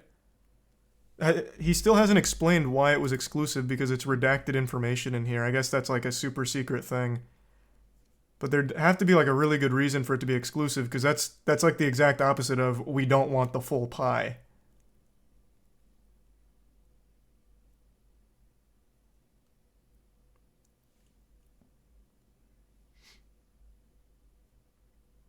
Genesis said they were officially partnered with Nintendo in 2017. Oh. Well, that's interesting. I had no clue about that being an official thing. He said it was Nintendo that wanted it redacted. Which is unlucky because it'd be really helpful to know what the exclusivity was for then if it wasn't for like a large portion of the community to be under the same umbrella. Which would be the full pie, as opposed to 10% of a bigger pie where everyone's growing. Thanks, Arisa Blue.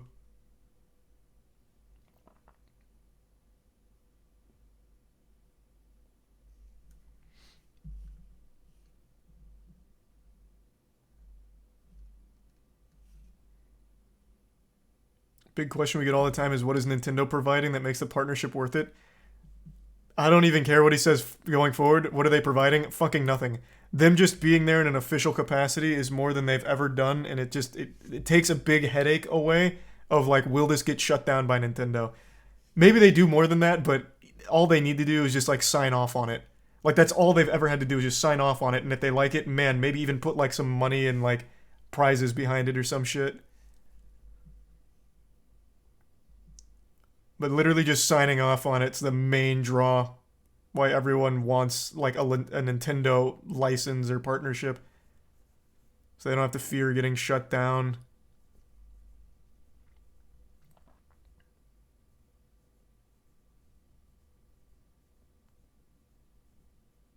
I hope he addresses their reasoning of not giving the Smash World Tour license being health and safety related. I'd really like more insight on why that decision would be getting made, but I guess Alan might not be the one to clarify it.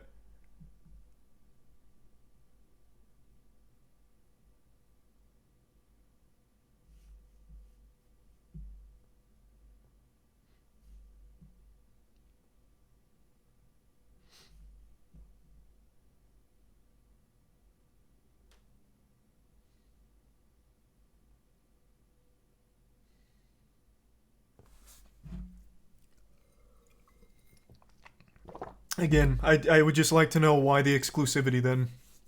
All of this sounds great. Like, all of this up in here, like, that sounds great, and it makes complete sense. But with the exclusivity thing and, like, wanting them to join the Panda Cup exclusively with all of the rights and everything, that, again, just seems like the whole pie. It's a real shame Nintendo isn't letting him explain that part, because maybe there's, like, an actual decent reason for it.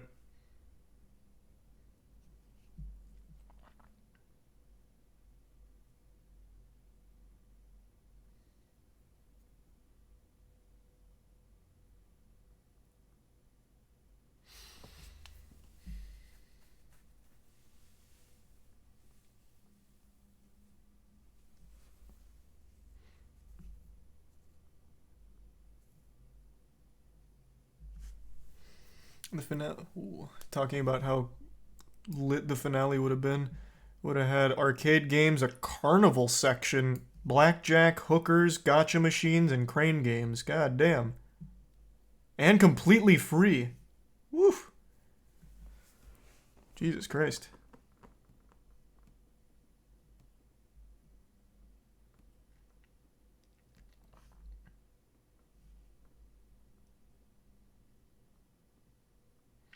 Okay, so yeah, I guess he doesn't have information on why Nintendo cited health and safety concerns for not giving the license to the Smash World Tour. Like, it's just hard to put a lot of stake in this. Like, it all does sound amazing, but the facts still remain. In writing, Smash World Tour received notice that Nintendo would not license them, and this was through their conversations, the time of unlicensed events is now gone. So, like, even though all of this sounds great, this whole thing about, like, we're doing this because we want everyone to be able to do Smash events, even if it's not with us, the freedom of Smash events, like, it clearly, like, there's a disconnect there between him and what Nintendo's actually doing, which I guess isn't really his fault. Like, he's not the one making Nintendo do that shit.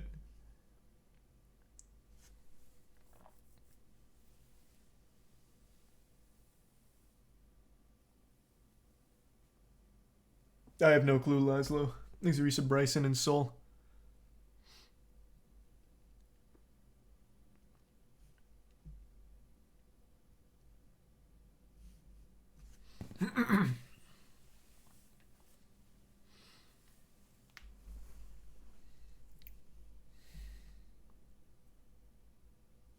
True. Esports is an industry that's just always losing money. And they take from venture capital. That is legitimately like every single esports org out there.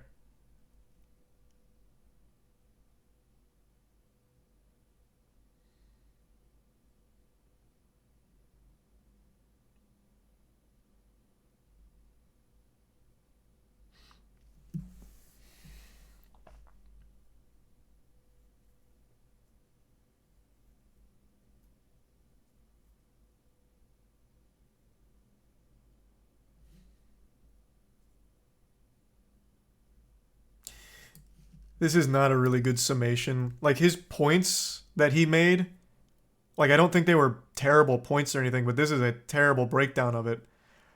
Smash World Tour stood to gain nothing. Like, I think Alan is just blatantly wrong about that. All they stood from this situation, like the outcome, is complete net loss across the board.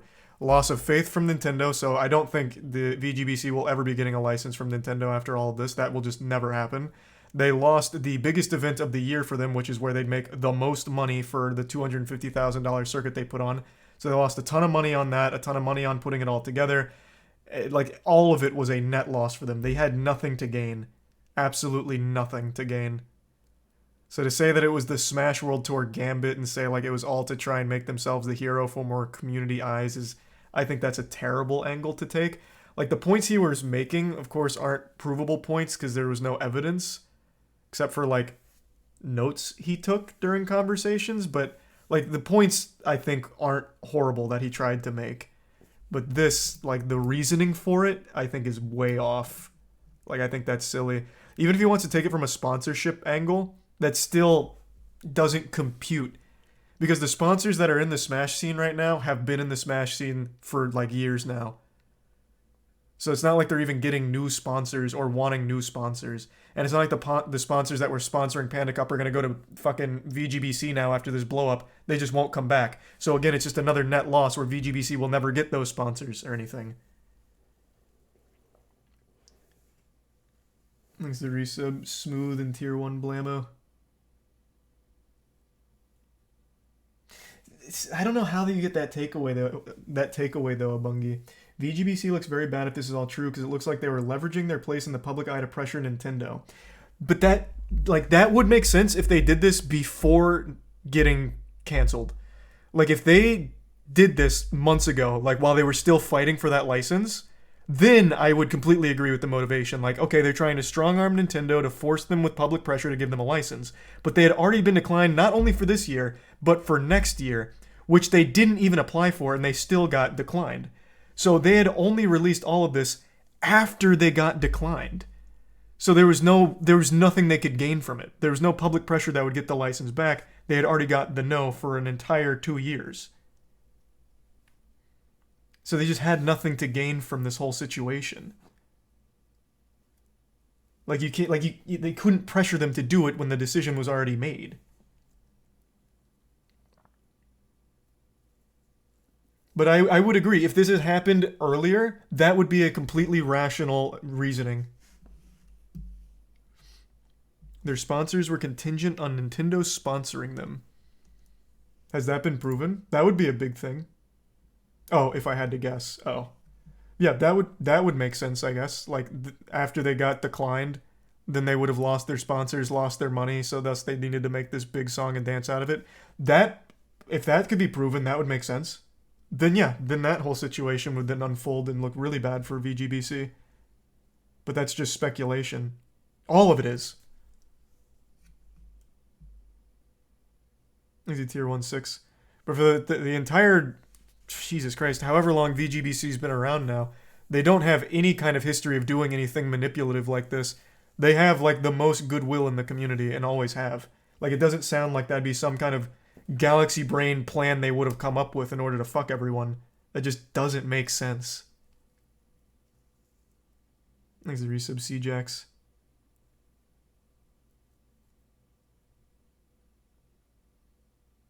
Besides Project M. Oh, I guess I don't know that whole situation.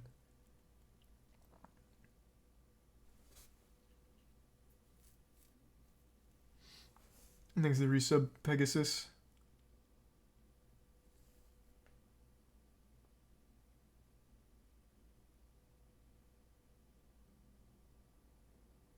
BGBC tried to gain something in place where there was nothing to gain. What did they try to gain, though? Again, like, I haven't heard an answer that makes sense here of what they tried to gain. All they did was lose. Like, I don't understand. That's a question to the guy that just said that. What did they try to gain? PR. How does that help them when they lost all this money? How is that PR helpful? They're going to have the same amount of eyes on their content as they always have.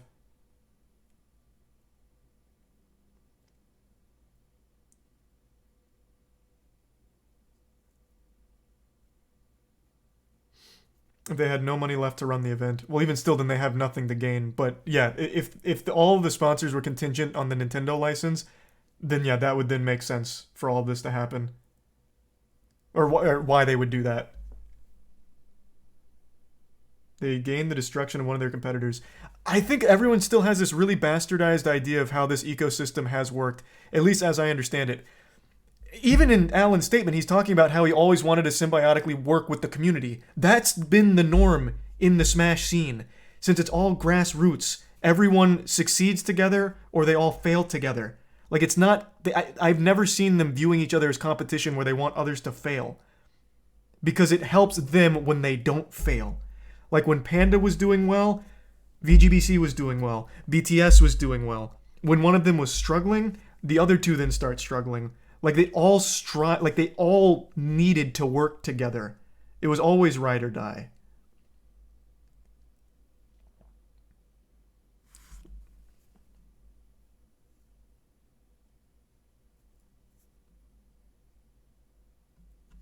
Like, it's not... Oh, do you hear that? Oh, I was just making motions with my hands on the table. I don't know why you can't even see my hands, but yeah. Like, there was just nothing to gain. The eyes are the same. The attention of the community is the same.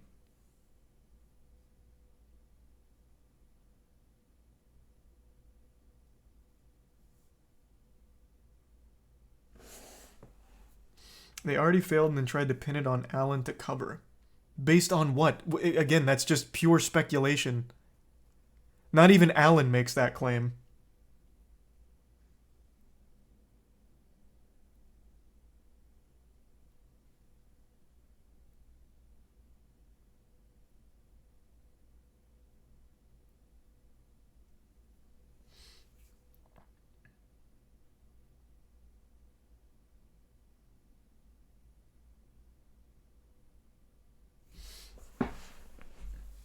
I think the most important thing Like, again, all of this is hearsay. Like, there's no hard proof of anything from either side except from Smash World Tour with their side from Nintendo. They do have all of those receipts. Like, they do have that.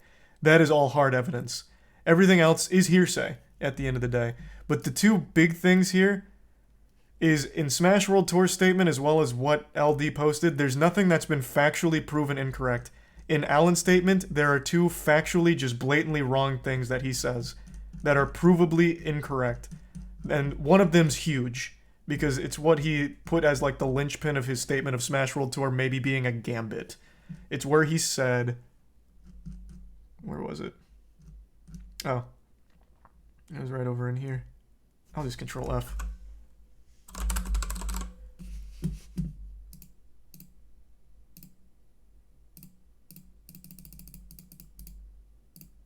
What? Where was it? Oh, here it is. I've been recently informed the main hotel in San Antonio listed in the Smash World Tour Discord did not have any pre-existing block or any expectation of large groups this weekend. There was no block canceled. It simply never existed. That is provably incorrect. Provably wrong. That is just incorrect. That is a false statement. Top to bottom.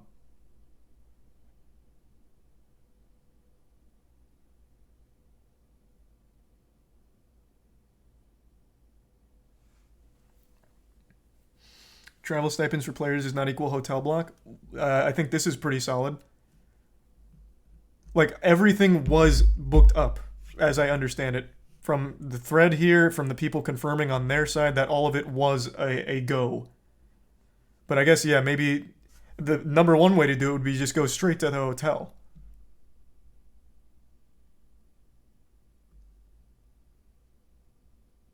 Look at LD's tweet.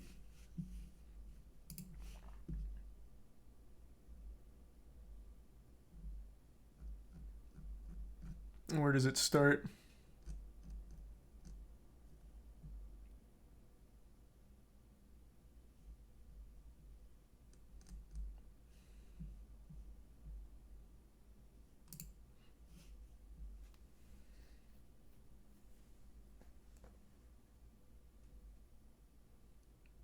Is this just more speculation?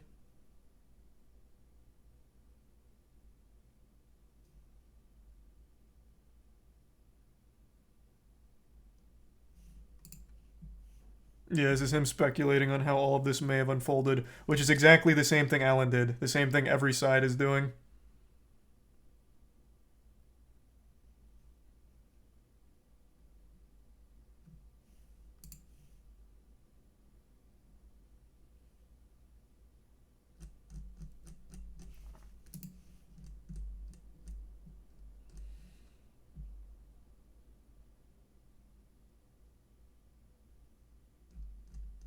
Yep.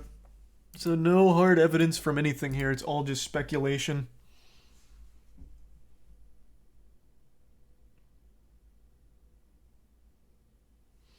Thanks, resub Caliborn and Epstein and 5 large fries.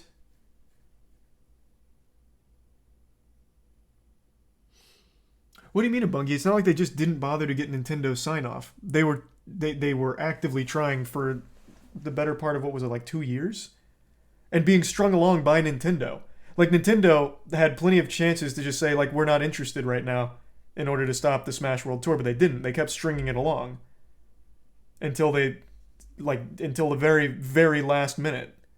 Like, it's not like they just wanted to do it unlicensed. They tried from the inception of it. Thanks to the resub Kita, Fruity, and the Prime Master Slim.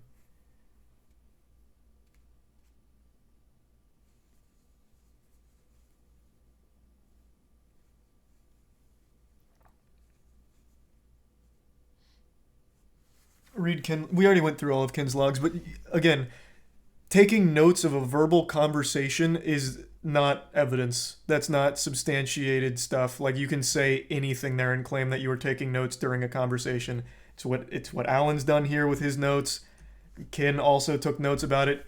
Either side could be completely lying about what I actually said there as a way of having, like, a little bit of a weapon down the line should they ever need it. It was a transcript, no. A transcript he wrote. I could have like right now I can say the conversation you and I are having is you confessing to a crime and like, wow. User in chat said, "Oh my god, he buried the body underneath the pavement." Like, it's useless. Just because you say you're typing what happened, it's worthless unless it's like an unbiased third party that is transcribing it. It's about the dates. The dates don't matter. The dates are completely irrelevant to a typed up transcript that you are doing during the conversation. It would need to be an unbiased third party, because right now my date would check out. My date would absolutely check out. For example, the Flashing Rod 99. Well, I was just hanging out in chat and we were talking with Flashing Rod and he just started making these weird statements. Oh my god, he just made another weird statement 30 seconds later where, holy shit, he changed his grades in the school's computer system. I don't know what all of this means. Like, it's worthless. Like, the date would check out. I was looking at the Flashing Rod, but the information is useless. Like, I just don't put stock into this, like, I took notes during our conversation and this is the truth, because you can't prove it. Which is why it's just hearsay.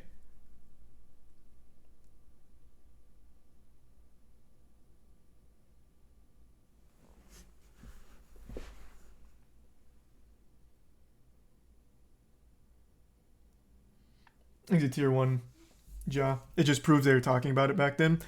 Oh, you're talking about Kin's tweet. Yeah, at the very least, his proves they were talking about Alan and his behavior all the way back in March. That is fair. I thought you were talking about the transcripts. That is a fair thing to say. Alan and Kin and LD were talking about Alan all the way back in March about what he was doing and how they didn't appreciate his behavior. That's fair. This is not claiming to be like a transcript of something that happened. This is just a conversation the two of them had in March. That's fair. And both sides have receipts that they were talking about it back then. Yeah, but on Alan's side, it's just him talking about, like, what isn't, like, who isn't signed, who is signed. And, like, we did everything we could. We gave them as many carrots, but it wasn't enough. If they don't want to join, they don't want to join. Like, his is just very matter of fact. Like, yes, we didn't get them, and here's how we responded back then. Like, internally. The first statement. What first statement? You talking about the very first thing up here? Because this is just his notes.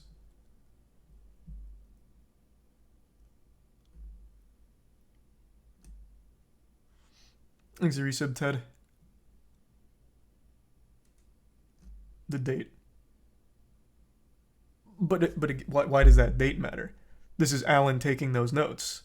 And, like, that's... Am I misunderstanding this? Wasn't this between him and... Who was it? That he clarified further down. This is just him relaying his notes.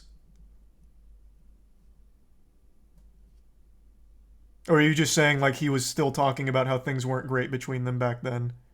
If that's what you're saying, then that makes sense. Oh, you're just saying that he was talking about them back then. Oh, okay. Then yeah, you're just saying the same thing, like, with Ken, but with Alan. Gotcha.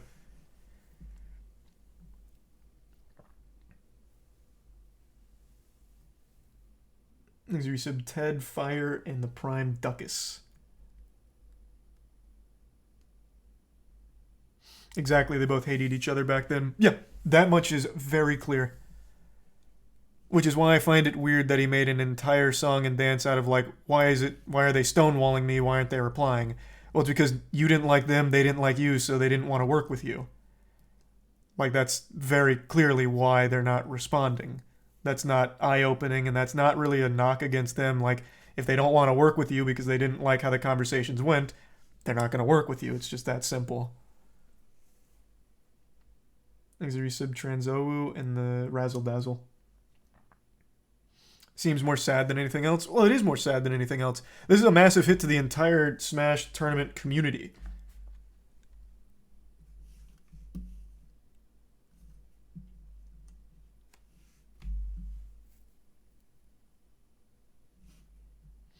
The Marriott website actually has a page for the Smash event booking.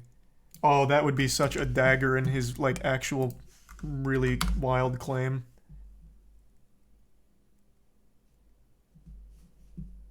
Hold on. Let me bring it up here and look a little deeper.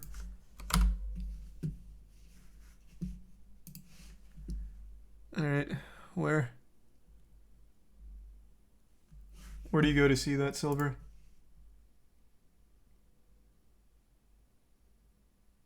At the very top.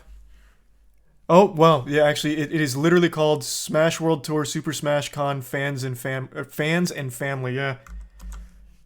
How long did it take you to find this? Yeah, because this was absolutely booked. It is literally named after it. Yeah. So, again, that is just a blatantly wrong statement. It was the Genesis reply to Alan. Oh, Genesis replied to them about it. Like the actual Genesis? Oof.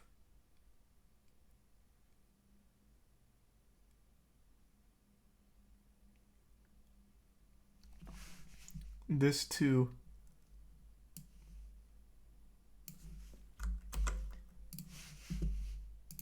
What's this? The Techport Center, aka the venue website, had an event page for Smash World Tour as recently as November 27th. It's been removed sometime since. And then here's the cache. Yeah, so this is yikes. So it's just wrong then. Like his claim is just wrong.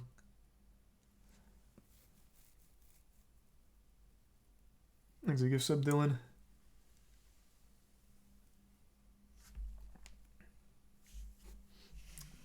Yeah, that was just unequivocally false.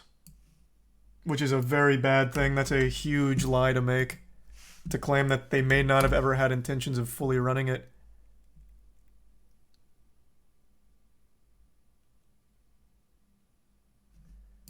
So no way. Wait, is this from one of the TOs of Genesis? Holy shit, this is actually from a TO of Genesis giving a character witness statement on Alan. This is, as I've just learned, Genesis is like an official licensed partner with Nintendo, or at least has been. Got some shit to say, not going into detail, but from the very first moment Alan opened his mouth to the last time we spoke, nothing but snake-like sounds could be heard, like that shit in Harry Potter. Parcel tongue, my man. It's called parcel tongue. That's aggressive.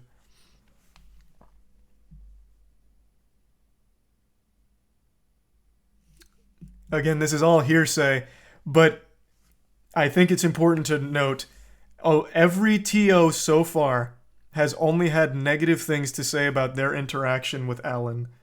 There has not been a TO to come forward as like a positive character witness for Alan yet. Now, maybe that's because the public pendulum has swung against him and they might be a little fearful. That's very possible. But the sheer amount of very similar stories that these TOs are sharing about him is a little absurd. Like the volume. Like it seems like that'd be a hard thing for all of them to come together on as like a fuck this guy kind of thing.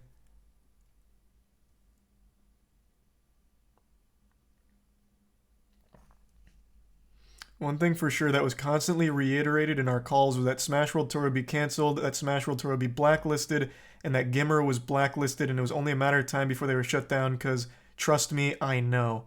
Trust me was a term he used a lot. He at one point called himself the savior of Smash on a call.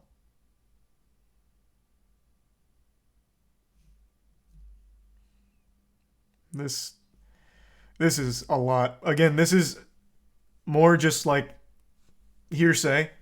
There's no evidence, but this is like the 9th or 10th TO to share very similar experiences. In one call, it was confirmed that he was to be the licensed broker for the whole scene. This has the potential to be really, really bad for everyone. That means eventually, if you wanted to, you would have to be part of the Panda Cup to get a license, one person having the keys. If that's true, that is a massive problem.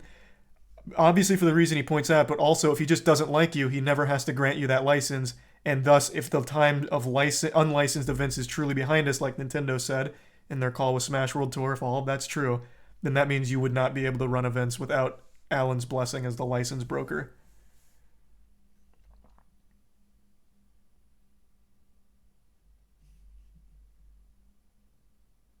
Assuming, of course, this is all very, like, on-the-nose accurate shit.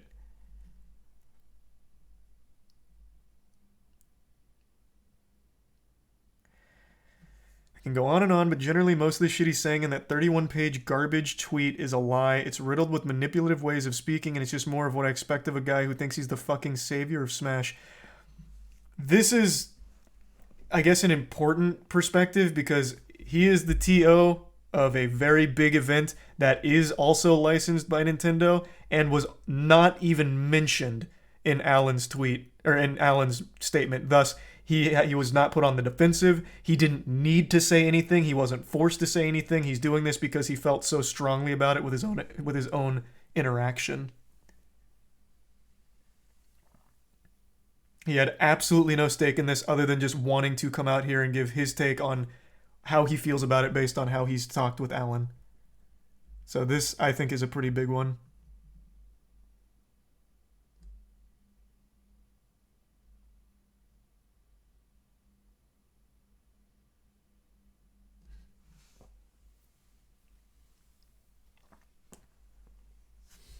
Thanks for the gift sub, Dylan, and Tier 1 Gideon.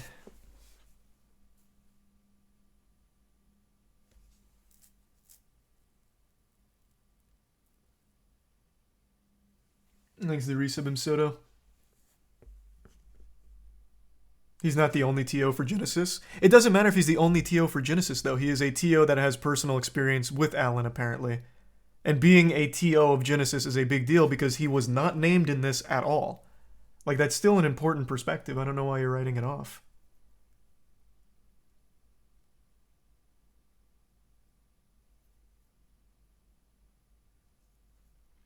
TO is tournament organizer.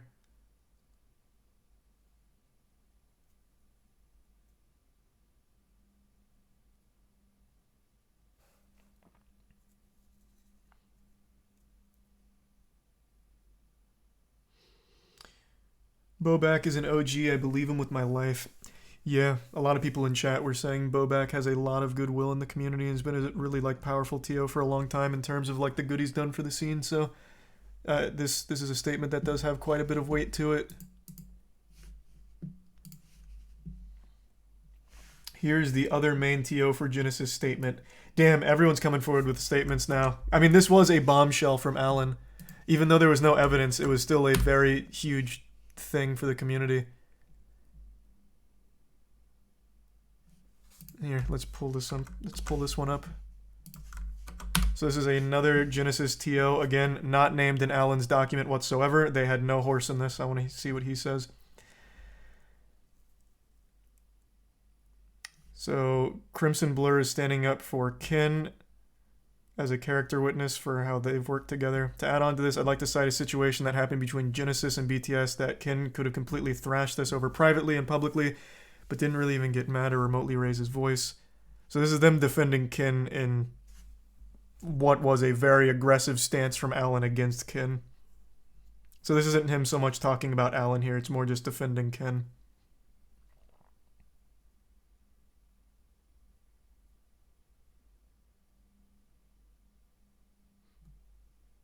Which pokes holes in Alan's interpretation of Ken, posting him as some kind of like boogeyman in the scene.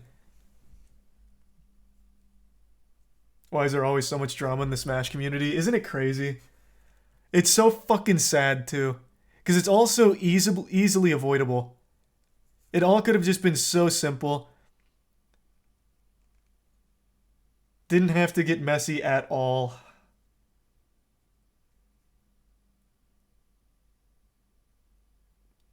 Does anyone have evidence of the communication with Nintendo itself, or is it just between the tournament organizers? Actually, what has Nintendo done during this whole thing? Yeah. So Smash World Tour does have the emails that transpired between them. Of course, they don't have the verbal communications. That, again, is going to fall into hearsay. But they are the only ones that actually have legitimate evidence of what Nintendo has done and what they have said. Everything else is just hearsay. And in Alan's statement, he makes a blatantly false claim that was provably wrong and proven wrong very quickly about it being like a gambit that may have never even wanted to happen, the hotel not even being booked. That is wrong. You cannot make a big lie like this in a statement where you're supposed to be very much a believable narrator, a trustworthy narrator. This lie is a huge red flag for the actual authenticity of the rest.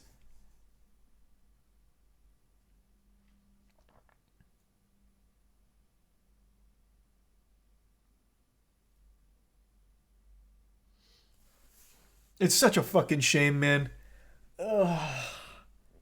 At the end of the day, I still think the biggest villain is Nintendo themselves. Had they just been more receptive to working with the community a decade ago, we would have never been in this position to begin with.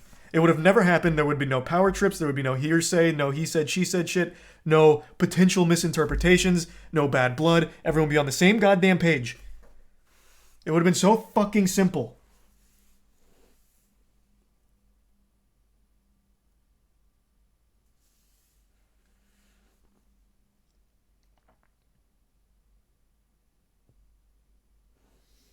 Thanks to the resub rat sack. Look at Slime's pin, or look at Slime's retweet. Let me see.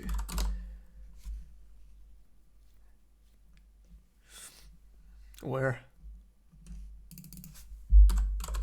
I don't see anything there that's pertinent to this.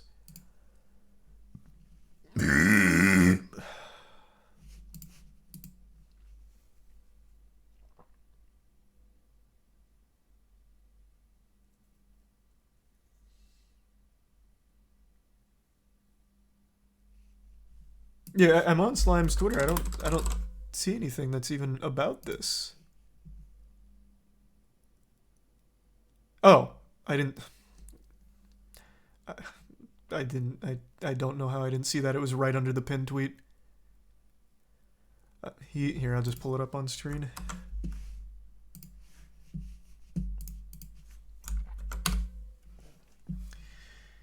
I spent over 2 years working with Ken in an office, never heard him yell or be out of line in even our biggest disagreements. Ken actually taught me a lot about being level-headed and evaluating tough situations with care, especially in meetings / BD initiatives.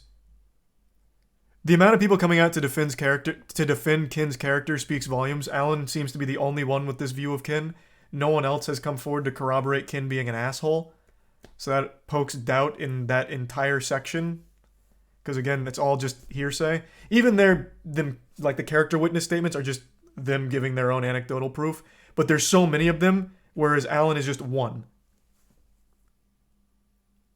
And for what it's worth, I have also talked to Ken. Since having Moist Esports and being more intertwined with the community, I have also talked to Ken, and I have nothing but a positive experience with him as well, but I don't know him to the same level as everyone else.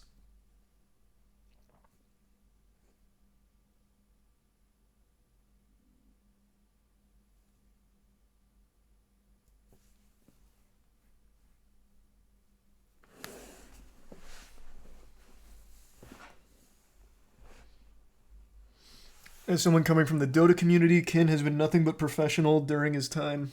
Yeah, that sounds about right. Thanks to resub Boiler, Yukiwi, and the Prime Gentleman. More and more OG members of the community come out to talk about Alan being a snake, makes it harder and harder to believe a word he says. Exactly. At the end of the day, it is all hearsay, but with so many people all saying similar things about their interaction with Alan, and so many people coming together on Ken's side about how his interpretation in Alan's document makes no sense based on the years they've spent working with Ken, I really think that speaks a lot.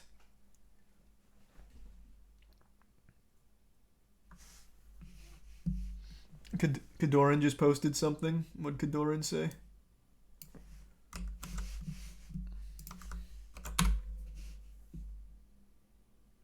I can corroborate this claim, and this is with Bobak's statement.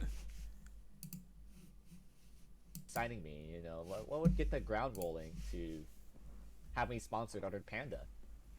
And straight up, what Dr. Allen told me was yeah, the thing is that I don't really believe in Melee. Weird thing to say. When they have Melee players, Melee, one of the best in the world. The numbers just aren't there. I believe in Ultimate more because, there's all these YouTube numbers, and then you look at Melee's YouTube numbers, and it's just not there. And if I were to sign someone like you, it's I would maybe give you $500 a month. Jesus Christ. Again, it's just hearsay with verbal conversations, but that is yet another one against Alan, and this is to corroborate Bobak's claim about him not caring about Melee. This is him corroborating what Bobak was saying with his interaction. These are totally unrelated people, by the way. Kadoran has nothing to do with Bobak. Bobak is a TO for Genesis.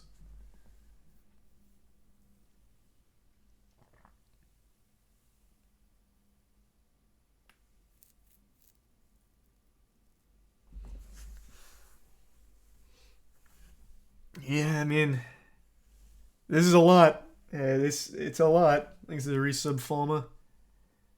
Hey, Rickles. No, of course, man. This is something I'm very passionate about. Without the Smash community, there wouldn't have been a Moist Esports. Like, it's a community that I'm very much deeply passionate about.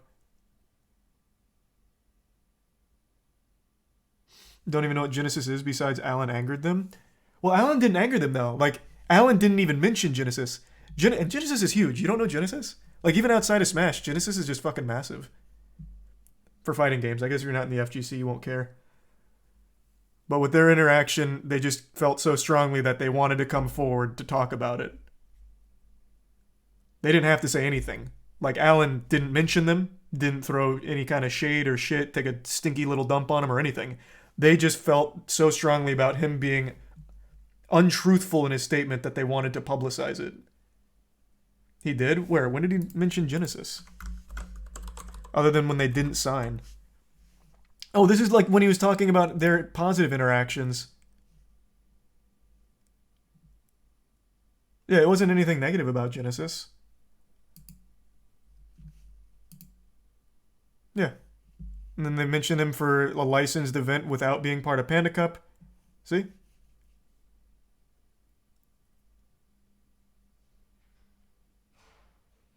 Oh, that was your point. He made them hate them so much that they came out against him, even with Alan being nice in his statement to them. That is a good point, I suppose, yeah. Alan used them as an example of a positive interaction, yet Genesis did not have a positive interaction with him. That's not how they viewed it. That is a fair point.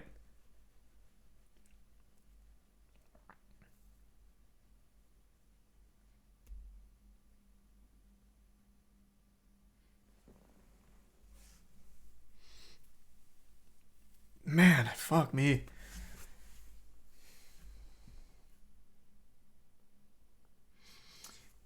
The question now is, does Nintendo go full scorched earth on licensed events? Unlicensed events? I fucking hope not. In the most ideal of circumstances, this whole situation is a big scar on the Smash community, but it heals with Nintendo taking the first step saying, this is a mess. Boys, we done made a big ol' shit stain on these britches. But it has shown us the passion of the community and we want to work closely with other organizers. I don't see that happening. I certainly don't see it happening. But that would be the absolute optimal outcome.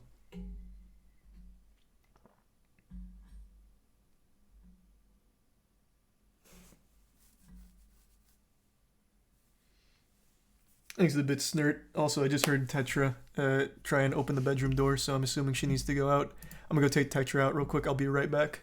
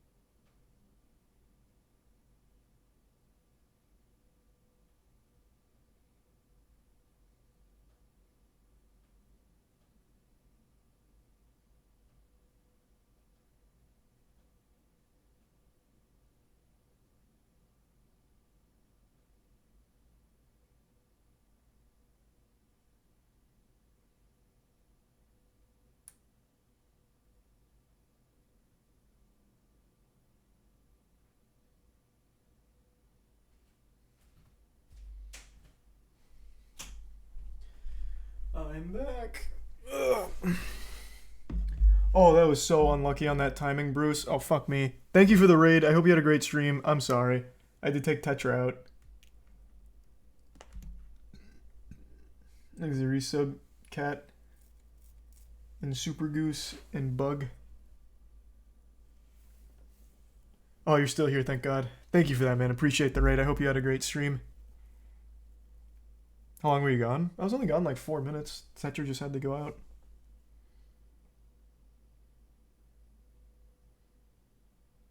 Is it Prime Koi?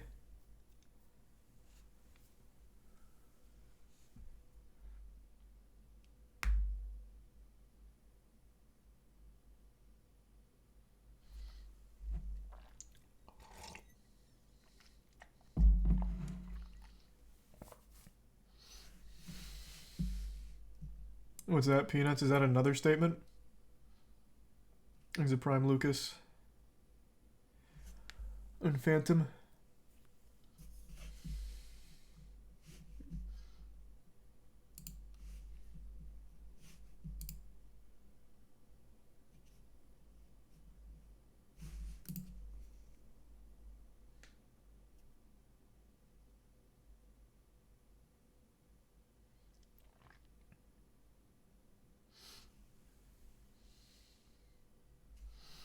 A tweet from the second Beyond the Summit member from the call between Alan and Ken. Let's see.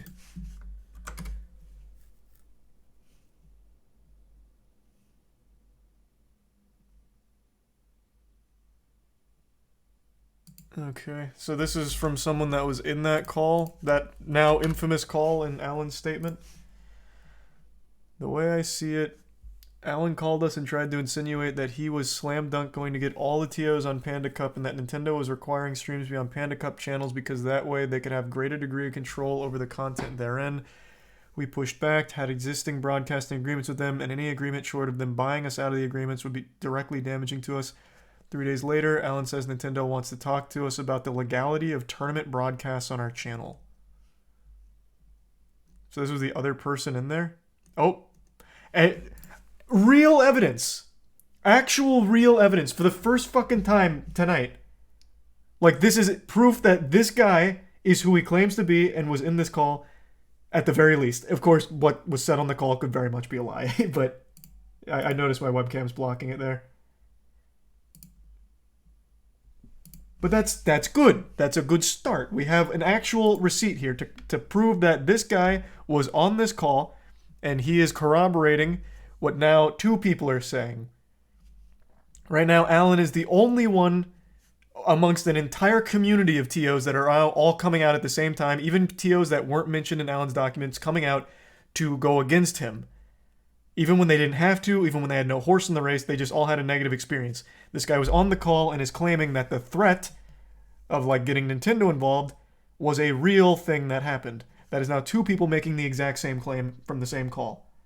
Like that feels pretty substantial. When it's hearsay on both sides, like that seems important.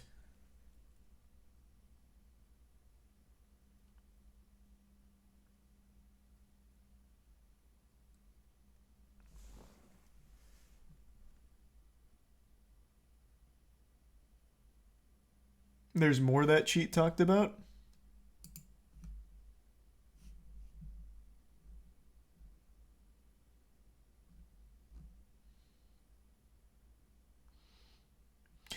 This, by the way, is something Nintendo walked back immediately. When Alan talks about concessions he made to the Panda Cup tournaments on this shit, it comes after Nintendo had calls with them, had calls with all your favorite tournaments and realized he was scaring the ever-loving fuck out of them.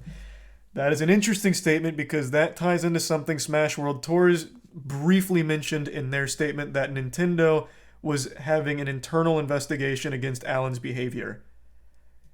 That checks out with a statement made by Smash World Tour's initial statement.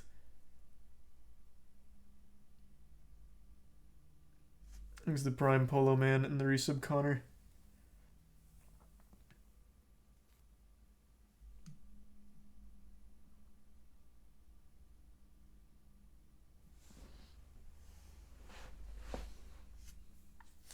Thanks to the Prime Neptune. A lot to mentally keep track of. I know. Well, it's actually really not. There's only one perspective that has no support behind it in terms of other people in the scene, and that's Alan's. Alan released his statement, and every TO in the scene right now, even ones not associated with the named ones in Alan's statement, have come out against him, talking about how manipulative and untrustworthy he was in their conversations with him being very bad. Like, everyone is against Alan, at least in the scene. Like the TOs, the tournament organizers, none of them are agreeing with anything Alan has said at all. Deer, a TO working with both Panda and VGBC, confirmed Alan threatened to shut down Smash World Tour last year. Holy shit. Jesus Christ. How... Literally every tournament organizer in all of Smash right now is coming out against Alan after his statement. He blew the floodgate open. I can corroborate that at Summit in November 21, I was verbatim told that Smash World Tour won't exist anymore, so being involved in both circuits was not something I'd have to worry about.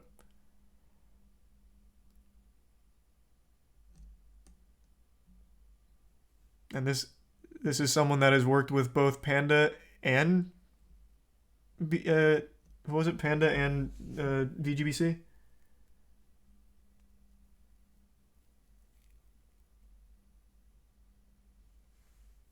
Thanks for the bits, Vegan. Yes, I know, Vegan. We talked to them about that the entire way. Was there evidence for anything besides responses on Twitter? As much as I want to believe the TOs, it's been hard to take anything at face value. Well, no, because it's all hearsay. Except for Mikey. Mikey's the only one right now that's posted a screenshot of him being in that call that was where the threat was made. Like, allegedly where the threat was made. He has confirmed he was in a call with them that is mentioned in all of the statements from Alan and Ken. But in Alan's statement, there is also no evidence of anything other than hearsay. The whole thing is built up on hearsay, except the initial statement from Smash World Tour, which has the actual facts from Nintendo. They have evidence from Nintendo, but everything else is hearsay.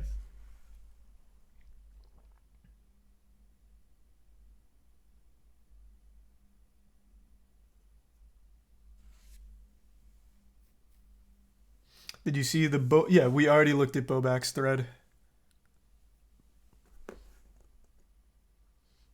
Thanks for the 5 gift subs, Leos. Appreciate it, man. Just buy Panda shares and join both teams together. Yeah, I'll ask Lud if he wants to go 50-50 on buying Alan's shares, and then we'll be able to hopefully do something good with the Nintendo relationship.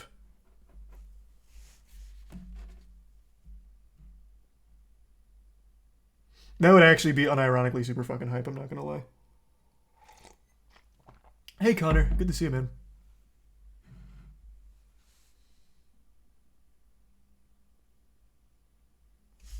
You're loving this, aren't you? Actually, not at all. I think this is the worst thing that could have happened to the Smash scene. I couldn't imagine a more disastrous... Well, actually, I could. Another one of those, like, pedophile gates. But, like, aside from that, I couldn't imagine a second worse thing quite like this. Thanks to the bits, janitor. So this is also from Deer again. Someone that has worked with both Panda and VGBC. In the same meeting, he mentioned one day hoping to buy/own Battle of BC and the events on the Cup. That's what triggered me to be wary of him from the jump. I think Bobak has captured things well. Bobak being the Genesis TO.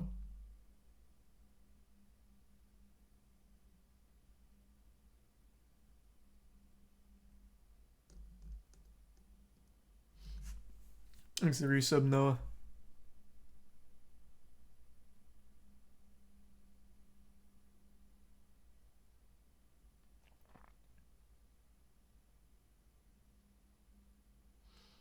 When does God Slap 2 start selling?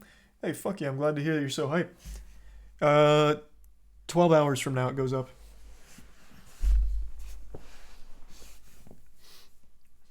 Deadass, you could save Smash by buying the Panda shares and using Nintendo Bridge for good.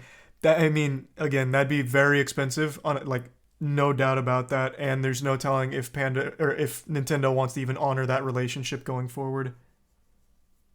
Because after all this, I think there's a very real chance they back out entirely and never come back. Which is why I think this whole situation is fucking terrible.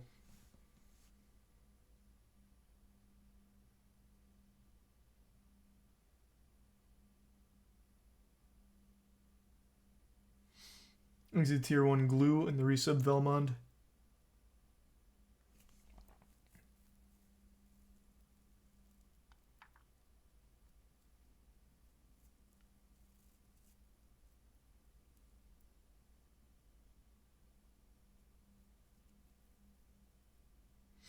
I don't think why people think Nintendo are going to get involved. There's been more intense shit like the pedo stuff that they looked over. Bro, Nintendo is like a family-branded entertainment company. They're not going to come take a hardline stance about, like, pedophiles that play their games. That just shines a light on it and it'd be worse for them. I never expected them to do anything. Anyone that did was out of their mind. I mean, maybe I toyed around with the idea like, man, this is so big Nintendo might get involved, but in the back of our heads, I'm sure we all knew they wouldn't.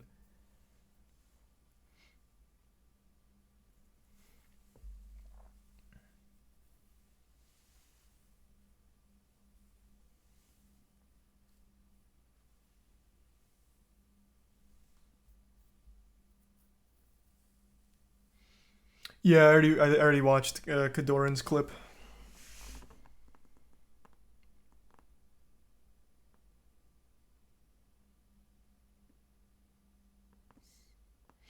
Nintendo might not think about ever being partners after this. Again, that's what I've been saying. That's what I'm most concerned with.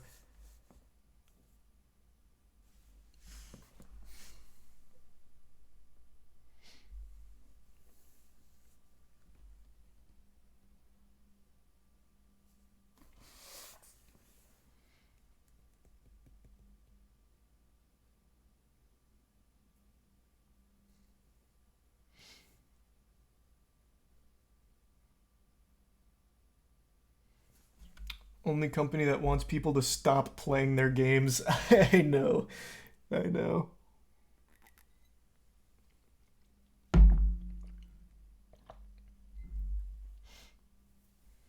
Nintendo partnerships has just been, hey, let us run ads at your tournament. They've never been invested in the Smash. They've never invested into Smash at all competitively. And that's fine. Just having their blessing, knowing that they won't get shut down, is actually just good enough. It'd be great if they put money behind it, or production behind it, or a team behind it, but like that's not even necessary. Just having their blessing. Like, we are official partners. You're not getting shut down. Like, this is fucking good enough. He's a prime clown. New slime tweet.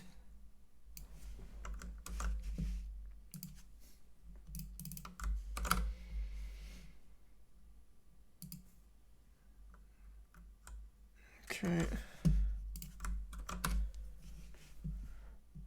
A week later, I had to walk the verbal offer back and say we're going with VGBC. We had discussions where Ken frankly but cordially said he was very disappointed and didn't like how negotiation was handled.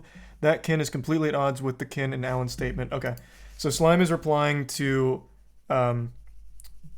TO from BT... Genesis. This was the head TO for Genesis. And he was coming out to defend Ken's character, saying that what Alan's saying about Ken makes no sense with the Ken that I've talked to. Even in the most heated of times, Ken had never done anything quite even close to the level that Alan said. And now this is Slime saying the same thing. I was in these meetings and can confirm we were bummed about the walk back but didn't throw a hissy fit and ended up working with Genesis the next year.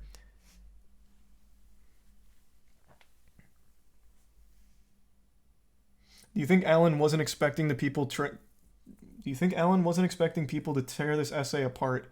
I don't know what he was expecting. I really don't. It's, again, if he put any level of real thought into it, he would not have published this.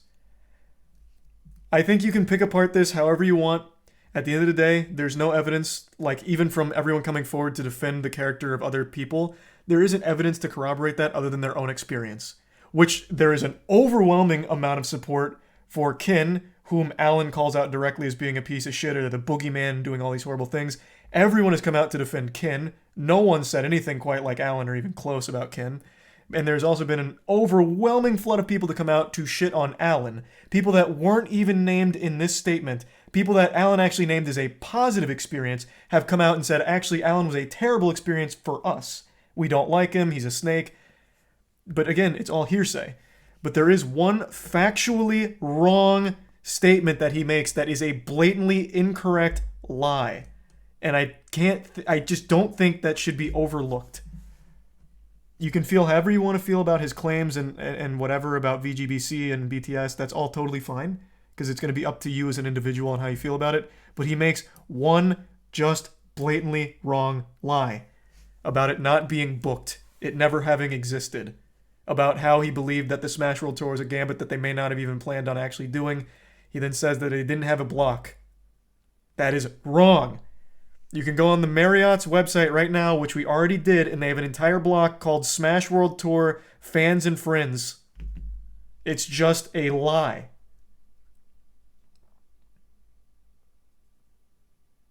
Was his other claim backed up by evidence? No, there is no evidence for his claims. It is just hearsay. His screenshots are him confirming, like, conversations he's had. Like, oh, they didn't join us. They didn't join us this time. We gave them a carrot. They said no, they don't want to join. Like he's showing screenshots where he doesn't freak out or anything, but that's not evidence to disprove anything that was been talked about.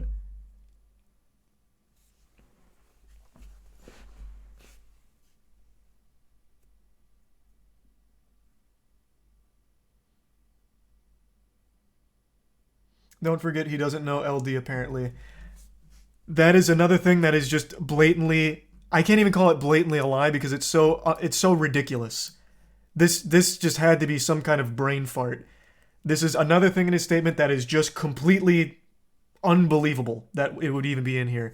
He says he doesn't know who LD is, yet praises Beyond the Summit, which is LD's company, as one of the fucking key members of BTS since the beginning. He would know who LD is.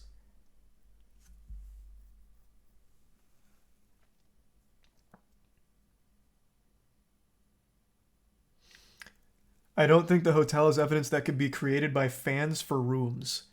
No, like the block is there though. Like on the Marriott's site, it is booking through them for the Smash World Tour event. Can you start that as a normal person? Because not only that, but all of the travel was booked and stipend for like players and stuff. But like on the actual Marriott, you can actually book a room for that event.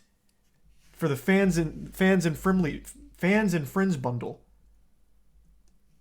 I don't know how that works. I don't know if you can do that as an individual. That seems like something only the hotel would be able to do. That seems very dangerous if you give people the power to make their own bookings on their fucking hotel.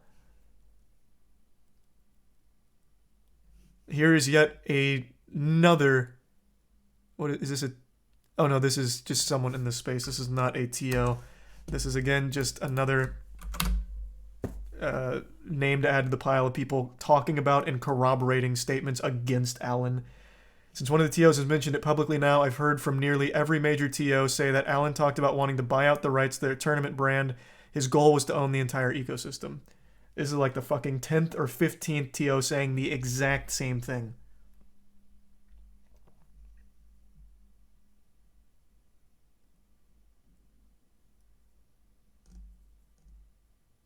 He's a prime Caleb.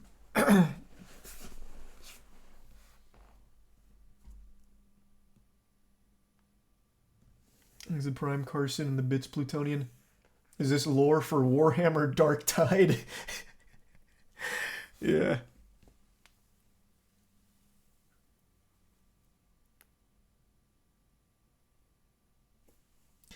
I work in hotels. You have to go through the group desk department to make those kind of bookings. So it is like an official booking? Well, hold on, what was your name? Jax. So, like, the Smash World Tour fans... Here, let me just pull it up. It'll be much easier. Oh my god, I've opened so many fucking tabs. Okay, I don't feel like strolling that far back. On the site for the Marriott, it was the Smash World Tour fans and family booking. Like that was where you were booking at that Marriott for that event, and then you book your rooms under it. Is that something that needed to go through the hotel officially as like, yes, we have this event and here's how you book it? Or is that something that anyone could have set up? Oh, it was fans and friends? I thought it was fans and family.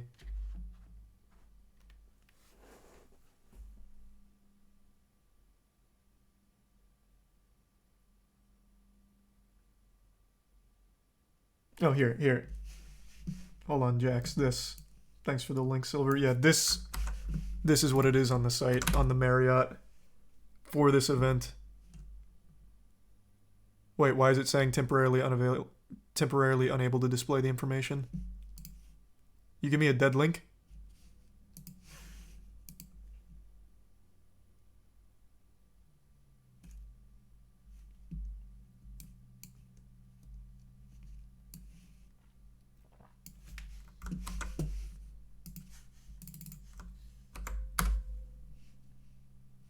No, it's not working for me. It's saying it can't display it.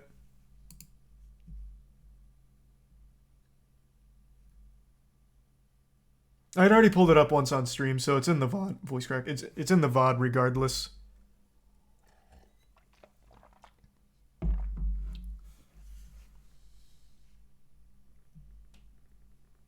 But anyway, Jax, everything I described, is that something that anyone can do, like on the official Marriott site, or does that have to be from the hotel with the event booked? I didn't see what you said. Yes, you'd have to talk to them on the phone, block a certain amount of rooms at a specific price point for the people coming in. It takes time and a bunch of paperwork. Okay, that makes sense. That's how I thought it would be. But chat seemed to think anyone could do it. I just wanted a little more confirmation. Of course, I can't confirm you actually work at a hotel. But, I mean, it's better than just saying, no, anyone can make it a booking on Marriott under any name. That seems weird. Like booking an event at the Marriott under any name.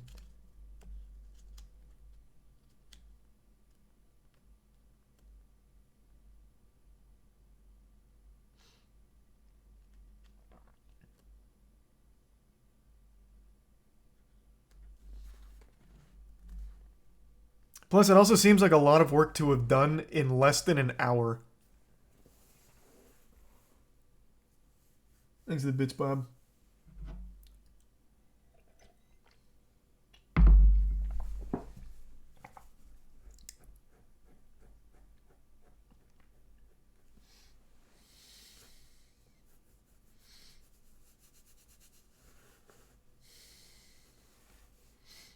Link works now.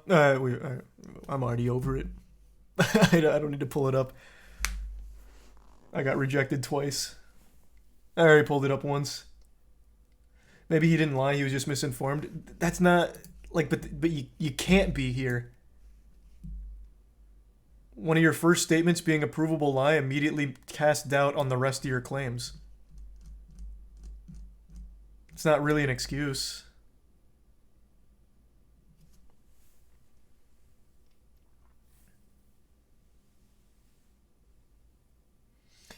It says it was paid and booked back in November, so it wasn't even made recently. Huge.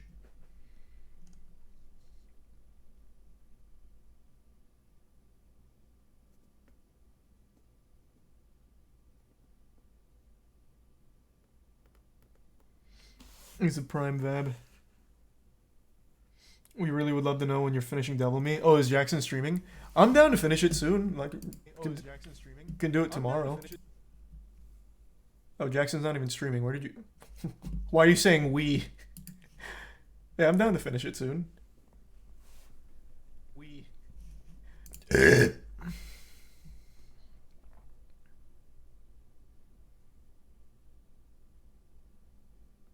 Why hasn't anything been done about Alan till now? Did Nintendo know about this and just not care? Well, I can tell you why they wouldn't do anything about it. Like, Ken even alludes to it here. It's just a disaster for the scene. Had all of this information about Alan come out, that's terrible for everybody. It's bad for the whole scene. You don't want that. Like I said, the Smash orgs have always had this At least as I understand it, this you succeed, we succeed mentality, because it's all grassroots. When one is succeeding, it is helpful for all the other ones around it. So you don't want to see one crash and burn because that hurts everybody around you. So of course they wouldn't want to come forward with some kind of like expose on Alan and him overstepping his line.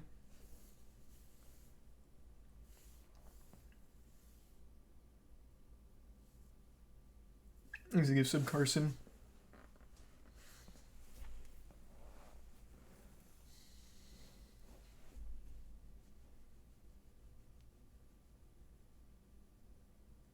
Main stage TOs ate well because of this though. Viewership was the same, man. The viewership was still at 40 to 50, well 40 to 60k ballpark, which is great viewership.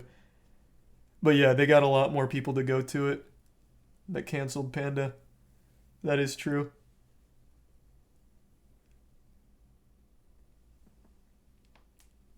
Smash viewership has been very consistent recently, and it's only been going up steadily. Pretty much every major averages between 30 to 50k. In all of the ones I've watched over the last year. Shit. The most recent summit, I think it was, went up to like 80.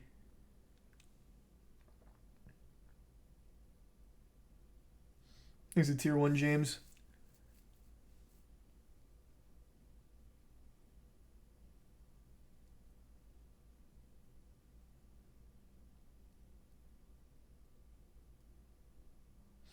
Genesis and Evo used to hit 100k before COVID. Yeah, that makes sense. Thanks to Prime. Chorpug.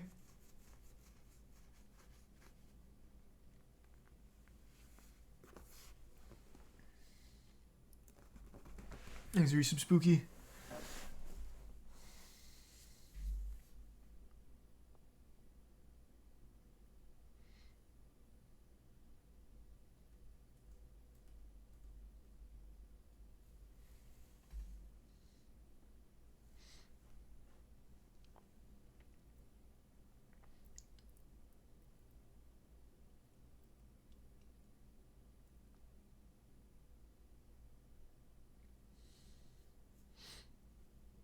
No, you think Technical's banned Nairo shit is a part of this? He was able to get into a VGBC event because they had no security, super irresponsible to not be checking people as they come in. He would have been able to do that at any esports event ever.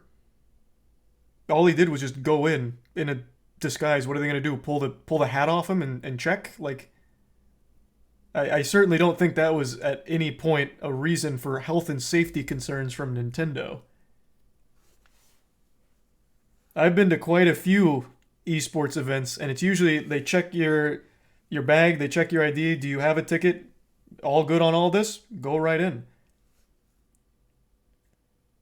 Like, it's not like he was on the FBI's most wanted list or anything. He's just, at the end of the day, he is just a guy they didn't really want there, but went anyway. Like, it's not like the security's gonna have like a fucking wanted poster behind him with like a bounty. And they just somehow made a huge mistake by letting him in. That absolutely had nothing to do with the health and safety concerns.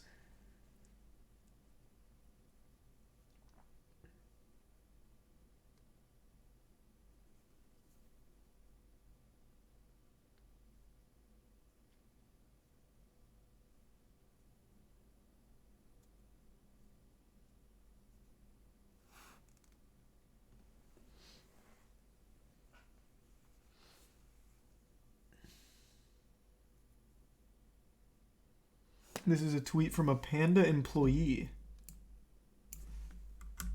Is this a new one?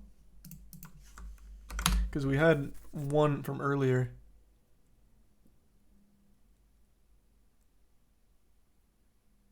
Okay, let's bring this one in.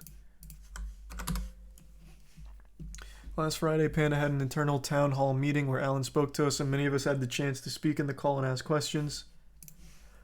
I urged Alan to speak the truth and to even consider a public third-party moderated video call with VGBC and or BTS to hash things out. It's a fair suggestion.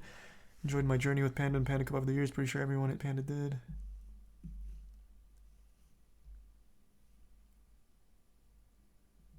Oh, he's just talking about his time there. This isn't for or against Alan.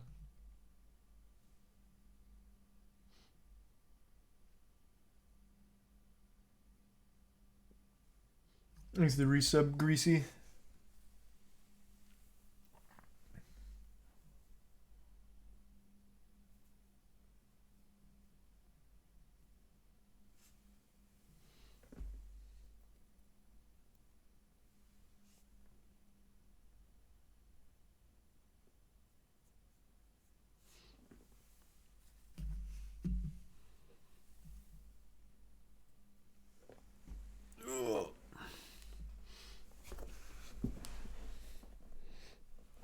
It seems like a lot of people just want to talk.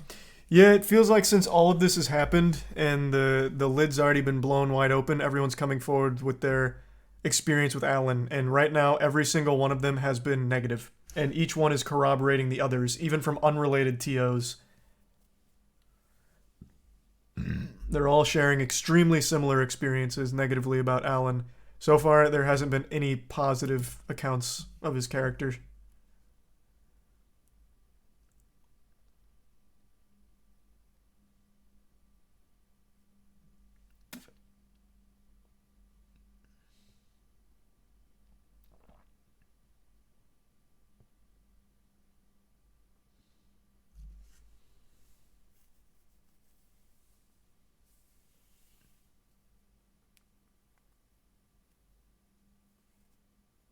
His wife just tweeted.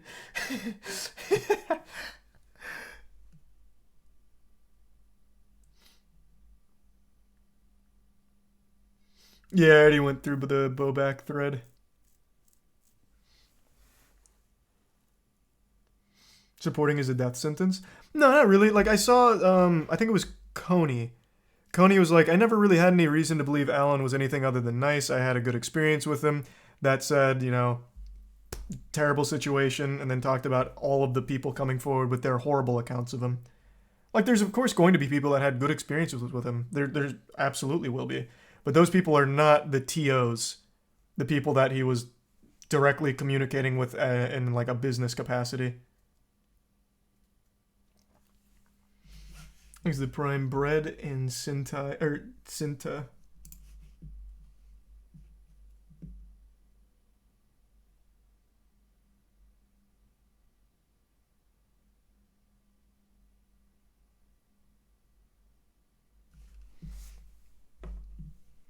Is the resub panic attack? Yeah, I already watched the Kadoran clip. I'm pretty sure I've seen everything now. It's fucking 2:30 a.m. I don't think there's gonna be any more like big statements coming out. But yeah, this was a lot to take in. This was a pretty wild development here. Is the 2 gift subs insufferable?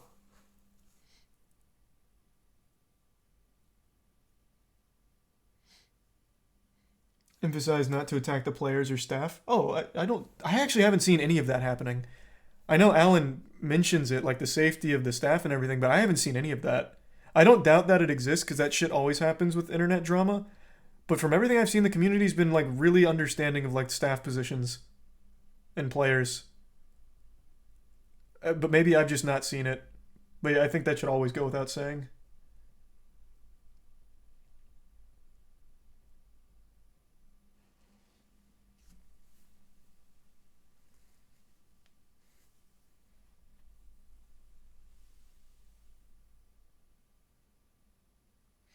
I'm staying because I need a job and love my coworkers. Well, yeah, of course, man. Yeah.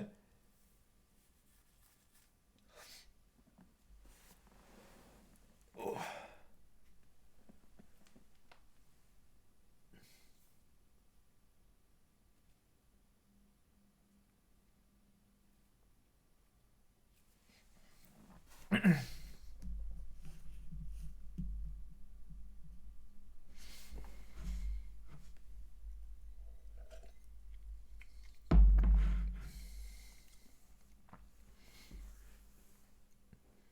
Are you glad you started the esports moist before this shit?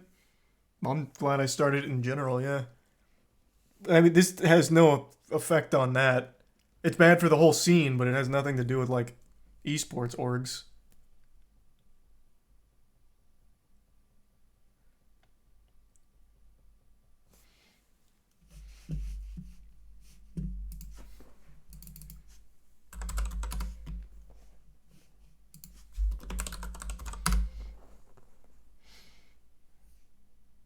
DC One Punch Man will be animated by Mappa. That was fake. We looked that up earlier today. That leak was fake. Unless, of course, that's just a red herring. But when we looked it up, it was fake. Car Chase on ABC. I can't watch car chases live. Potential TOS with people getting hurt.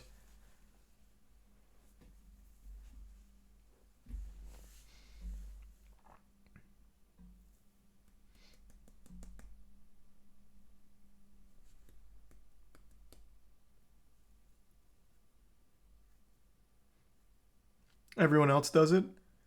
Yeah, and Hassan just got banned for doing what everyone else did with watching a Ye interview, so I'm not taking any chances. I love police chases, but I'm not watching one live. I'll watch a police chase after the fact.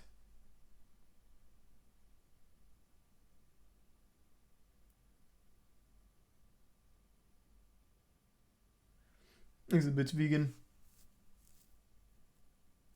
No, what the fuck is a reverse high beam? Like the tail lights have high beams? That's so obnoxious. Oh, thanks for the 10 gift subs, champ. I appreciate that, man. Thank you for that.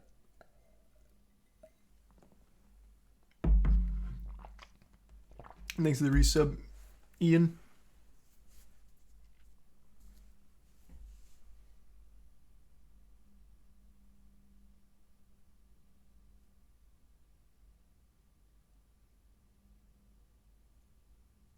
It's the same commentator from the last chase too. Oh my god, that's so fucking hype. Holy shit. I have a theory. We're getting so many police chases in such a short amount of time. I think that last one that went viral with the Grand Theft Auto stealing cars and going crazy, I think they saw the ratings and the response from that, and now, what was that, the SoCal Police Department? I think it was SoCal. Now they're just getting people hopped up, like, you know, they're leaving car doors open, maybe with the keys in the ignition, kind of enticing them as they have the chopper around the area, just waiting. Just fucking waiting. Just keep farming content out of it.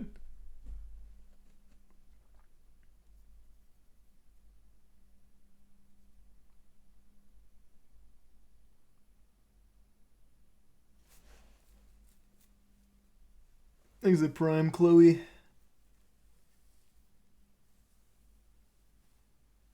Isn't that just called a bait car?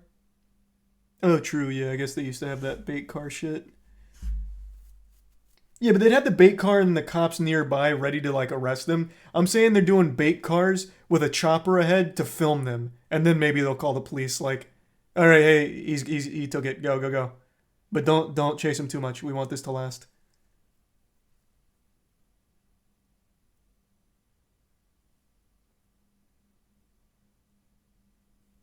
Thanks a Prime 40 and AJ.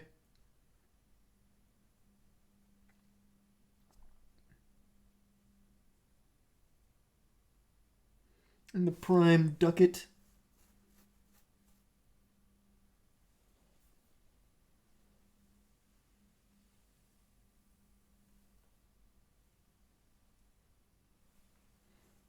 You ever gotten into someone else's car on accident? No, man, I can't say I have.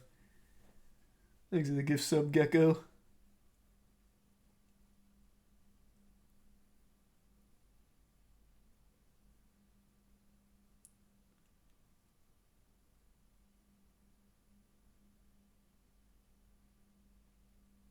Did you see the police chase last night where the guy drove into the Angels Stadium? What?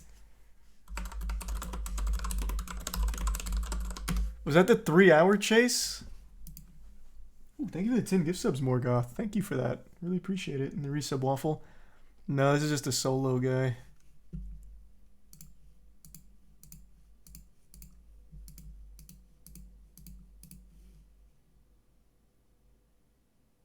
Oh, never mind. This is the one with the clown car with like 6 people coming out.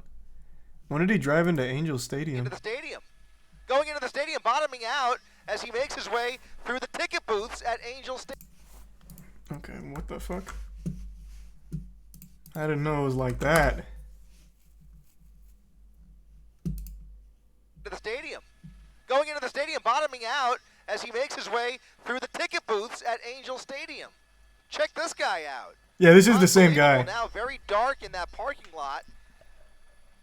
Fortunately, he's got his headlights on, but you saw he bottomed out there, sparks flying as he fled through the ticket booth, and he is now well into the parking lot, about to go around Angel Stadium.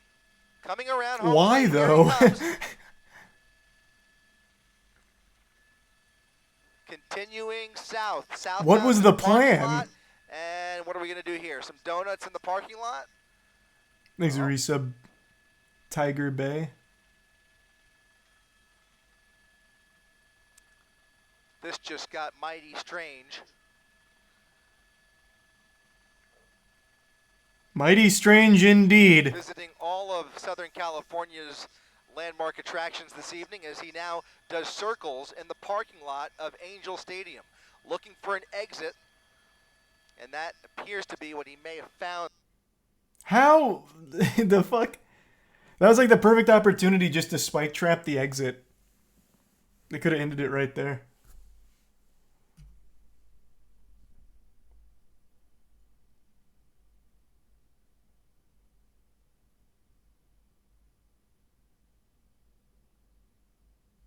Big House tweeted. Oh, Big House TO tweeted.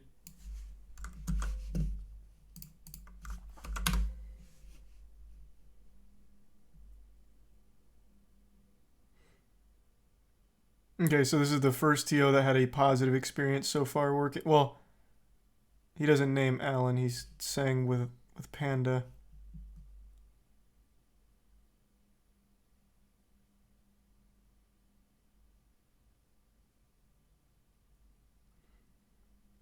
Okay.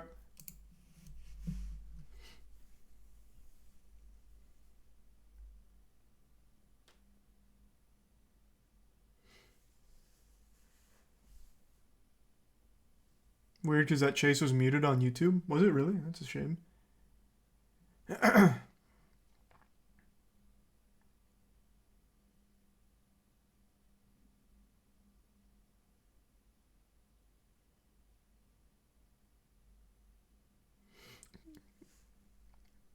If a TO tweeted, can confirm Alan is a dick. One of them did. Genesis TO Bobak, his literal first statement is, Alan is a snake. Every time he talked, all I heard was the snake talk from Harry Potter. Like, he literally did just that. And he was completely unassociated with everything that's unfolded. He's the TO for Genesis. This is the first, like, positive... Well, it's not positive for Alan. It's positive with Panda. And so far, it's all been Alan, not Panda.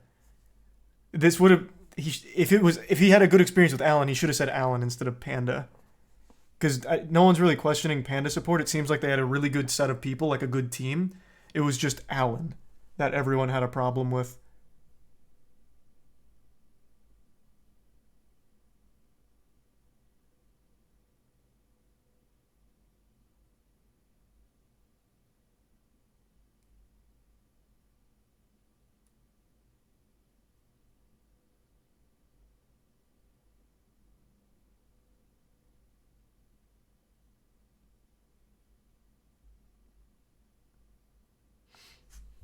Yeah, I know, Ray.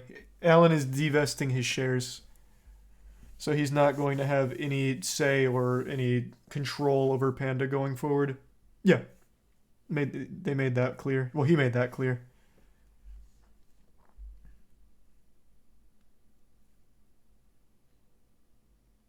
Which is definitely the right call if Panda's to have a future in the scene. Because earning that trust back from the community is going to be a real uphill battle. Thanks to the bits, Polar.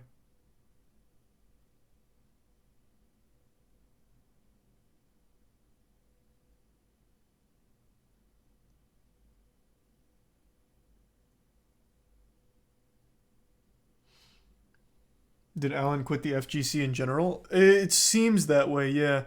But he also started by saying, like, he doesn't care or whatever. I don't know, it was a pretty aggressive opening, or somewhere.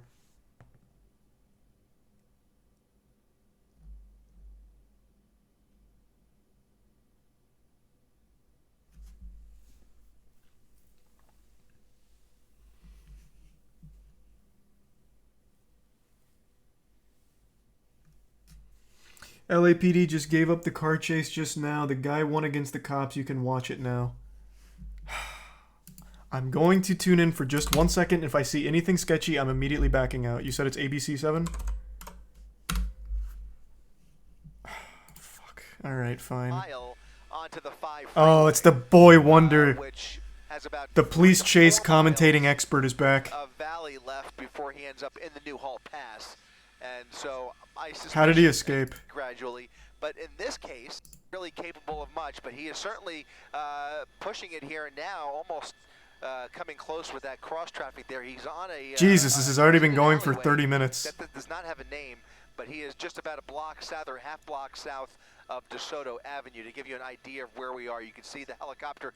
I feel like with all these police chases in SoCal, I know the area better than my own city. Gone on such a fucking tour of it through these. Street, I believe, another narrow Strathern Street, another narrow residential neighborhood. Will put him back on DeSoto Avenue, and those units. Okay, now let's go live. What you call an infraction or a misdemeanor that occurred in LAPD's territory. Would CHP get involved in this if no LAPD units are pursuing?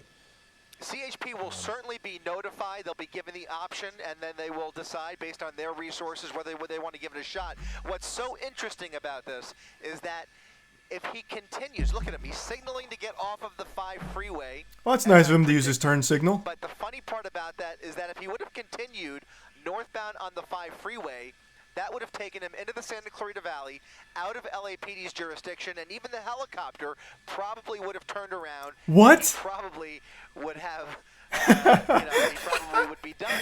But he is no. off the freeway in the San Fernando. Is that how that works? They have like an aggro range, like it's World of Warcraft? LAPD's jurisdiction, giving that Actually, World of Warcraft I don't think has aggro range. Like City of Heroes? So it's interesting when you think about it, but if he would have stayed on the freeway, he probably would have gotten away, left LAPD's jurisdiction, and taken himself into Santa Clarita Valley. But instead, he's now off the freeway, back into LAPD's. So what happens then? Right where this all. Let's say he didn't suck a fat ass there and went straight, and everyone turns around. Do they arrest him in the next county? He has stopped. Like just forward his information to them and they arrest him there?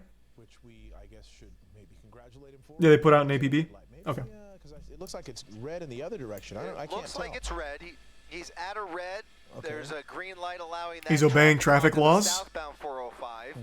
He's in the right lane on the northernmost lane of Roxford Street. Yeah, this is live. And we'll see. He basically is fixing. I'll watch the conclusion to this. It seems like a polite chase. He's just waiting in a red light. He could either go He's in no rush. north on Sepulveda, or he could pull in front of all of those 2 white cars and end up back on the freeway. But I don't think he's going to do that. He looks like he's on the path towards Sepulveda. There's no right turn he can make here. He's just waiting for the light to turn, and we'll see what he does here. Crawling through the intersection and going with those traffic. He's listening to the broadcast. He's listening to the broadcast. He heard the secret. He heard the cheat code of going back up here and getting to the next county. He heard. He's listening. He is now entering their jurisdiction. So CHP is going to have some fun with this. Oh, no, wait. I misunderstood. He's going the wrong way. What this guy is up to. I thought this was going all the way around. They've got a couple of patrol cars ready to engage if the go-ahead is given.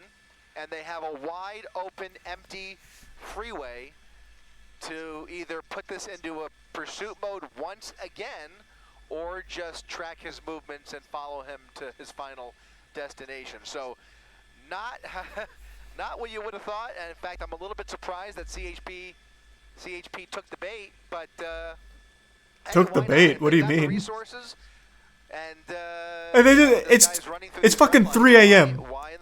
They just want to drive fast for a little bit. I get it. Southbound. They're like, fuck it, boys, let's punch it. Southbound 405, Mark. All right. Well, you know what? When they know about a crime, they have a duty to investigate, and that is what's at play here. And you never know. If they pit maneuver this guy, I'm gonna have to back out immediately because this is a high-speed pit maneuver, a huge chance for injury. Can't stream that. To cover up a felony. as an attempt to evade detection on something that this person has done that would be much, much, much more serious. We don't know. That's exactly. Neither do they. Oh! Look at that. Was that? Yeah. Okay, Did he just got off. So he got off. The 2 continued, but he still has. That's still a black and white. Yeah, he's got one straggler on him still. CHP unit right behind him as he gets off. I love how impressed the commentator gets. And that's interesting. That's really interesting. Well, you're so right, Mark. You know, it could be a very minor crime, or it could be a very, very serious crime. We just don't know, and so that's reason enough to follow this through, especially considering that they have the available resources to do so. So here you have. Yeah, they're not doing anything else right now. It's late. If we widen that a little bit, is there anybody else behind him? Just the one. So that's interesting. Just the one black and white. Former esports caster. Yeah. LAPD airship overhead, now westbound on Rinaldi. Right, and we should point out the CHP unit is not in pursuit mode here. You don't see any red lights. You don't see or any Good point. indication that he has lit up this car. He's just following behind him, and right now he's on surface streets, which is not. God, I have to pee so bad. Can you stop at a red light again real quick so I have a minute? Operation. Call it timeout. So My hunch. So here's what we're looking at here.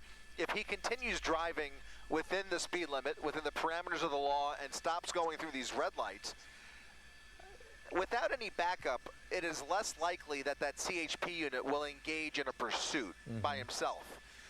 They just watch him. However, if he starts to blow through these red lights unnecessarily, that will change the equation. So, fuck, I have to pee. Primary unit right there has not seen him break any laws that we know of just yet. At least for the last several minutes, he's been somewhat behaved ever since he got onto the 405. Yeah, is this even a police chase? It just looks like a random guy now. He hasn't done anything illegal that we've seen yet. And he's actually He's fucking driving. slow. Whether that's because he sees that CHP unit behind him, or he's just more composed. Holy fuck, thank you for the 100 gift subs, champ. Holy Jesus Christ. And if that continues, Thank you, champ. Oh my that god. that CHP unit will likely Thank you so much, man. let him go. But, you know, it's anybody's guess, because one wrong move and all of a sudden, is there more pulling in? What do you mean let him go? Like he's just, like he wins? Like he's not... So what happens now? Again, those CHP He just goes home and it's all good? responsible for state roads, Goes to the paint shop? interstate highways, and so he's going to head back towards the freeway. The airship is still overhead, and a different unit is now a ways back. Is that we don't know if it's CHP. What is the protocol? I don't understand. I have to pee. I have to pee. I'll be right back. I've got to fucking pee. Christ. in his direction, but Oh, but I don't want to miss anything. But I gotta pee. I'm sorry. I've got to fucking pee. blocks ahead of him. LAPD still overhead, and now the driver really just cruising down Rinaldi Street. All right, so our coverage will end here. It appears the law enforcement has lost interest in this pursuit, and it is no longer a threat to the public, it would appear, because he has slowed down. Our coverage will end now. We thank you very much for watching. We'll see you back here tomorrow night on ABC 7. Good night.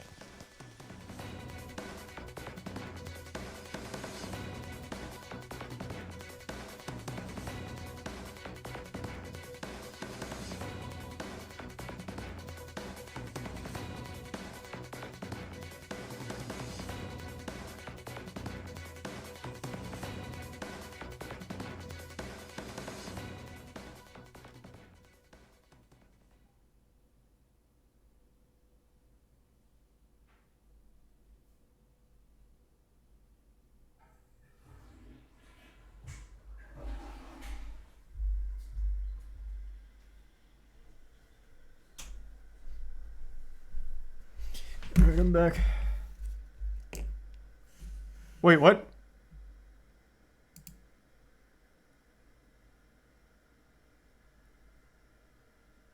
What just happened? Did he deploy an EMP? What's going on?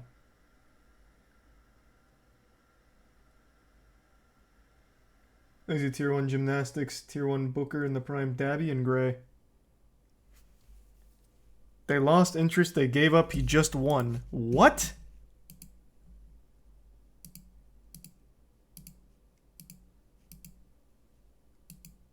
Oh wait, this is the wrong thing.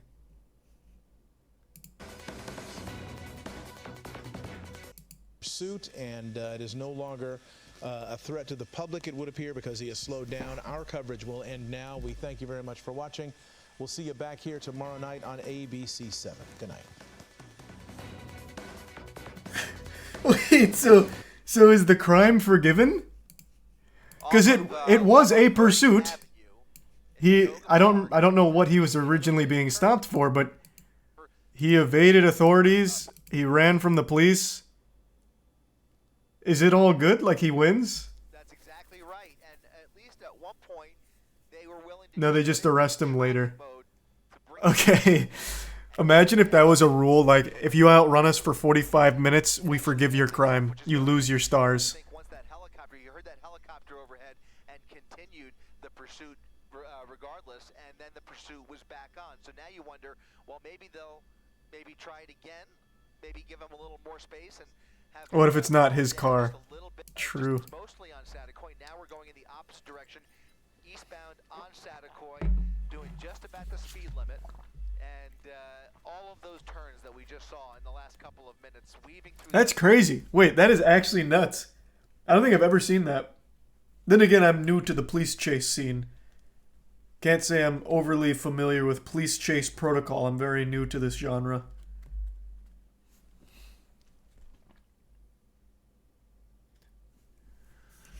Yeah, that's what I was thinking. Like, if they just plan on arresting him later, like they deem he's not a threat anymore due to obeying road rules, like, if they plan to get him later, that assumes that he's in his own car. That could be a stolen car. It could be fake plates. That seems like an interesting protocol.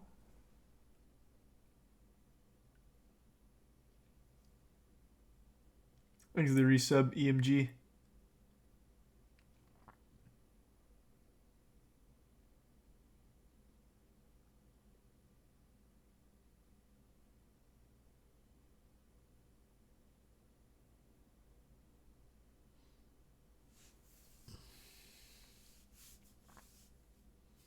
We saw his face on the news. I guess, true, yeah.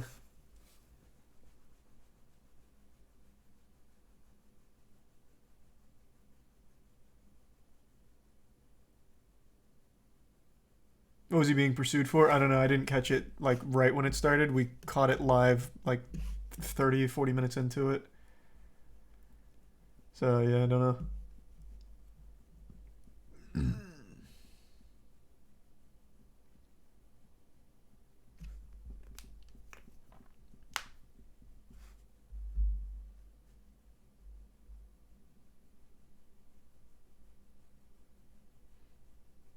Watch the police chase from yesterday. Bro, that was a 3-hour chase. But yeah, I know it ended with like 8 people coming out of this thing like a clown car. I saw this. 5 people in all involved in a dangerous chase that wound through 3 counties, ending just minutes ago. I didn't know they went through Angel Stadium though. That was kind of cool. Losing control? A pickup out of control with 5 suspects on the run. The 3-county pursuit beginning in Ventura County with a hit and run. Deputies trying to pull the driver over and the chase was on. The CHP taking over as they entered LA County. The truck weaving in and out of traffic, all without his lights on, at times heading 100 miles per hour. The truck full of What tactical benefit does he even get from not turning his lights on?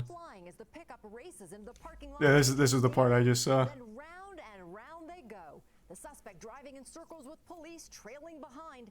The circus continuing out onto the surface streets. The 5 in the pickup continuing. That one was a felony hit and run, so they weren't going to stop chasing. Makes sense. Bumping a car along the way. Back in LA County, they exited the 5 freeway, hitting the guardrail before calling it quits. Surrounded by police with their guns drawn, the suspects giving up, their hands in the air. One after the other, they climb out of the truck. 5 suspects inside, all now in custody. All look very drunk too.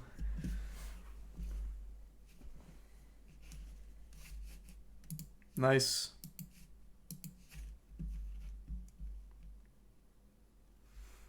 Thanks to the resub, King and Ardent and Infernion.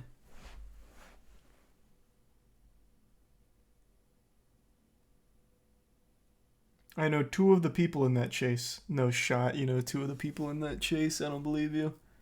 Thanks for your beastie. That'd be crazy if you did, though. Imagine.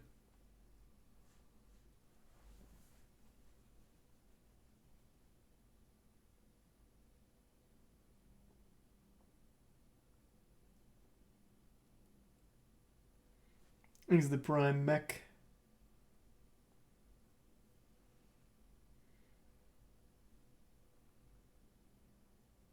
Thanks the resub Avery.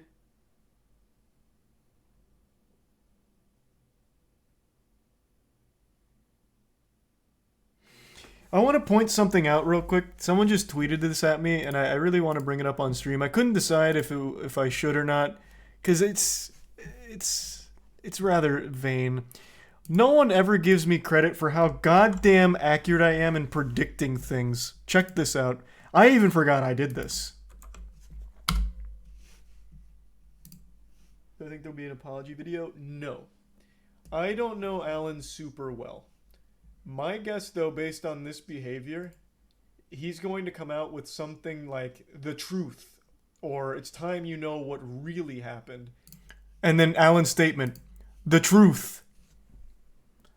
Like, no one ever gives me the credit I deserve for predicting shit.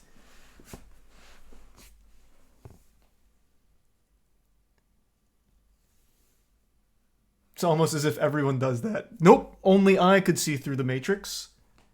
Only I could guess it.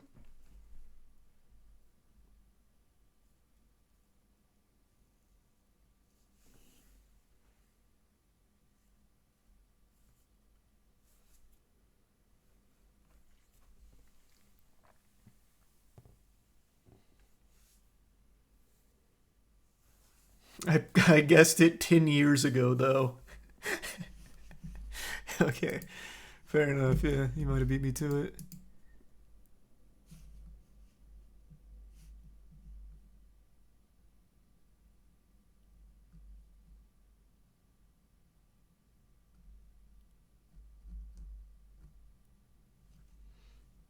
Thanks the resub Joe, Corpse in the Prime Amber, and Epic in the resub Avery. Alright, I think I'm gonna go to bed now after that live Police Chase we got to check out. Alright everyone, thanks for tuning in. All the new subs, welcome aboard. Sub means a lot, thanks for subbing. We'll pick up more Warhammer Darktide pretty soon. It was pretty fun so far, so I'll definitely play more. Have a great night everyone, and thanks again. I will see you tomorrow. Ooh, Jesus Christ, thank you for the 10 gift subs. Ape shit, thank you for the generosity. Have a great night, and thanks again.